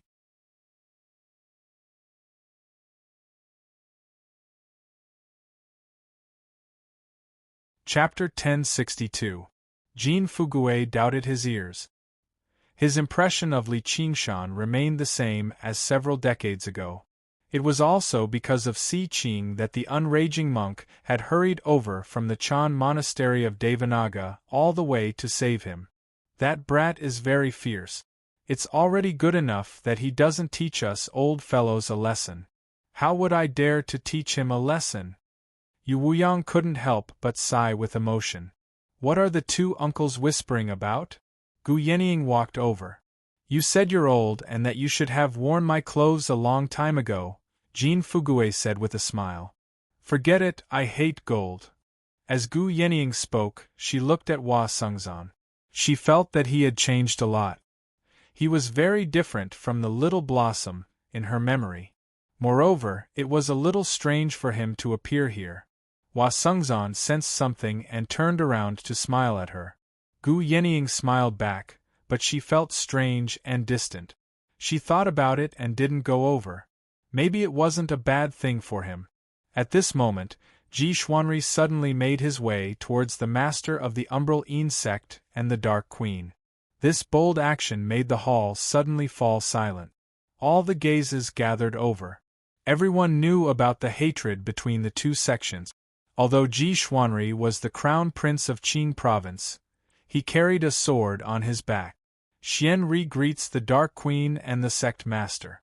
It's been many years since we last met, but the sect master's bearing is still the same as before.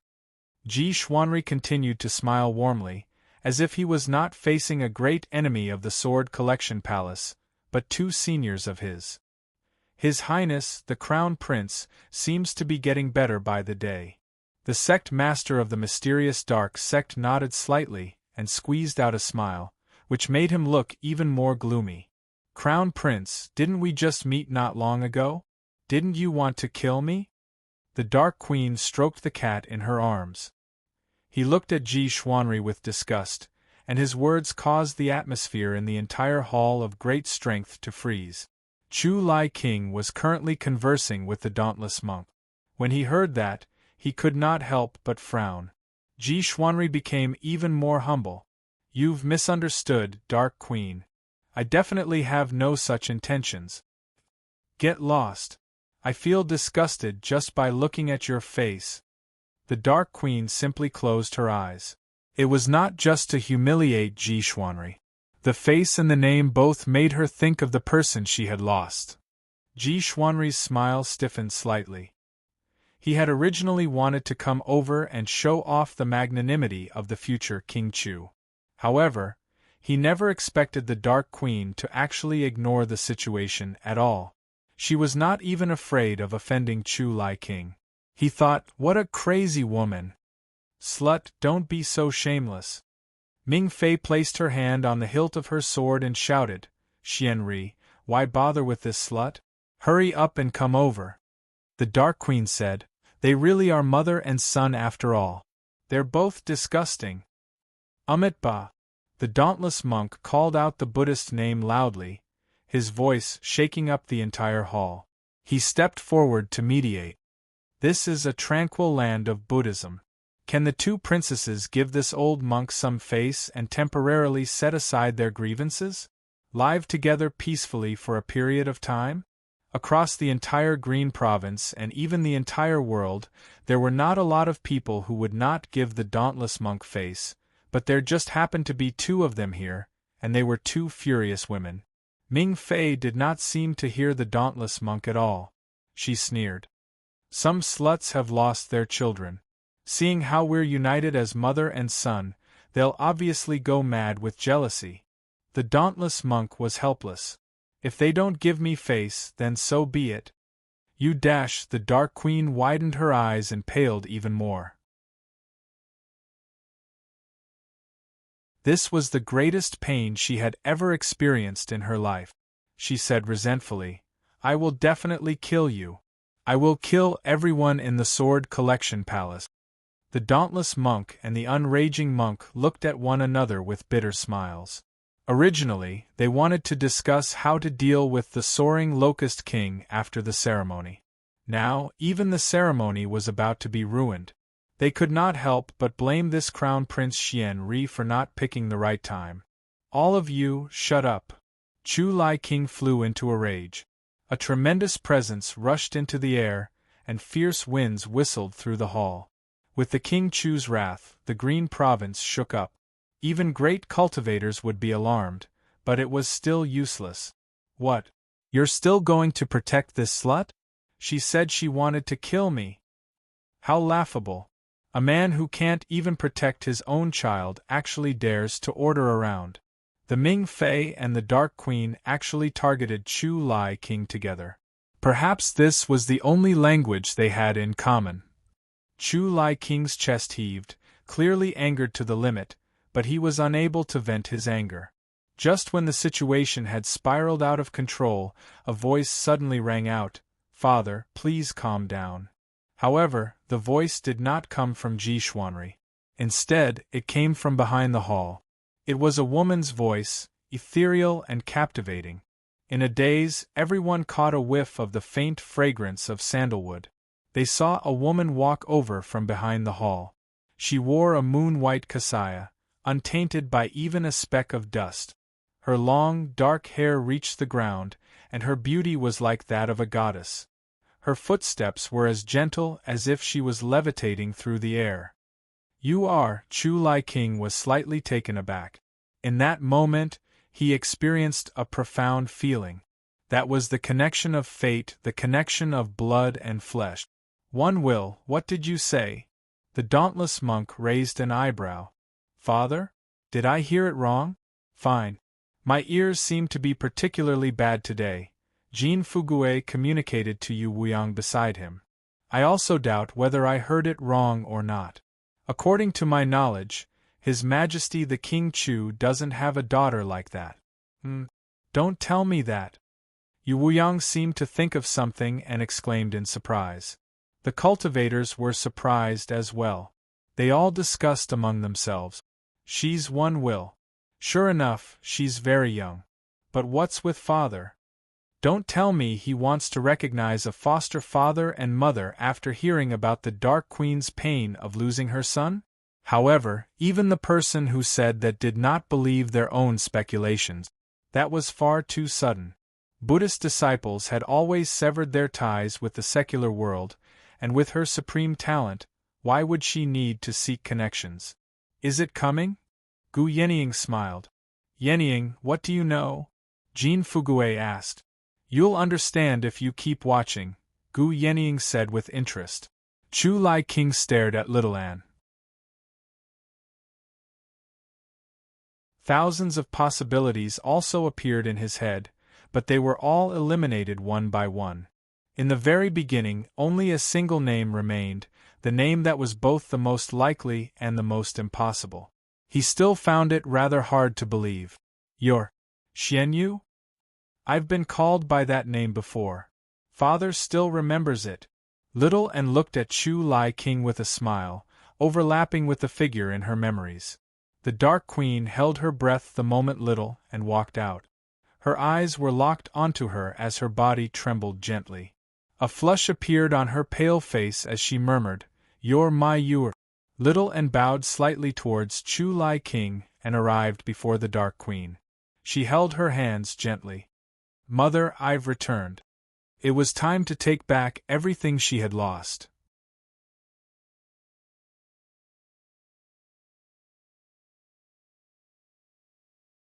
Chapter 1063. Xianyue. The Dark Queen's tears had already fallen like rain. She let go of the cat in her arms and hugged Little and firmly. She used all of her strength, afraid that this was just a dream. Meow.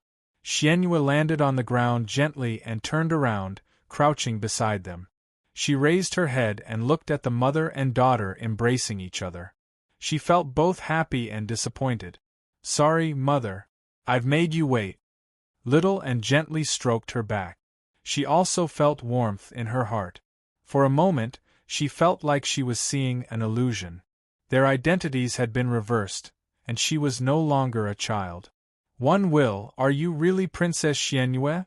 the dauntless monk asked in disbelief. He felt like his brain was not enough. "She used to be." Little Anne's voice was calm, possessing the power to calm people down, making it difficult for them to doubt her. "I don't believe you. You're lying," Ming Fei said loudly. She felt a powerful threat. Ji Xuanri was originally the only successor to the position of King of Chu, yet a powerful competitor had suddenly appeared. This would change many things, perhaps even everything. "Bitch, how dare you!" The Dark Queen was furious. "Mother." Little and patted the Dark Queen's hand and shook her head at her. Afterwards, she said to Ming Fei, "Is there something you need, Ming Fei?" "Xianyue is already dead," Ming Fei said firmly. "How do you know?" Little and asked. "Everyone knows about this," Ming Fei said. Chu Lai King was slightly doubtful too. He had asked the school of Yin and Yang to perform many divinations, but they all said that Xuanyue's life force was already gone. How did she come back from the dead?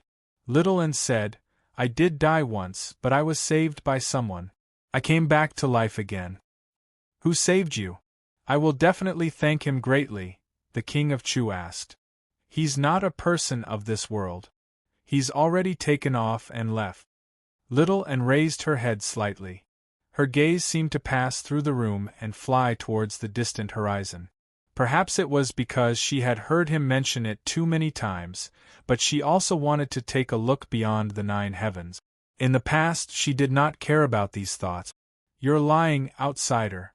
How is it possible to enter and leave this world freely?" Ming Fei said. Yu Wuyang and Jin Fugue exchanged a glance. Those who were invited to the king-conferring ceremony were all existences who stood at the pinnacle of the 9 prefectures. They understood the power of the laws of heaven and earth the most. The 9 prefectures had long been devoured by the demon region. "I don't know either," Little and said frankly. This was indeed illogical. Even for existences at the level of demon god Qiongqi, descending once required a great deal of effort and would cause a huge commotion. The only explanation was that the brother ox of Green Mountain was a being of a higher level than Qiongqi. This was not something that these people could understand. "One will, you've been hiding so much from me. So this is where your true inheritance lies." The dauntless monk came to a realization and let out a long sigh. At first, he was worried that Little and had inherited the legacy of the Golden Cicada Spirit King. However, even the Golden Cicada Spirit King could not have made her go through 3 heavenly tribulations in a row in just a few decades. The ability to control 33 Buddhist treasures at the same time was not something that could exist in this world. Now that she had said so, everything made sense. That person didn't want me to reveal this. Don't tell me the person you're talking about is actually a bodhisattva? The dauntless monk's voice trembled slightly. He instinctively treated the person from beyond the heavens as a person of Buddhism. He felt like only bodhisattvas could freely traverse the various worlds, revive the dead, and grow flesh and bone, nurturing a prodigy of Buddhist cultivation like her. Little and said, he did mention the word bodhisattva. However, he was talking about the white bone bodhisattva. And I never saw him reveal the appearance of a bodhisattva.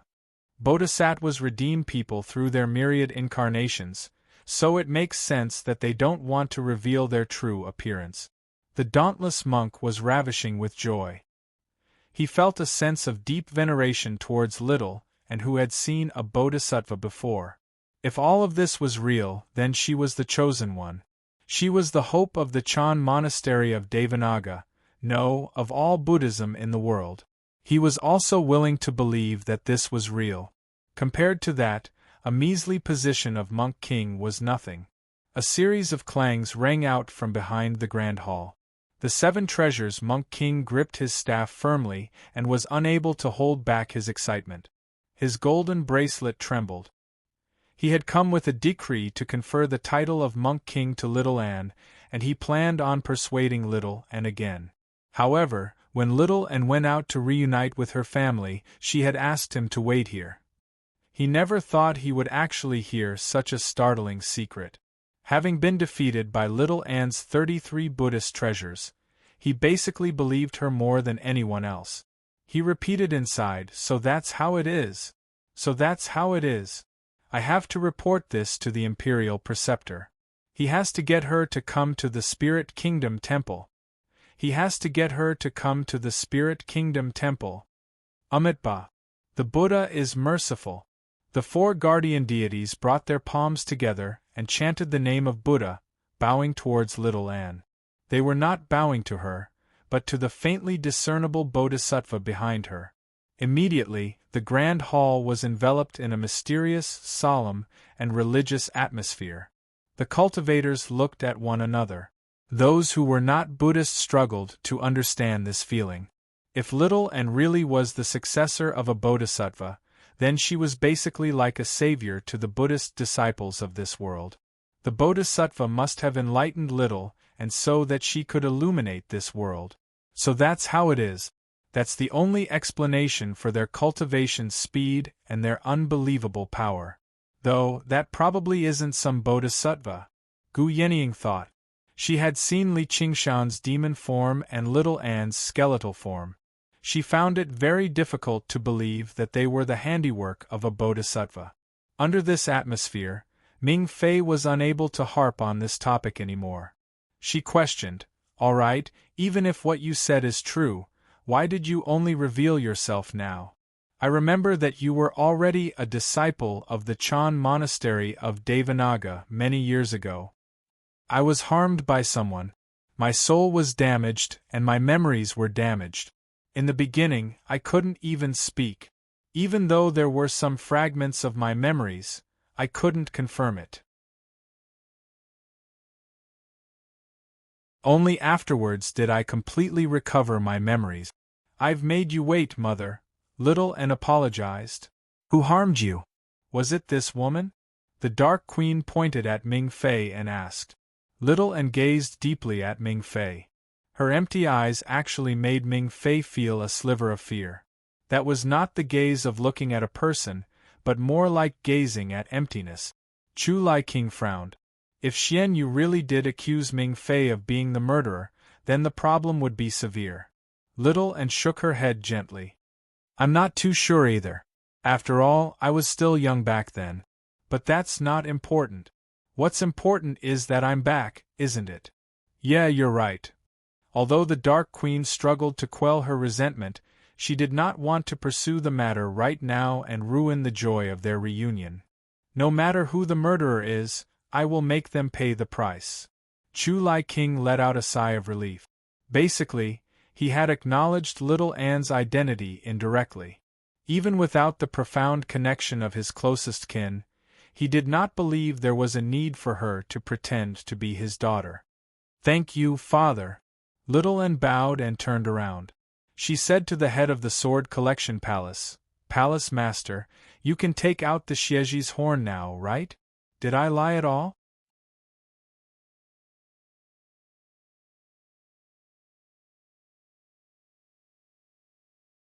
Chapter 1064. Immediately, everyone's gazes gathered on the master of the Sword Collection Palace. His face sank slightly, and he extended his right hand from behind his back. He held a curved horn. From the moment Little Anne appeared, the master of the Sword Collection Palace had silently taken out the Xieji's horn. He never expected her to discover it. This was no longer due to her powerful cultivation, but also due to her sharp judgment. He could vaguely sense that this would be an unexpectedly powerful enemy. Most of the great cultivators present knew about the wondrous effects of the Xieji's horn, which further proved the truth of what Little Anne had said. Their initial sliver of doubt had all been dispelled now. Sure enough, the new generation replaces the old.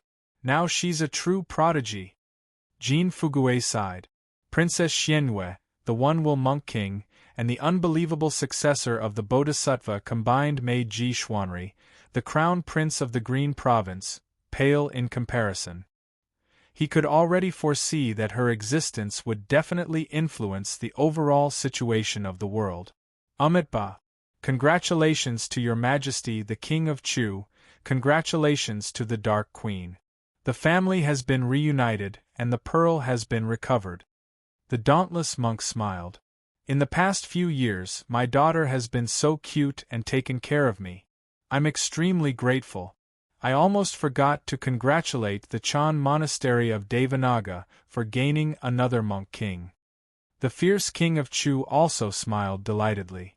This had been a knot in his heart as well. Then congratulations to you too.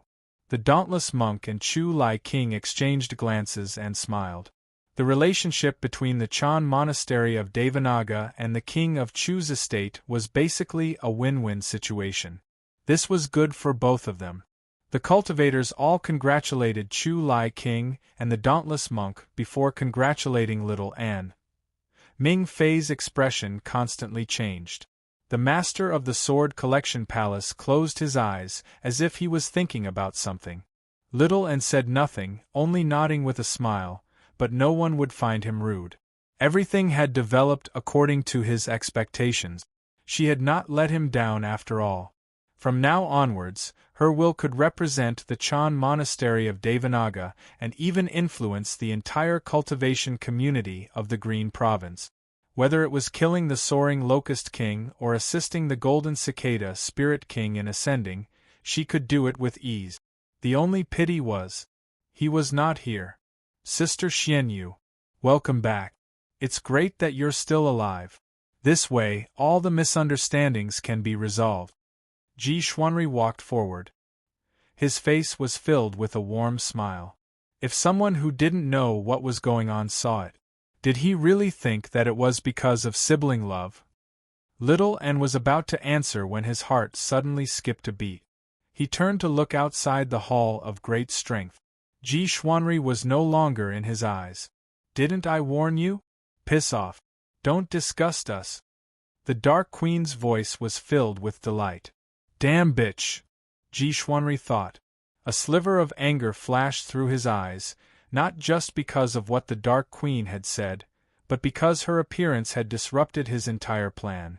Little Anne didn't do it to humiliate Ji Xuanri, but he sensed a familiar aura approaching. He's finally here. So slow. You didn't even see my performance. He seems very angry. What happened? A beam of light whizzed over from the northern horizon, heading straight for the peak of Great Buddha Mountain. With a boom, it struck outside the Hall of Great Strength like a rock. Li Qingshan stood in the rising dust and bellowed, Ji Xuanri, get your ass out here! His voice rumbled like thunder, echoing across Great Buddha Mountain. Who is it? The cultivators in the Hall of Great Strength were all surprised. Who was Ji Xuanri?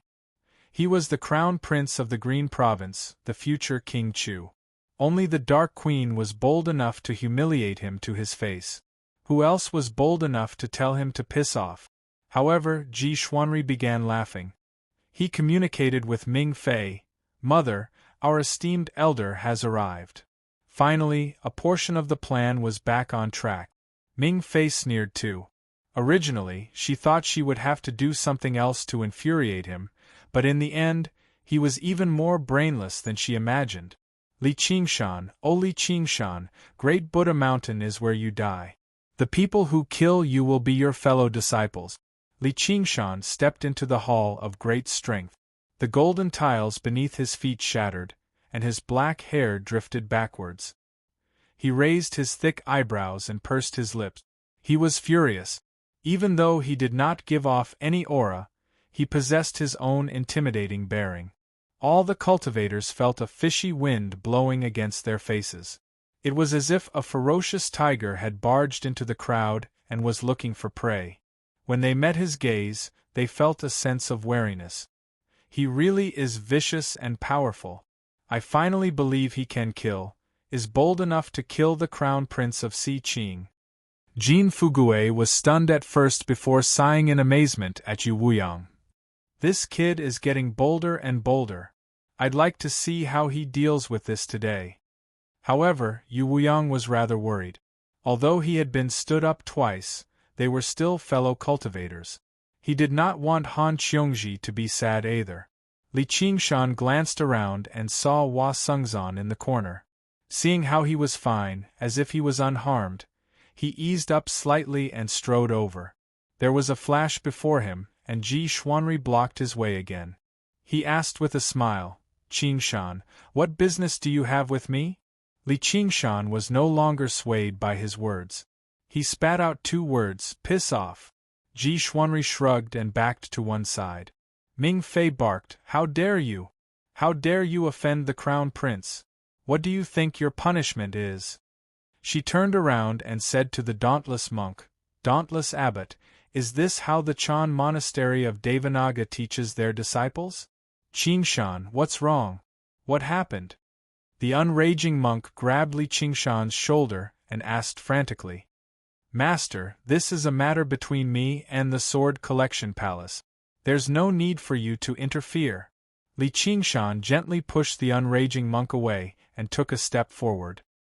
He said to the master of the Sword Collection Palace, Hand him to me, and we'll mind our own business or else. The master of the Sword Collection Palace interrupted him. Or else what? Chengzan is a disciple of our Sword Collection Palace. How can we allow you to act so recklessly? Little Hua, don't be afraid. With me here today, I'll slaughter anyone who touches a hair on you. Li Qingshan surged with murderousness. Li Qingshan, take a good look at this place, the dauntless monk said furiously. Qingshan, this is a peaceful place of Buddhism. No one will be injured here, so you might as well explain everything. Little and walked over and grabbed Li Qingshan's hand, expressing that he was not completely helpless. Li Qingshan made up his mind and considered it slightly. His priority right now was still to ensure Hua Sengzan's safety. Hua Sengzan was willing to take great risks for his friend, so he could not let him be harmed no matter what. However, before he could say anything, Hua Sengzan spoke first. Qingshan, we've been friends for nothing. Do you really have to kill me? Little Hua, what did you say? Li Qingshan was alarmed. The Hua Sengzan before him had become extremely unfamiliar. Forget it. If that's the case, I'll announce your scheme to the world and let them judge you. Not only has this person become a demon king, but he's even colluding with the demon domain in an attempt to topple the Green Province. The soaring Locust King was only able to escape because of his assistance, so please kill him together, fellow cultivators.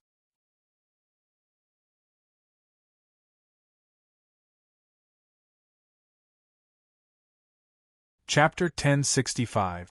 Green smoke curled up into the air, and the lofty Buddha statue stood high above.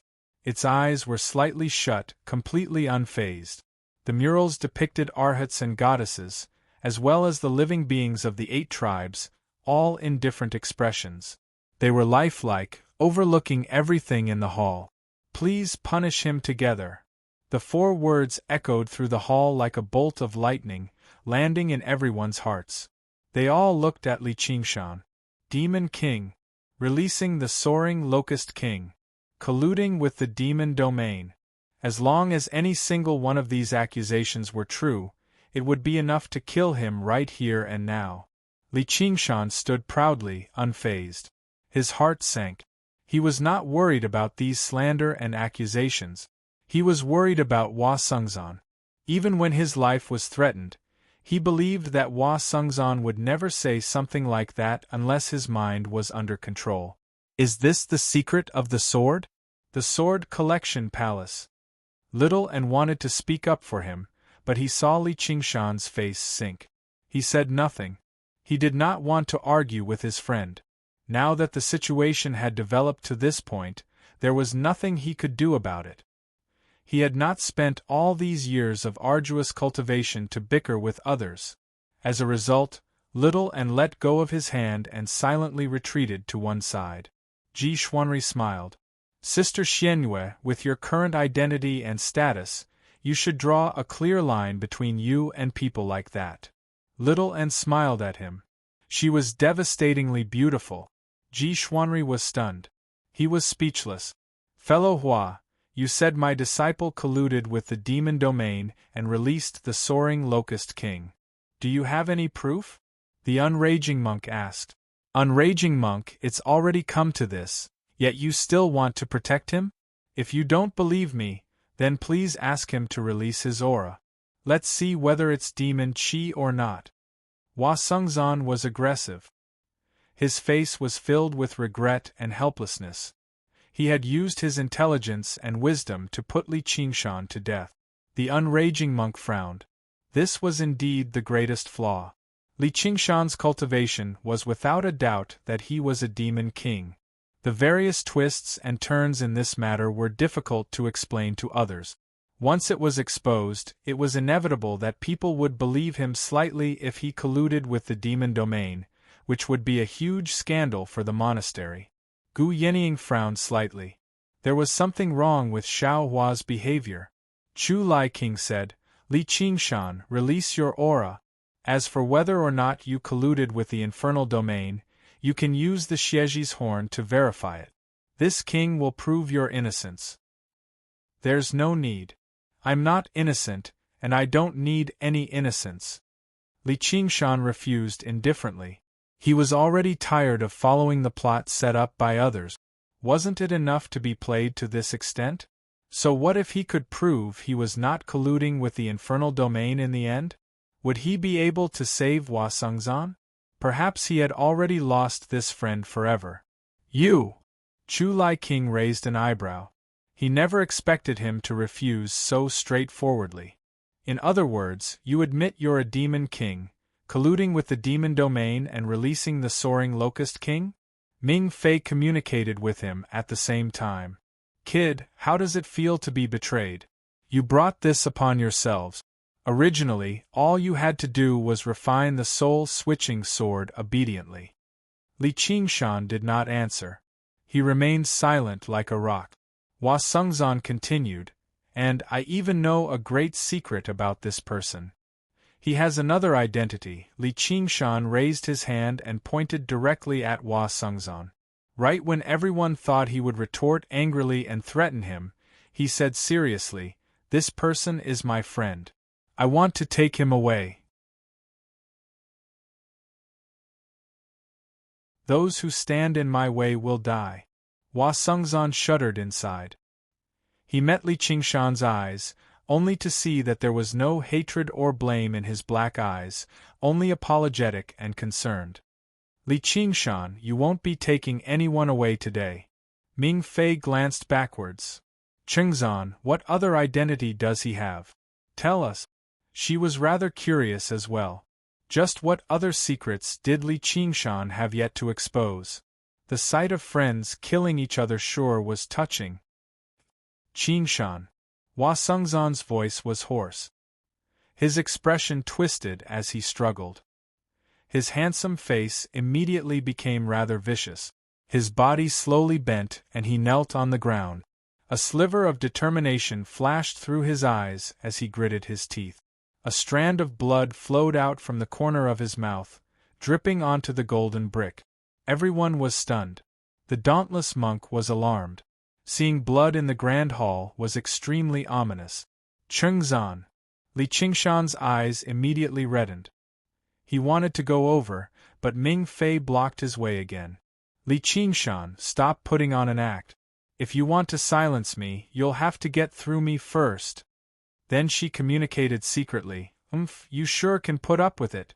Though, looks like I really can't spare him. Li Qingshan, I can give you another chance. If you kneel and admit your guilt right now, I can still spare his life. Otherwise. Li Qingshan took a step forward, and thousands of golden bricks shattered. The grand hall shook. He swung his fist. Qingshan, you mustn't. The unraging monk stopped him loudly. Everyone else was surprised. He's actually bold enough to attack. A hint of a smile flashed through Ming Fei's eyes. Had he finally run out of patience? Right from the beginning, she had never thought about proving that Li Qingshan was colluding with the demon domain. All she needed to do was infuriate him. He had used the methods of a demon king to attack her, the princess, in front of everyone. Just this crime alone was punishable by death. With a clang, the sword left its sheath. The blade trembled and turned into nothingness, but it produced a strange hum. The space there rippled, overlapping with one another. The sword of clear void, one of the 10 famed swords of the Sword Collection Palace. It possessed an extremely wondrous power. It could form a world of its own for defense, while it could split space for offense. In that moment, Ming Fei seemed to leave the grand hall and stand in a different world. She sneered at Li Qingshan's incoming fist and communicated secretly.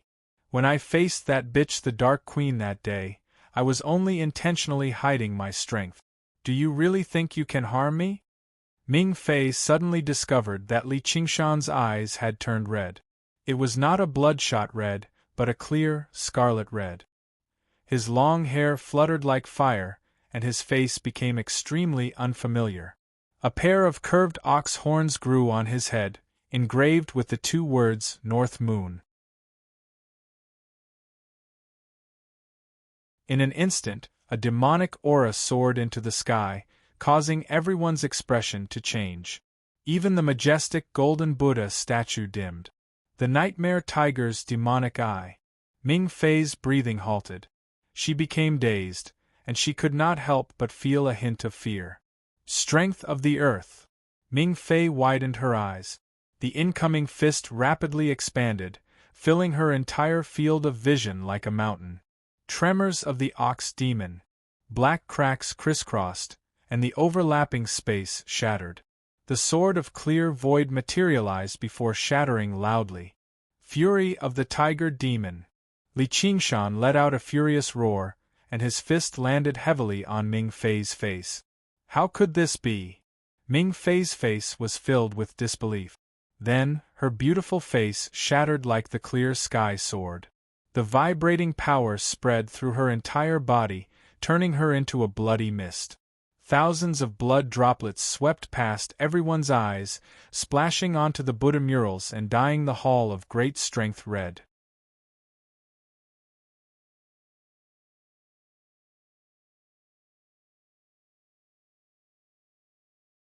Chapter 1066. Li Qingshan's furious roar shook up the grand hall, echoing through the entire great Buddha mountain.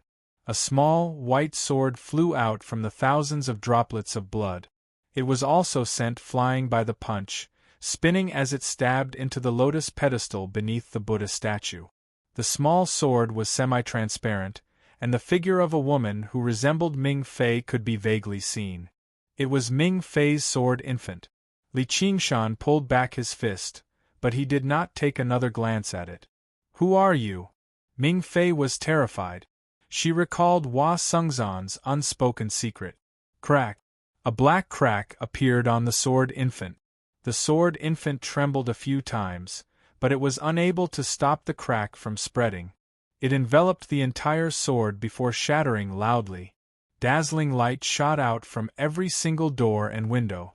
A circular wave of air erupted from the top of Great Buddha Mountain, sweeping over 1,000 kilometers away. The light was like the sea as sword chi surged. All the great cultivators unleashed their defenses, blocking the terrifying power of the sword infant shattering. Buddhist chants suddenly rang out. The grand hall was enveloped in golden light. The protective formation had already been activated. The shockwave dispersed. The sword shattered, the person died, and the infant shattered. Those who stand in my way shall die. I will keep my word. The bell at the back of the hall continued to ring. The same bell seemed to appear in the heads of all the great cultivators. They were filled with disbelief, basically doubting everything before them to be a dream. A renowned great sword cultivator had been killed by a single punch just like that? Jean Fugue widened his eyes and opened his mouth slightly, completely unaware of what had just happened. Only now did he realize how laughable and dangerous it was for him to say that he wanted to teach Li Qingshan a lesson. Yu Wuyang was stunned as well. Even though he already knew that Li Qingshan was hiding a lot of strength, he never expected him to be such a colossal figure. Suddenly, he recalled what the Azura King had said to him after the battle in the Azura field. For some reason, I just feel like I'll be in danger of being killed too if I were to fight this kid. How strange. The Dark Queen was stunned too. She was filled with resentment towards Ming Fei, but everything had happened far too quickly. Before she could even feel the joy of revenge, she was instead filled with disbelief. Gu Yenying smiled faintly and sighed with emotion. Had the wild youth under the pine tree finally reached this step? Qing province spanned 30,000 miles, and Jianghu was only a corner.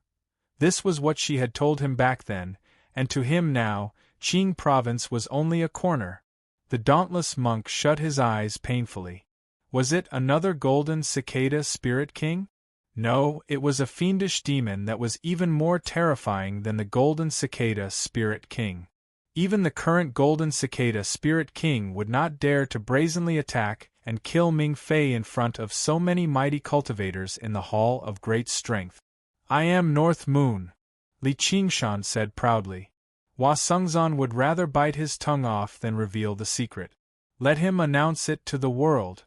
He felt great delight inside. From this moment onwards, there was no need for him to hide carefully anymore. There was no need for him to be secretive anymore. Li Qingshan was the North Moon, and the North Moon was Li Qingshan. If there really was a path to the 9 heavens, then he would use this place as the starting point. North Moon Demon King. These 4 words appeared in the heads of all the great cultivators. As it turned out, the North Moon that the Dragon King of the Sea had been pursuing for thousands of kilometers had been hiding his identity the entire time. As it turned out, he was not dead. The blood that had splattered across the ground was scarlet and dazzling, making them shiver. Many of them were no stronger than Ming Fei. Standing in the Hall of Great Strength was like sharing a room with a vicious tiger as mortals. They experienced this long-awaited feeling of terror once again. It was the threat of death. Qingshan, you, no wonder. No wonder. The unraging monk gazed at the scarlet-haired, scarlet-eyed figure. His smile was suddenly filled with bitterness. With this, all of Li Qingshan's illogicality could be explained, but it was the explanation he did not want the most. Master, I hope you don't regret accepting me as your disciple. Whether I'm a demon king or a demon king, I'm still me. Li Qingshan pressed his chest and said sincerely. What's the point of saying this now? The unraging monk let out a long sigh. Oh, my damned disciple. Even if I'm willing to believe you, what about the others? Perhaps you don't need anyone else to believe you anymore. Li Qingshan. Chu Lai King flew into a rage. He slammed his palm towards Li Qingshan as hard as he could. In that moment, the scenery in the surroundings twisted and collapsed. The great cultivators were only affected by the residual force, but they all felt like they could not stand steadily anymore. Li Qingshan only felt like the world had turned upside down and twisted. The Buddhist murals in the surroundings all became grotesque and bizarre, seeming to be mocking, seeming to be sorrowful, seeming to be mocking. He thought, he really is the Lord of the Green Province after all. The power in his palm strike is definitely no weaker than the Dragon King of the Seas. However, that's all there is to it. His eyes flashed. When he saw through the grotesque and bizarre murals, he struck out with his palm. Bang! The two palms collided, and the distorted world returned to normal. Chu Lai King was shocked and furious. He stared at Li Qingshan in disbelief. The power of his palm strike could even collapse a mountain, yet Li Qingshan did not budge at all. He was like a mountain forged from steel, unshakable. Instead, an unstoppable force appeared, accompanied by a strange power of tremors. Li Qingshan had never lost to anyone when it came to a contest of strength. Even if the Dragon King of the Sea was present, it would be the same. Your Majesty the King of Chu, you are so noisy and your mouth is a mess. I don't know how you endure it, but I can't. Li Qingshan shrugged his shoulders. I'm sorry, little Anne. I ruined your plan. He then smiled and said to Ji Xuanri, and yours. Die. Ji Xuanri roared and pulled out the soul-extinguishing sword. He was about to take revenge for Ming Fei, but just as he took a step forward, a white sword tip pierced through his chest. The 3 protective treasures on his body did not have any effect. He did not even have the slightest warning. He turned his head and said while gritting his teeth, Ji Xian Yu. It's okay, as long as you're happy. Little Anne said. Her sneak attack was even more fatal than Li Qingshan's attack. I'm afraid you'll be unhappy. This guy is your brother, right? Li Qingshan said. He's alright. I've hated him since I was young. I can't wait for him to die. Little Anne pulled out the Buddha slaying sword. Ji Xuanri collapsed on the ground. He sensed the aura of death permeate the air. His widened eyes were filled with confusion and terror. What's going on?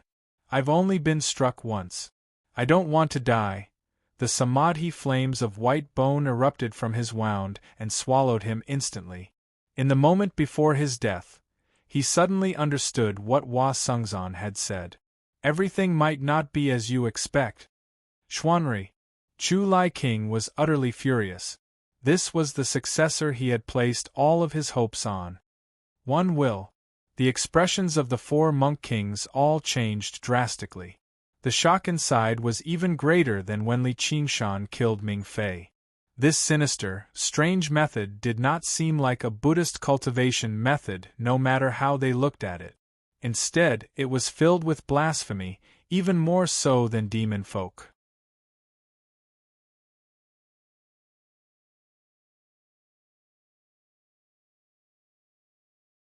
Chapter 1067. Behind Xiao An's alluring beauty, white bones and skeletons could be vaguely seen. From the moment Li Qingshan transformed into North Moon and killed Ming Fei, there was no room for negotiation anymore. It was impossible for the Chan monastery of Devanaga to just stand by, so let's face it together. Whether it's fortune or misfortune, I'll bear half of it for you. Father, please leave. Little Anne drifted over and swung down with her sword. After witnessing the terrifying power of the Buddha slaying sword, Chu Lai King was afraid of being struck by the blade. All he could do was pull back and retreat. He said in anguish, Xianyue, I'm your father. Little Anne said apologetically, Father, there's nothing I can do to repay you for raising me up. However, as long as my path exists, I can only stubbornly persist. Killing your brother and your father is your repayment, your path? Chu Lai King questioned.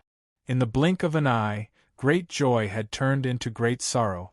Even with Chu Lai King's willpower, he found it rather difficult to endure. Little Anne closed her eyes. There was nothing she could say. Possessing a human heart and taking back everything from the past meant enduring various restraints and even pain, but she also needed to make a choice. Originally, Li Qingshan could not be bothered to waste his breath, but he could not help but argue for her right now. So what if I killed my brother? That kid Ji Xuanri is putting on an act, but he's full of evil tricks. He's even worse than his mother. Killing him is the right thing to do. Otherwise, when he becomes King Chu in the future, he'll definitely bring disaster to the Green Province. As his father, you're also responsible. We've helped you out greatly, you know? As for killing your father, don't you slander us. We haven't killed you yet, so of course we don't plan on killing you either. Am I right, Little Anne? Little Anne had no idea whether to laugh or cry. That was not without reason, but since when did someone kill someone else's wife and child and claim that they were helping them? That last sentence was as mocking as it could get. Chu Lai King basically lost his mind from anger. His hatred surged. Everything had to be attributed to this wretched demon. I don't care if you're Li Qingshan or North Moon, human or demon. Don't even think about leaving Great Buddha Mountain alive today. Everyone, what are you waiting for? Chu Lai King gave an order, and his words were the law. Li Qingshan, I originally thought you had a Buddhist nature and wisdom, which is why I allowed you to cultivate in the monastery. You've actually made a terrible mistake. Not only did you conceal your identity as a demon, but you've even committed a massacre in the temple, but you also for Taoism, you Li and Li Li Yu Shan and... The dauntless monk swung his hand and powered the protective formation, enveloping the grand hall in golden light and sealing off all the doors, turning it into a golden cage. He glanced at Shaoan and sighed again. The dauntless monk's hopes for her were so great that they even surpassed the unraging monk's hopes for Li Qingshan, but in the end it was all for naught, which left him extremely disappointed. Cut the bullshit. Right and wrong will naturally be clear. Li Qingshan waved his hand and the wildflower blade appeared in his hand. Sensing his raging battle intent, the wildflower blade's spirit roared out excitedly, "Kid, are you finally going to start a massacre? Do you think there's still a future for you? Fearless Guardian King!" The dauntless monk bellowed out furiously. His Buddhist light shone brightly, turning into a fearless Guardian King. At the same time, two other Guardian Kings rose up from the ground, falling into the Guardian King demon subduing formation, but they left behind a huge gap.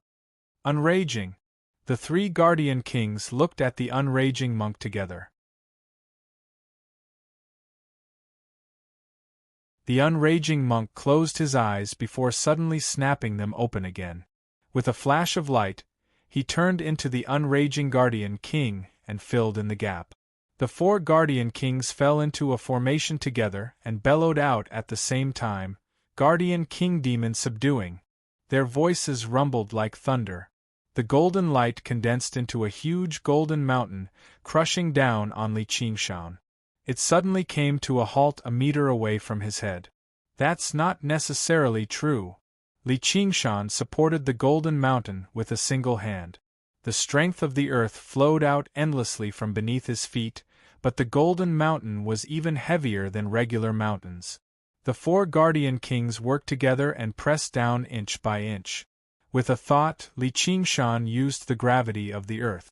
The golden mountain immediately became weightless, and the four Guardian Kings lost their footing. "Go!"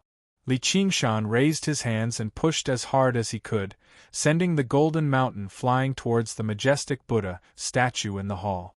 The Buddha statue suddenly opened its eyes and stared at Li Qingshan. It extended its hand and grabbed the golden mountain. The mountain that was as heavy as a mountain seemed to be weightless in the Buddha's hand. The Buddha stood up slowly, becoming even taller than the four Guardian Kings. It had gathered millions of worshippers and the condensed power of belief over 10,000 years. The Buddha strode towards Li Qingshan with heavy footstep. At the same time, the arhats, maidens, and protector Jiaolan on the murals in the surroundings all appeared. Many of them gave off the aura of the third heavenly tribulation. Li Qingshan vaguely recalled that this was also the handiwork of the five absolutes immortal. In that moment, the Grand Hall seemed to become a Buddhist kingdom on earth, rippling with boundless, golden light. In order to clean up their sect, the Chan monastery of Devanaga had already done everything they could. Jin Fugue and Yu Wuyang exchanged glances and drew their arcane treasures and weapons. They were also honored guests of the King Chu's estate. No matter how they viewed Li Qingshan, they could only treat him as an enemy right now. The other great cultivators of the academy all stepped forward and unleashed their supreme technique. A great grandmaster of Moism unleashed a few puppet kings, while the great grandmasters of the famed school prepared the mantra of many words. Wretched demon, today is the day you die. When you killed the disciples of my school of Confucianism, did you think this day would come? An old man with a long beard barked. He wore a set of yellow scholarly robes, clearly a great grandmaster of Confucianism. Haha, you need to be careful. We don't know each other well. When we fight later, I won't show any mercy. I'll probably end up killing another disciple of Confucianism, Li Qingshan smiled. You're already at death's door, yet you're still so stubborn. Even in the chaotic Mist Province, the king of Southern Yu could command a group of demonic cultivators, let alone the strict order of the Green Province here. It had reigned for an even longer period of time than the Great Xia Empire, which allowed the King Chu's estate to possess supreme authority. With a single order from the Chu Lai King, all cultivators had to obey. However, this was all within the Chan monastery of Devanaga. Otherwise, everyone would have to consider just how great of a price they were willing to pay. What a grand spectacle, Li Qingshan said. This spectacle really did live up to the name of the blooming blade at the end of the road. It seemed a little like he was at the end of the road, but before he saved Hua Sungzan, he would never back down. However, the master of the Sword Collection Palace remained in a corner of the hall the entire time, guarding beside Hua Sungzan. Even when Ming Fei and Ji Xuanri were killed, he did not move at all, giving Li Qingshan no opportunity at all. Aren't you going to avenge those two bastards? Li Qingshan asked. You're dead for sure, so why do you need me? You're looking for an opportunity to save this traitor, aren't you? The master of the Sword Collection Palace was filled with hatred. If it were not for Hua Sungzan's warning and he allowed Li Qingshan to refine the soul-switching sword, the situation would not have developed like this. The Sword Collection Palace would not have lost two great sword cultivators for some reason, causing his entire plan to fail. If you touch a single hair on him, I'll make your entire family die, Li Qingshan said.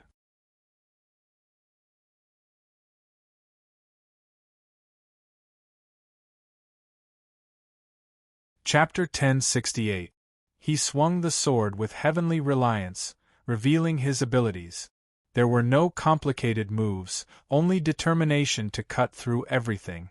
At this moment of life and death, Hua Sungzan's eyes recovered their clarity.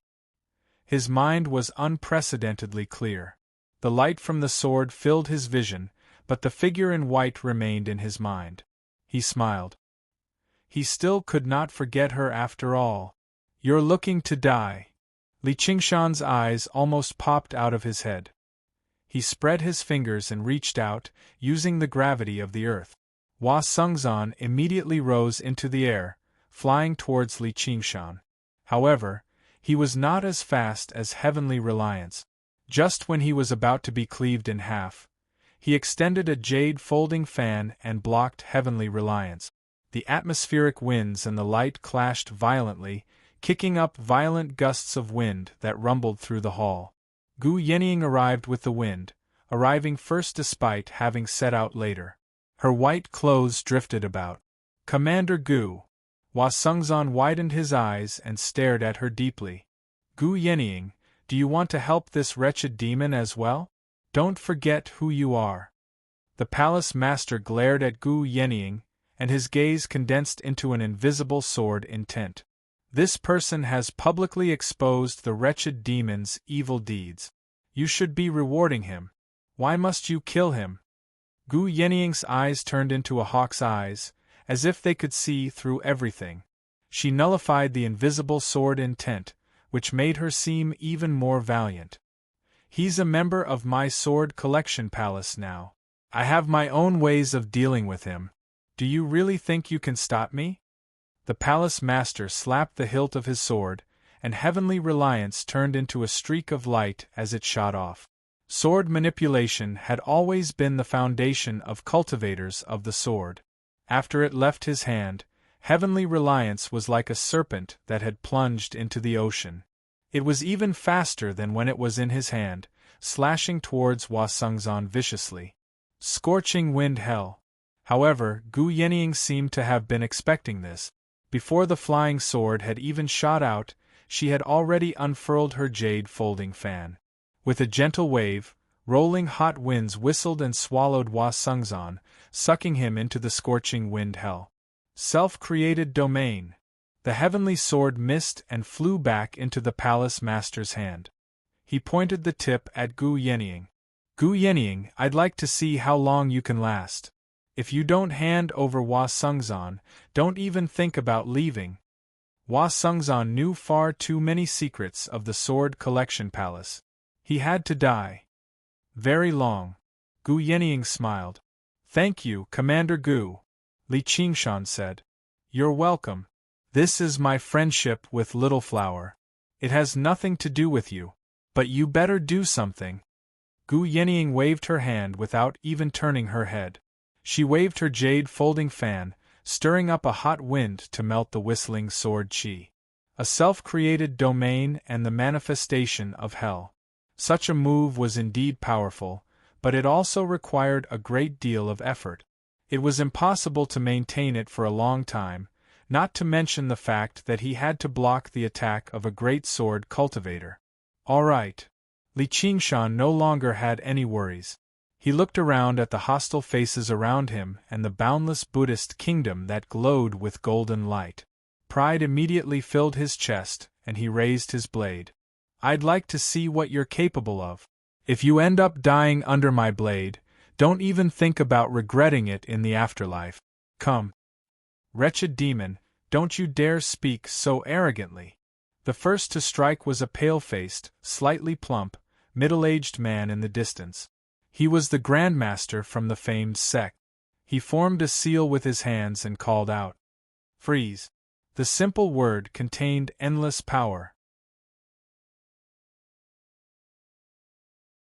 It was infused with his entire life's worth of cultivation, and it was the famed incantation of the famed sect, the freeze incantation. The Grandmaster smiled calmly. I've already frozen this demon. Please kill him, Grandmasters. He was rather disapproving inside. You really don't know your place. Even if you have the supreme strength to kill Ming Fei with a single punch, even a demon king will die here with so many of us working together. Do you think you'll be able to overturn the situation? Li Qingshan shuddered. He was immediately immobilized. I'll lend you a hand, fellow. In a battle of life and death, even a split second of hesitation could determine life and death. Guardian King Demon subduing. The dauntless monk bellowed out, and the four Guardian Kings struck together. Under the effects of the Guardian King Demon subduing formation, the four powers combined into a single strike, turning into a colossal Vajra that smashed down. Break! Li Qingshan bellowed out. It was the Tiger Demon's fierce roar, breaking free from the freeze incantation in a single stroke and blocking the falling Vajra with his blade. Boom! The ground cracked and collapsed, and the great hall shook. The Grandmaster paled, and could not help but take a step back. He never thought his freeze incantation would actually be broken so quickly, and the tiger's roar seemed to ring out right beside his ear, making him dizzy and suffering from a backlash. Before the tiger's roar had even subsided, the dragon's roar rang out again. At first, it was as thin as a thread, but in the blink of an eye, It blanketed the surroundings like a soaring dragon, directly pouring into his head. His blood surged, and he took another step back. The chant of Devanaga. The dauntless monk was alarmed. All he saw was Little and open her mouth slightly, and the dragon's roar rolled out endlessly. It was the supreme cultivation technique of the Chan monastery of Devanaga, the chant of Devanaga. Right now, she was so dignified. She was clearly still the outstanding disciple he had high hopes for, or even the successor of the Bodhisattva. Her white monk robes drifted about, and she no longer gave off the slightest sense of blasphemy. The chant of Devanaga was even more wondrous and filled with zen. Even the monk kings could not help but admire her. One will, oh one will, why do you insist on going your own way, abandoning yourself to depravity? Little Anne was speechless. The Grand Master staggered back 5 or 6 steps and spat out a mouthful of blood. He stared at Little Anne in disbelief, but the dragon's roar still refused to let him go. Instead, it grew louder and louder, like a rope slowly tightening around him. He basically could not breathe. A woman's graceful, pleasant voice rang out from behind. "I've come to assist you, fellow." It was like the sound of nature in his ears. A noblewoman with long, flowing hair held a pipa carved from green jade. She looked at Little Anne and said, "The chant of Devanaga really does live up to its reputation. Come and try out my school of music's wondrous sound as well." She plucked the strings gently, and there was a clang, cutting through the dragon's roar like a sharp blade. The Grand Master eased up inside and clasped her hands. "Thank you, fellow. I'll play the ambush from 10 sides to liven things up for you all. Kill these 2 demons quickly." The Grand Master of the School of Music smiled, and plucked the strings even more frantically. Her hands left behind a series of blurs, as if she had sprouted thousands of hands in that instant.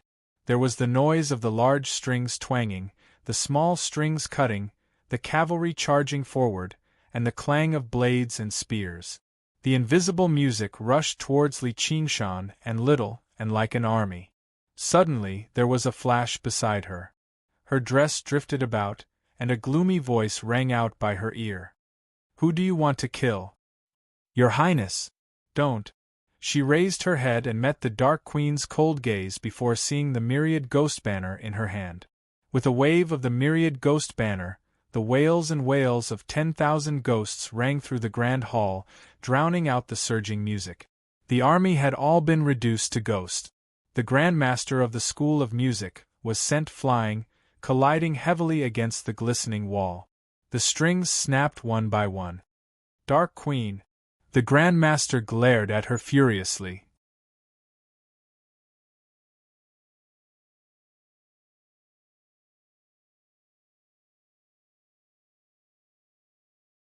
Chapter 1069. "Mother!" Little Anne said. You don't have to worry. Mother will definitely protect you this time. No matter what you do, Mother will support you with everything she has. Li Qingshan, you've killed that bitch. You've avenged me. I thank you for that too." The Dark Queen looked back at Chu Lai King and said, "Xianyue is your daughter. Do you really want to kill her? My Ji clan is well established and flourishing. We have many descendants. We don't lack an unfilial son. Dauntless Abbot, this king has failed to manage the clan properly.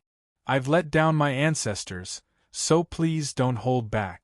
Kill these 2 demons quickly." Chu Lai King recovered his dignity and ordered firmly. "You all right? Then from today onwards, I no longer have anything to do with your Ji clan. You can kill me too." The Dark Queen waved her hand and summoned a few ghost kings. They roared out fiercely, accompanied by the wails of thousands of ghosts, dyeing the golden hall with a sense of foreboding. The dauntless monk bellowed furiously, "How dare you use underhanded tricks in the holy land of Buddhism? Protector Jialan, world cleansing with the sound of Sanskrit."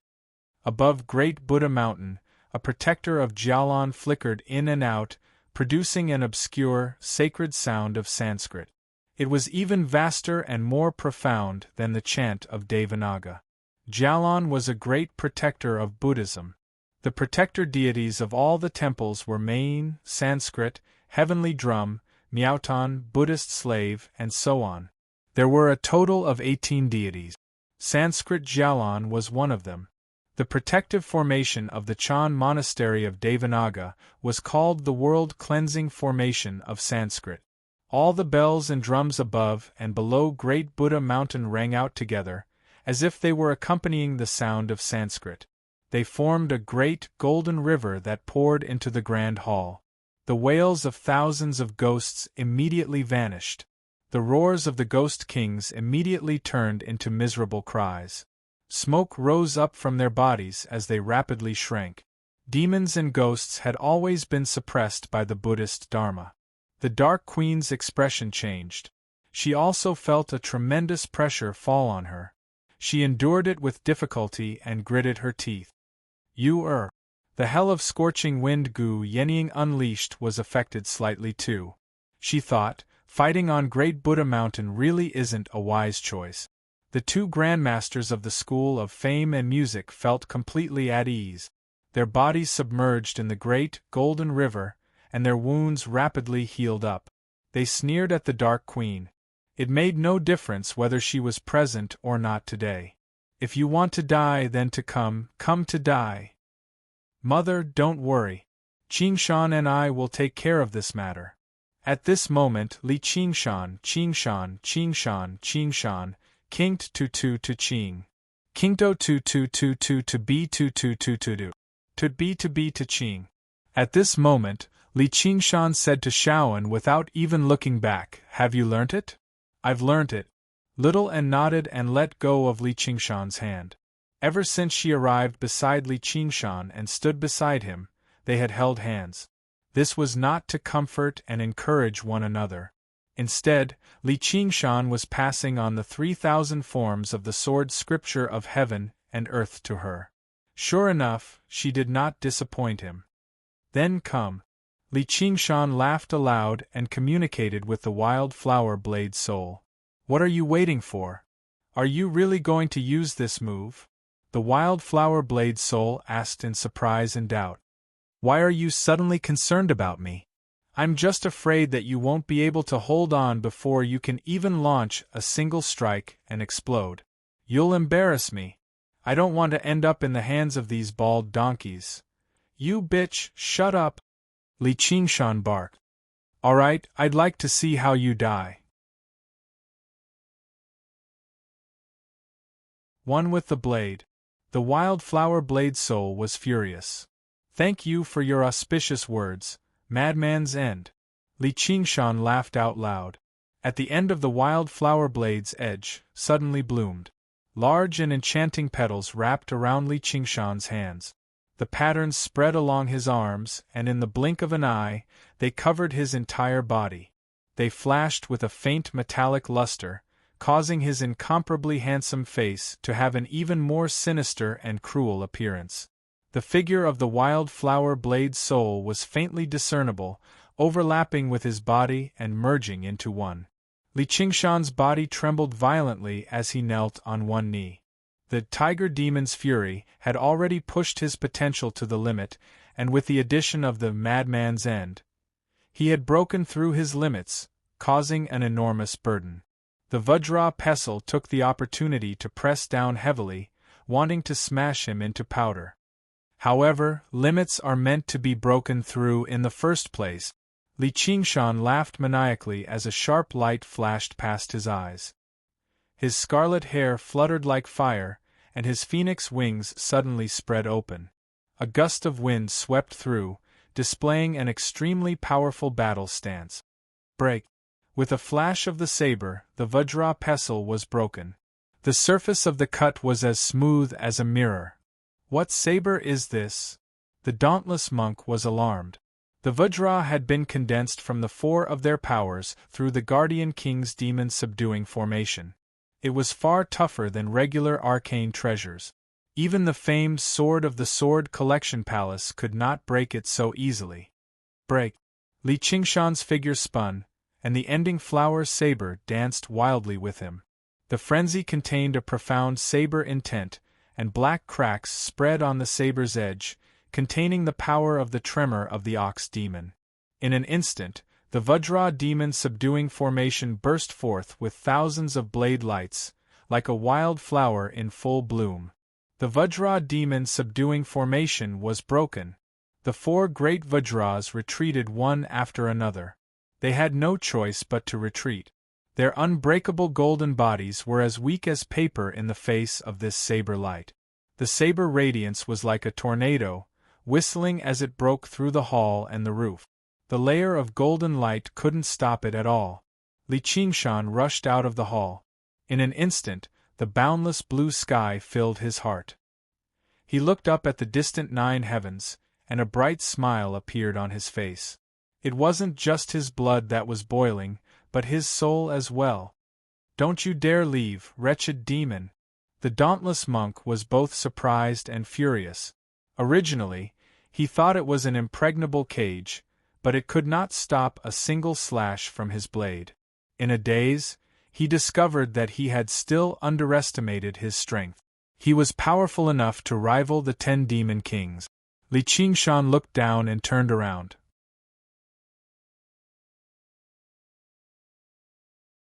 He gripped the hilt firmly with both hands and suddenly flapped the wings of wind and fire. He merged with the blade and swung down. Great Guardian Palm! The dauntless Guardian King launched a palm strike at the sky, also erupting with resplendent, golden light with the power to subdue demons. Thump! Thump! Thump! With 3 metallic clangs, the 3 Guardian Kings pressed against him, and poured all of their power into him. Golden light suddenly lit up, blazing like the sun. The great Guardian Palm expanded to several times its original size, colliding with the descending blade of light with a rumble. There was a rumble, but it was not as great as he imagined it to be. The blade of light pierced the great Guardian Palm and cut into the Guardian King's avatar, advancing unstoppably, cutting through all obstructions and heading straight for the dauntless monk in the center. Great Guardian Wheel Imprint. The dauntless monk brought his palms together and caught the blade. He stared at Li Qingshan in disbelief. "You wretched demon!" bawled ass. "You wretched demon, haven't you said enough? I've put up with you for far too long." Li Qingshan tossed aside the hilt of the blade and threw a punch at the dauntless monk's face. The dauntless Guardian King collapsed loudly, and the dauntless monk was sent flying. He smashed through 2 pillars before smashing through the walls. You're tuning in to the Phoenix Knights YouTube channel. Don't forget to subscribe and join us on this journey to catch the most captivating stories.